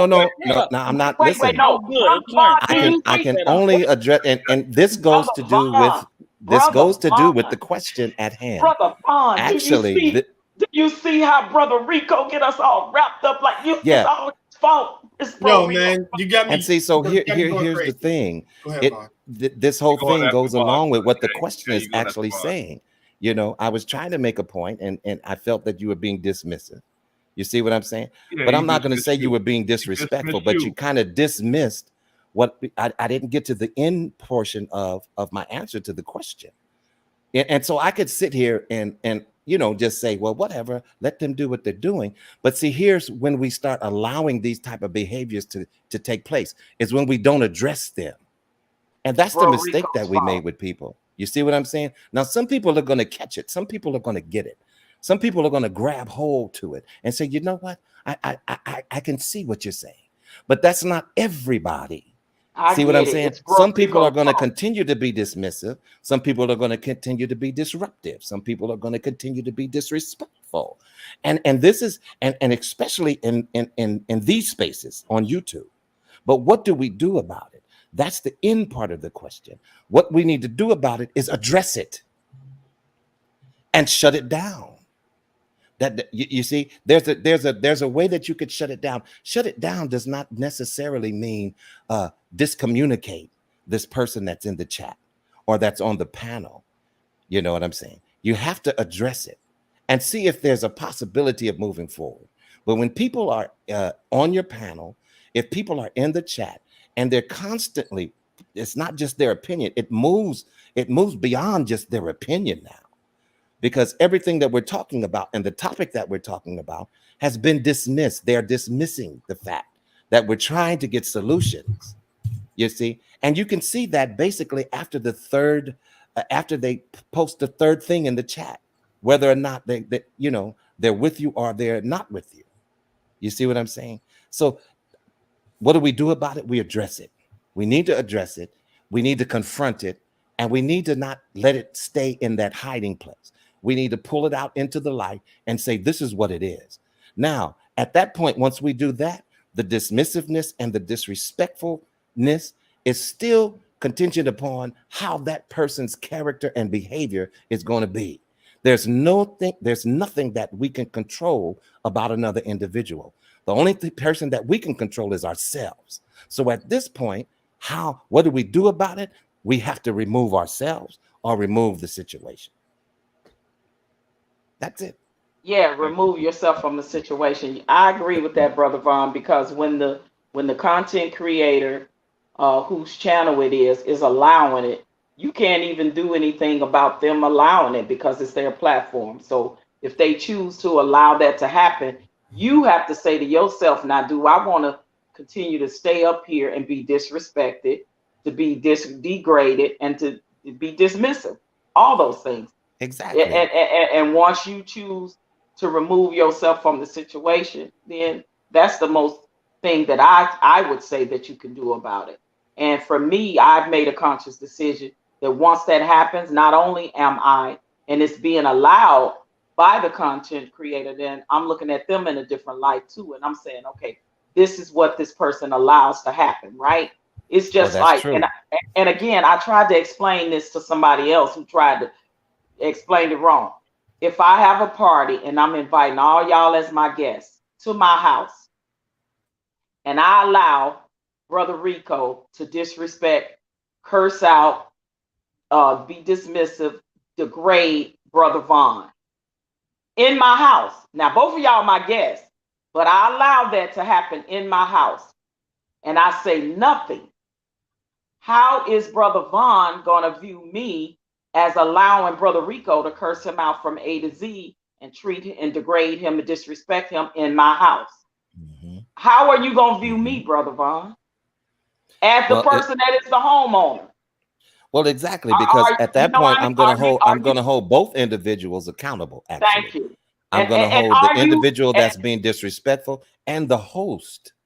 And are you going to want to come back to my home? Is this the way I allow people to treat you in my home? Are you going to come back? Well, it's dependent upon the love that I have for you. Because after we have the conversation, hey, Patrice, you know, I felt that this was wrong what you did now. You know, remember the other scenario where if there is a content creator that you're having an issue with, go specifically to that person if you have that opportunity or if you can, you know. Right. And once you can't hash it out with them, you see what I'm saying? Then now you have to take different measures. You have to take a different approach. I agree with that. Whether there's love there or not. But you know, if you get the bullshit conversation and bullshit excuse, then you already know that there's an agenda being pushed by that content creator to allow that to continue to happen. Well, you know, and therefore you need to make a decision. Am I Well, going to continue to go over you know, here and be disrespected and degraded? And I done hollered at the content creator already, but I know that they're pushing an agenda for this type of yeah. behavior. Now I got to say, now this is where my self-respect comes in.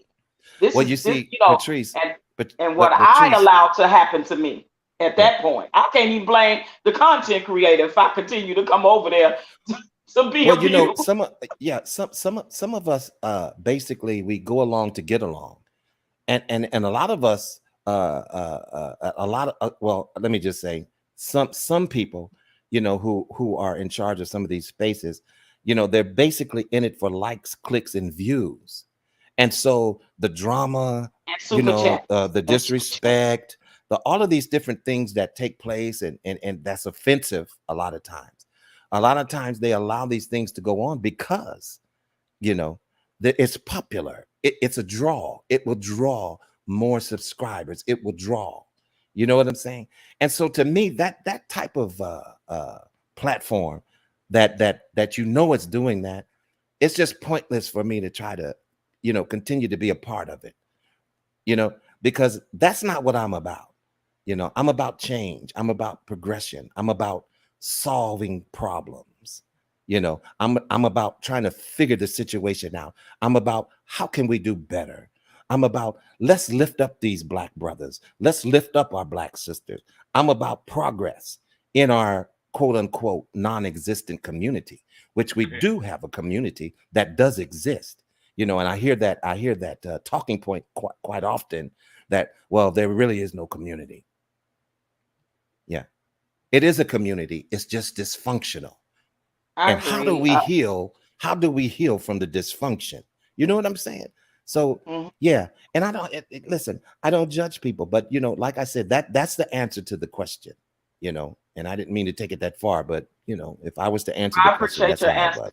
I Yeah. appreciate your answer, and I know that Well, I you really didn't make it long. It was Rico that made my answer long That's because you know exactly what no. happened. he went on a No. tangent. You know. He did. But Brother Vaughn, and I want to say to you, even as a moderator, and even I'm a moderator on a couple of panels, a couple of channels, not a lot, but you way more than me. So I understand your point of view and where it's coming from. I even understand that when content creators have agendas that they like to push, whatever that agenda is for them, rock with it. I think it's up to the individual person as to decide what you will or will not tolerate as a person, as an individual, right? And you have to make the decision for you based off of your morals, your integrity, your scruples, Yeah. your values as to what you will continue to tolerate on anybody's platform. And then for Especially your me, integrity. Especially your exactly. integrity. And Especially.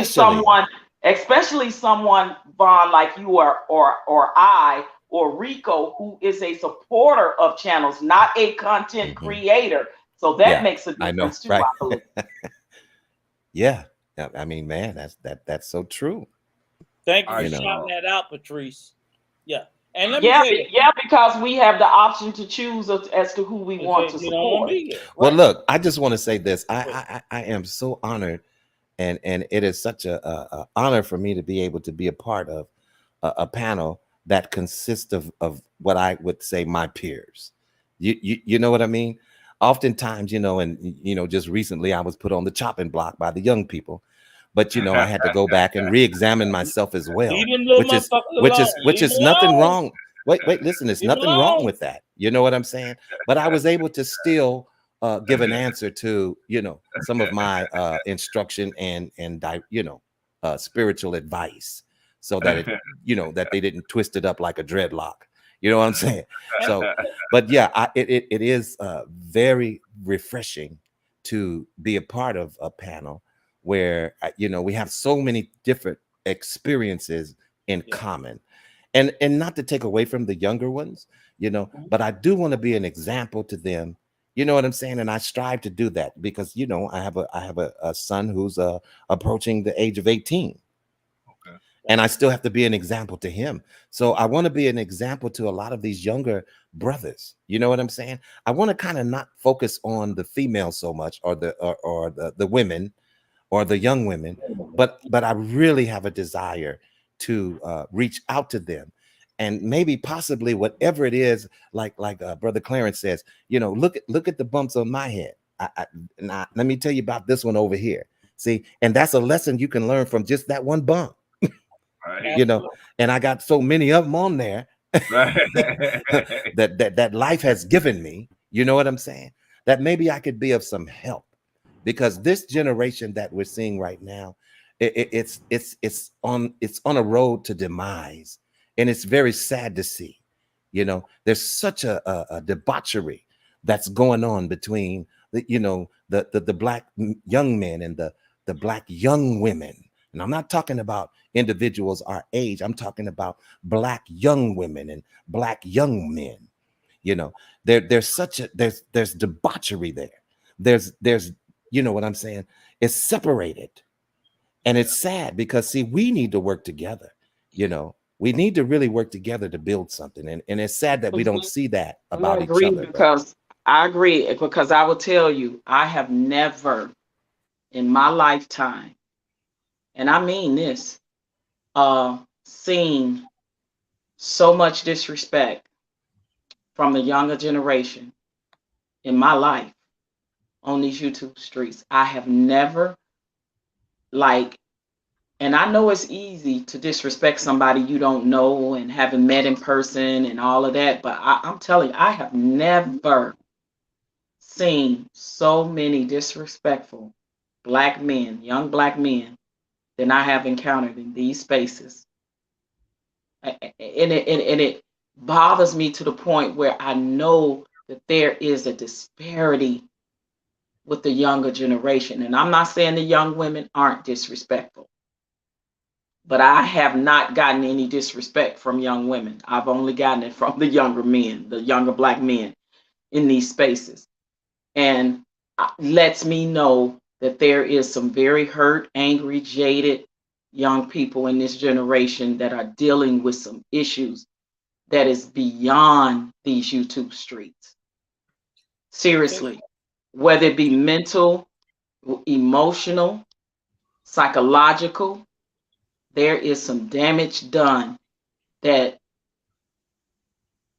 I would like to get to some resolutions on how to deal with that as a community too, because that's a big thing. Because just because someone disagree with you or say something you don't like, they gaslight, they disrespect, they degrade. This is what happens. They curse you out. I mean, it's just, I have never in my lifetime seen a generation like I see now of these younger black men and women, and the disrespect that I have seen from these young black men as to how they, and this lets me know that they absolutely have a total disregard and dismissive approach for the elders. Right. They say they do until they get mad at you, right. And then you see the disrespect come out. You see the but what do you do to your children when they do that? You see the vulgar names they call you. You see the gaslighting they do. You see the lying on you that they do. It is unbelievable to me to let me know that they're hurt that bad. They literally are hurting that bad. Vaughn and Patrice, let me say this to both of you guys, okay? Elder to elder. Okay, this is an elder dinosaur to dinosaur. Dinosaur to dinosaur. We got old ass Vaughn, we got old ass Clarence, we got old ass me, we got old ass elder to elder. You can't say that. You can't say that about Patrice. Let me just say this, okay? She gonna get him, Vaughn. Don't worry. No, I mean she'll get him later. She'll get him. Y'all can get me in a minute, right? But I'm just saying, be honest with you. I ain't been cursed out by one person in these YouTube streets. And it's not because there's nothing special about me. I'm just as old as the rest of you motherfuckers is, right? What I'm saying is that no. I mean, this is real talk. This is real talk, elder to elder. We got to be more selective about where we go to spread our counsel. Everybody ain't ready for it. Amen. Everybody ain't ready for it, and everybody ain't taking it. So even with Clarence, he been in spaces. I'm like, I don't know why the fuck you over there. I'll sit back and like, take your ass on over there. I'm not going. It just does not seem like me too as well. I try to be very mindful of that. Receptive space. So we as elders need to be a little bit more discerning about spaces we go to. And Clarence is always warning me, like, why the fuck you always warning me? Because even when, like, I'm like, I go to this space, I go to this space, like, I don't get caught up in that shit. Because I'm a little, even when I'm in problematic spaces, I don't get into problematic shit. Because I see it being problematic. And I'm like, okay, I'm going to leave that topic alone. I'm going to go over here. I'm going to touch this. I'm going to touch that. And I'm going to dip the fuck on out. And that's what I do. So the only reason I say that is because, again, I'm talking to the four of us. We have to be a little bit more discerning to ourselves. I'm always telling Clarence, right? When I see some shit out here in these YouTube streets, I pick up the phone. I call Clarence. I'm like, Clarence, I saw this. Don't fucking say nothing. Call Patrice. Tell her shut the fuck up. Boom, boom, boom, boom. Like, because I'm like always like throwing out warnings. Like, look, because they on some whole nother shit, and we don't want to have nothing to do with it. And the dismissive. Consistently saying because I kind of read the tea leaves. I see how conversations are going, and I don't want us drugged into it. So I'll be like, Clarence, if I tell you and I tell you to tell Patrice, and both of y'all asses go into it, y'all gonna hear my motherfucking mouth because I told y'all to stay the fuck out of it. And that's literally what I try to do. I try to say, look, I see it. To me, and I would hope he would tell me the same thing. If he see it beforehand, Rico, oh, these motherfuckers, oh shit, I didn't know, because I can't see everything. Well, I'm watching. I'm going to be honest with you. I'm watching. So I watch a lot. My group to stay out of it. And say, stay the fuck out of it because these people are problematic. Let them, and I don't choose a side. I don't care what I think about it. It's just the fact that I don't want to see me, Clarence, Patrice, or you, Vaughn, drug into it. Because I've seen us unjustly drug into shit. Oh, I had a little taste of that. I've had a little taste of that. And that's what I'm trying to do. And so that's not even me. I don't even move like that. But hey, it's a good lesson learned. But see, Bourbon, I saw hypocrisy in that last night because some of them brothers that was up there that was saying that to you was the main brothers that are so disrespectful on platforms. And this is my thing. It don't get called. It don't get called out, right? And I agree. I like the fact that bro Rico hit me up, be like, this is going on, because half of the time I don't know what be going on. It was some stuff going on some panels last night with some content creators that was talking about specific subjects, that I know that, I had been in the middle of the discussion and was totally disrespected. And I saw it going on last night and I said, nah, can't do it. Ain't gonna do it, because I made peace with that, right? Like I have nothing else to prove. But my opinion and my view is just that. And just because it don't align with what you think it should, and just because it don't align with the masses of the people you trying to sway to your side, that's your business.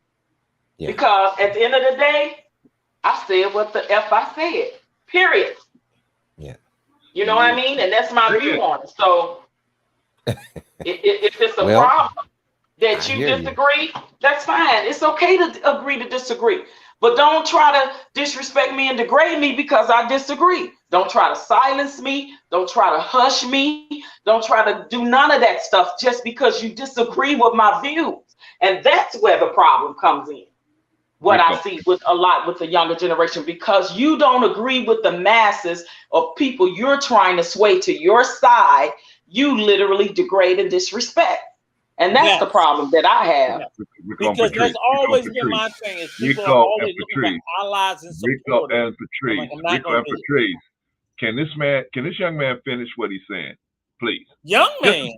Just this one time. Where the young man at? I'm looking. I'm trying to figure out where. As long as you call me young lady, you bet. As long as you call me young lady. You All talking right. about my elder, That's a Mr. bet. Bryan? That's a bet. Please. That's a bet. Please, Can young. you, this older, way older gentleman, and you, young lady? Okay. So you Oh old wow. Negro stuff. Okay, so Okay, we're going brother we're going Clarence. deeper now. Okay, brother Okay, Clarence. I hear you. Okay, I brother respect Clarence. Brother Clarence. I respect my elders. Hey, I will let you my see how I got elders dual speak. mind?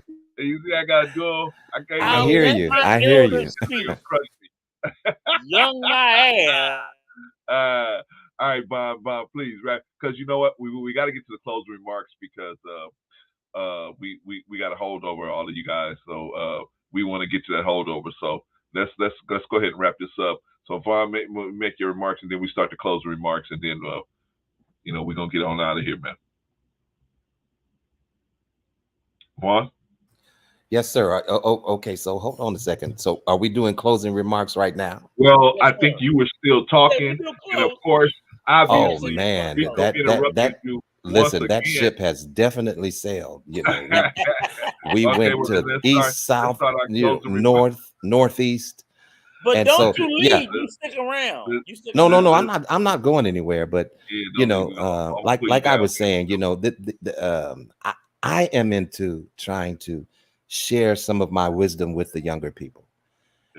It just so happens that there's such a disconnect, like I was told on last night. There's a disconnect there, and I recognize the disconnect. So I'm trying to work to see how I can turn that around a bit. But the disconnect is something that I definitely can't help because we come from different eras. You know what I'm saying? But if you're willing, young people, if you're open-minded for some wisdom, because wisdom is the principal thing. But with all you're getting, you need to get an understanding. Right. And see, so understand what some of us older people have been through. And some of these hard knocks and some of these roads, it may not be exactly the same as what you've been through, but believe me, it is the same scenario. It was just in a different time. There's nothing new under the sun. You get what I mean? There's really nothing new under the sun. The same devil that exists when I was growing up is the same devil that exists right now. And he has new devices, though. He does definitely have new devices. Yeah, so, and I'm aware of what those devices are. So I don't know if this is my closing remarks because I need to know what I'm closing my remarks to, but I'm just trying to end, what you said that I was cut off on, Brother Clarence. Yeah, whatever you want to say, sir. Whatever you want to close out with. Yeah. Oh, okay. So so I'll close out with this then. Yeah, definitely. Hold on, because I'm losing my thought here real quick. When you get a little older. We understand. Yeah, but a little no, older. older. Just a little bit. But can the Black community be saved? Okay, so this is my closing remark on the actual topic. And I believe they can, but they have to be willing. Yes. And if we're not willing to be saved, then salvation just will not occur. See, because one first must be willing to be saved. If you confess your sins, he's faithful and just to forgive you of your sins and cleanse you from all unrighteousness. You know what I'm saying? But then we have to recognize that we need to be saved. You know what I'm saying? Right. It's just like that whole scenario of the monkey who stuck his hand in the hollow of a tree to get some fruit or whatever it is out. Right. You see what I'm saying? This is the ignorance as to what we're dealing with now. So he grabs the whatever is in there with the balled up fist, but now he can't get his fist out. If he would just open up his hand and let that stuff go, he can be free. And so we're bound because we don't let a lot of things go. We don't know how to move on. And so, I never lose hope on Black people. I never will lose hope on our Black communities, and I will always be an advocate for for our brothers and sisters, old or young, you know. And yeah, that's it. That's pretty much it. And thank you for allowing me this space. Of course, always, brother, always. I'm gonna pull you down, Vaughn, but don't go Thank nowhere. you. Okay. Patrice. This young lady to you. Absolutely. Young Get lady. his ass. Young Get his lady. ass. Young lady. Get It's that your motherfucker. turn. Young lady to you, old Negro Saurus. Now, you know, I'm just kidding, bro. Class. I love you to And pieces, look, right? young man, when you call my name, young man. Man, you ain't heard young man since Reagan was in office.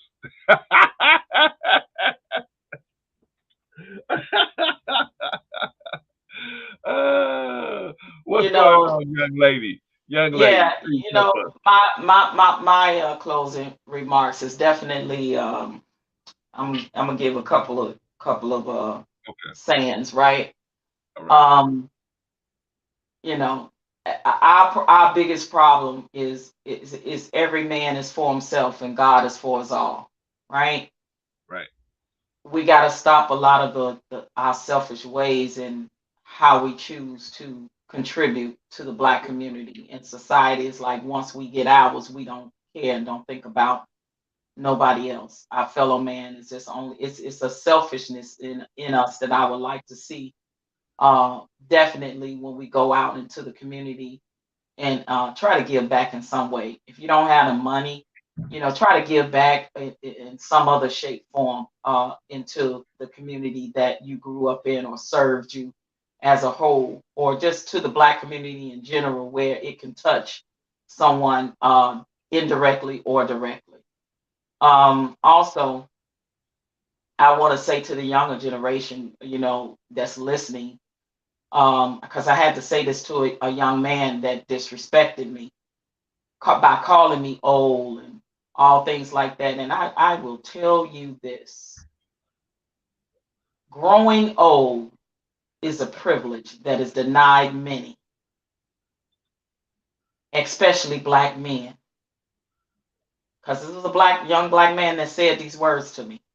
You know, tried to be disrespectful and degrading because he called me old, like that's the worst thing in the world you can call me. Growing old is a privilege that is denied many, especially young Black men, because they're dying at an alarming rate in this world. So for a young Black man to say that to me, you better hope you live to get my age and older, because this is the privilege that is denied many, especially many Black men. Solutions. Build back into your community if you can. Put businesses in your communities if you can. Whether dollars can fluctuate within that community the way it does in other communities. If you want to have something outside the community, that's cool, because I believe in the green dollar being spent from people from all walks of life, because believe me, WS, they take our money. WP people, they take our money, and we love to give it to them. We love to give. See what we're going to do on Juneteenth? The way they capitalize and commercialize off of our ancestors' misery is they sell us stuff, and we buy it all the time. Juneteenth flags, Juneteenth t-shirts, be sold to us by the Caucasian persuasion. So they always capitalize on. So if you have a business, absolutely, I think that your business, like my online business that I have now, people from all walks is purchasing my merchandise because it's online, so they don't know that I'm a Black woman that own that business. Their money is green, just like our money is green to them. So I say don't deny that. But even if you do have something that's not in the community, try to go back into the Black community and support something. Maybe a little league baseball team or basketball team or little girl something, just something. Just give back to the Black community that raised you. A reading program, a tutoring something. That's all I'm saying. These are solutions is into ways you can save the Black community. We can also save it by supporting the Black nuclear family. Push that more. Push that in your household. Push that with your family members. Talk about it. Have the conversations. It starts with us first. It starts at home first. That's the way you could push it. Push the Black nuclear family the way it was pushed and the way it was traditionally raised upon us back in the day, where we can see more of that in a light. Stop supporting the reality TV shows that show us in a light that is not who we truly are as a people. Stop supporting the music that provokes certain behavior and lifestyle. Because most of the time, the people that singing this stuff don't live that lifestyle. But we choose to live through other people vicariously. Stop it. All of these are solutions the way we can stop it. If we take our Black dollars and don't spend them in specific places, watch the difference. Watch the change that happens that come upon. And try to get outside of the social engineering conditioning mindset that we have about certain things. That's all I'm saying. I'm not saying that nobody shouldn't get $1 if they choose to want to move out the neighborhood, fine. But are you putting back into the Black community in any type of way? Black organizations supporting it, whether it be a little bit of your time, volunteering, a little bit of your money, if you can spare just something. And you have a right to pick your charity or your support system that you want to support. Doesn't matter what it is, as long as it's you giving back in some shape or form in the Black community, whether it's education-wise through the college fund for Black children to go to college, whatever. Just pick something, one thing. But what we'll do is we'll get at jobs and we'll give back to stuff like UNICEF and United Way, Salvation Army, and all of those are other persuasion of people's charities and organizations, but we won't do our own. And that's all I'm saying. So all of these things are solutions in the ways we can help save the Black community and definitely continue to save our babies. Save our babies because they're the future. And I digress. All right, sis. So I'm gonna drop you down. Don't go nowhere. And let me bring you down here. All right, Wrinkly. It's just me and you. Unfortunately. Yeah. All right. So, man, you gotta give me your closing remarks. Could be you didn't have my black ass. Okay, you didn't have my black ass yesterday. So again, I will say to the chat, okay, if I stole a few extra minutes opining, you didn't have to hear my big mouth yesterday, so you have to hear it today. And again, great stream, solid, rock out, straight on the point, money, money, money. Big Rig Slap, you are a young man to me, okay? Sorry, sucks to be fucking you.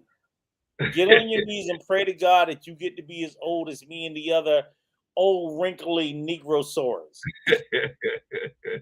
But you are. You're younger than us, so we're gonna call you young man and just deal with it. You and that motherfucker B Greasy, who's wise beyond his years, he makes me fucking sick.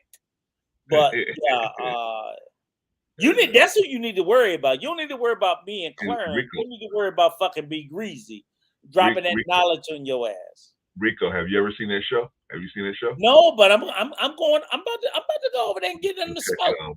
Go check it out. But I know like a younger version of this situation. Excuse me. I know really Big Greasy and Big Rigs. Easily Rigged is the name of the show. Yeah. And I'm like, oh my God. Yeah.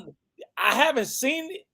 I haven't been over there because I'm afraid to go. When I go, I'm going with my motherfucking boxing gloves. I know that. I know both of them young They have a good time, man. They have a good time. No, but I know. Conversation. I know that no matter what, I know from Be Easy and I know Big Rig, both of them, they're solid on their own, easily, but both of them on their own. So getting together. No, but I'm saying I know that they're both dead serious about the topics that they discuss. They don't bullshit.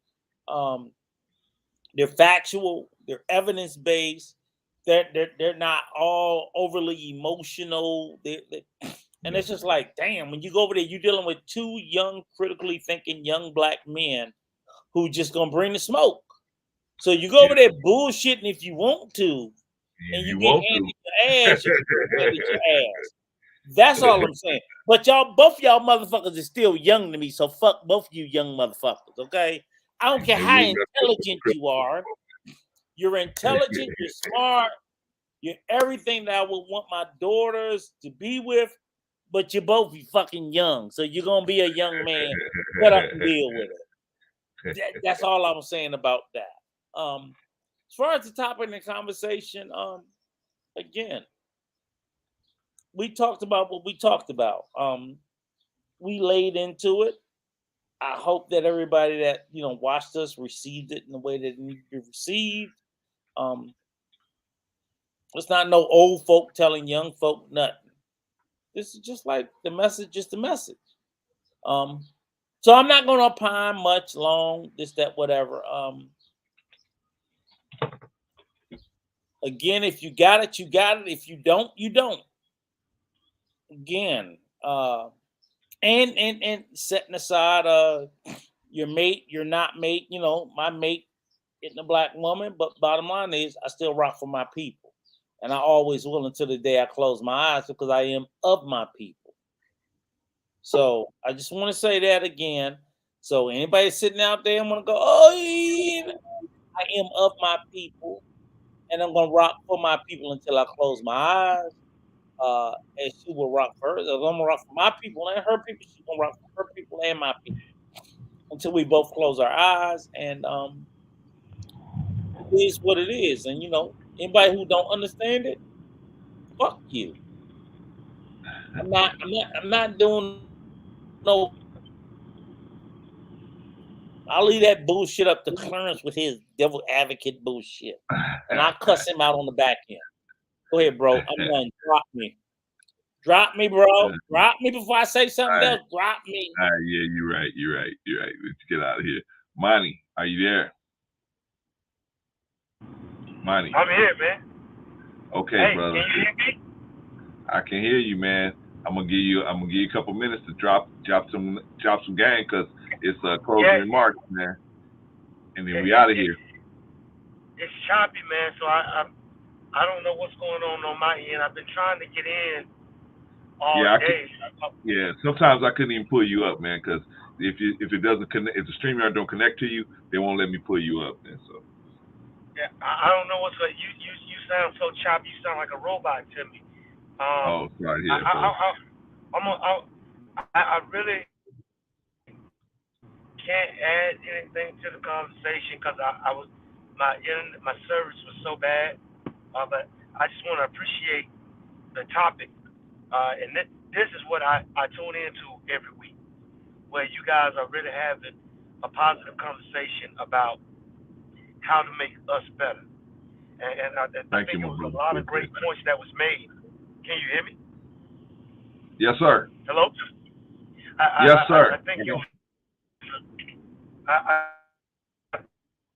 was a lot of great points that were made.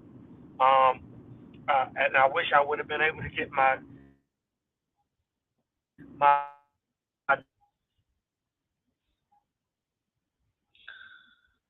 Oh, Monty, man, you just went out.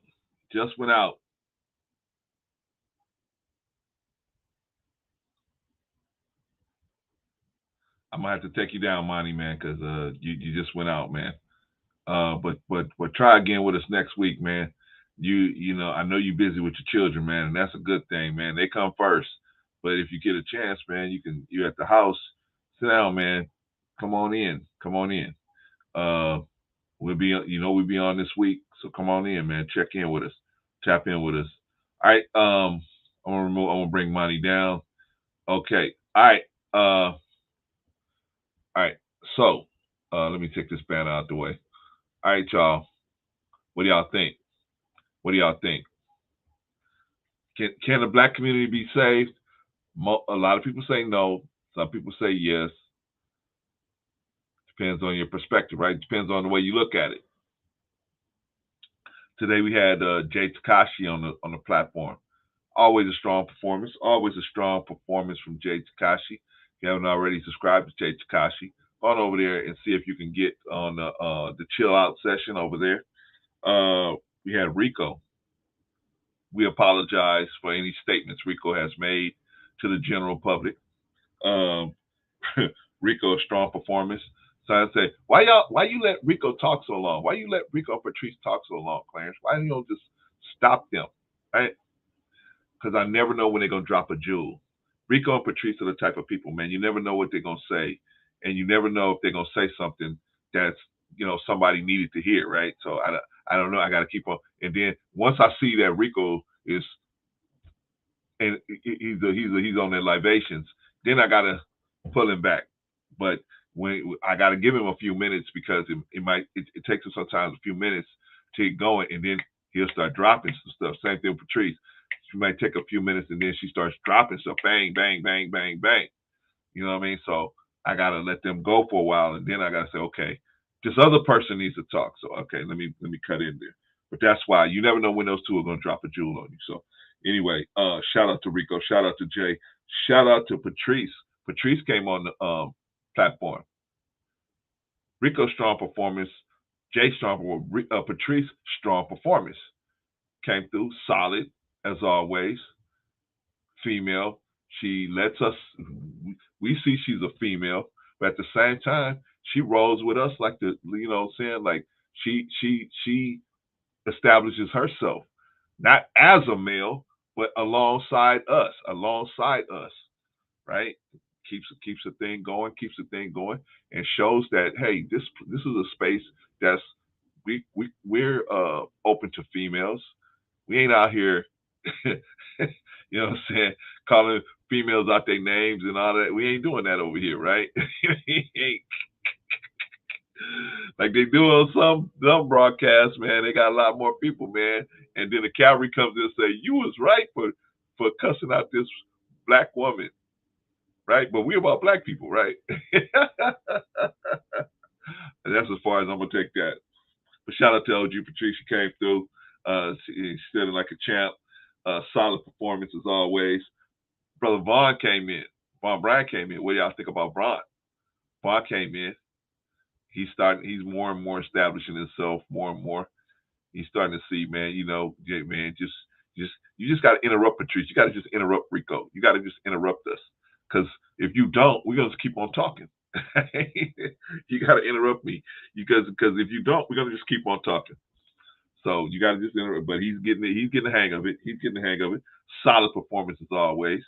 And Vaughn is a dude that is highly respected on a lot of different platforms. So to have him over here spending just a little time with us, man, wow, right? He's seen the shady of the shadiest. He's seen the best of the best and the shady of the shadiest, right? Thank you, Risa. Appreciate you. Thank you, Risa. Who else came on? Monty came on, man. Monty tried to get in. He couldn't get in all the way. I really wanted to hear what he had to say when we first opened up the panel, because I believe he would have had a lot to say at that point. But shout out to Monty. We'll get him the next time. He had some technical difficulties, but he always Monty's a hometown favorite. People love Monty, so shout out to Monty.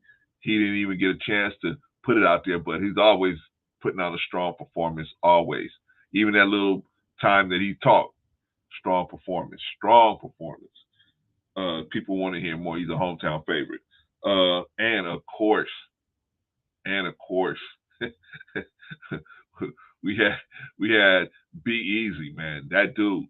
We had Be Easy. That dude come on here, man, and just hit him out of the park, man. Hit him out of the park. Nobody wants to go before him. Nobody wants to go after him. But Be Easy is the man. Be Easy is the man. Strong performance, solid performance. And like I'm telling you guys, man, you guys know my bar is high. If I'm telling you to go over there and check out Easily Rigged, that's because what I saw from the first show, it's only gonna get better. It's only gonna get better. So definitely, be easy and Big Rigs, two solid dudes in their own right. They could both probably have their own show, but together, they're gonna pimp the game out of the stratosphere. Shout out to those two brothers. Shout out to Knowledge and Relationships as well. Appreciate you too, Big Rigs, man. I'm just telling the truth, brother. Just telling the truth on you. Okay. Can we save the Black community? Can we do it? Can we do it? Yeah, Wes, we can do it. I agree with Vaughn. We can do it. Are we willing to do it? Are we willing to make the sacrifices to make that happen? That's the question. Let's talk about this later. Let's talk about it later. Let's get into it later. Let's discuss it. And let's see where we're at. Okay, so you guys, I expect Tuesday. Tuesday's up in the air because I might have to run to the Social Security Department for my son. So if I can get that done without having to actually go up there, if I can actually get that done without actually having to go up there, then Tuesday's a go. If I have to go up there, then if we do something Tuesday, it'll probably be late in the afternoon. All right, that's it, y'all. We'll see y'all on the next broadcast, and thank y'all. Oh, I forgot. Solid performance by everybody in the chat. I forgot. You guys had a solid performance. Even though Rico had a problem with one of you guys, it was a solid performance by everybody in the chat. Thursday for sure. Thursday, Rico. Thursday has an H in it, Rico. I don't know. You got too much libations, brother. All right. So, yeah, you guys in the chat, you guys make this thing work, man, because you guys make it so I don't have to be in the chat as much, and I appreciate all of you guys, Risa, Quantum, all of you guys out there in the chat that policing that thing, making sure everything's up. Now, if you guys block people, please let me know so I can know what happened, and then you can tell me so I can know. I can tell the person this is why you got blocked, right?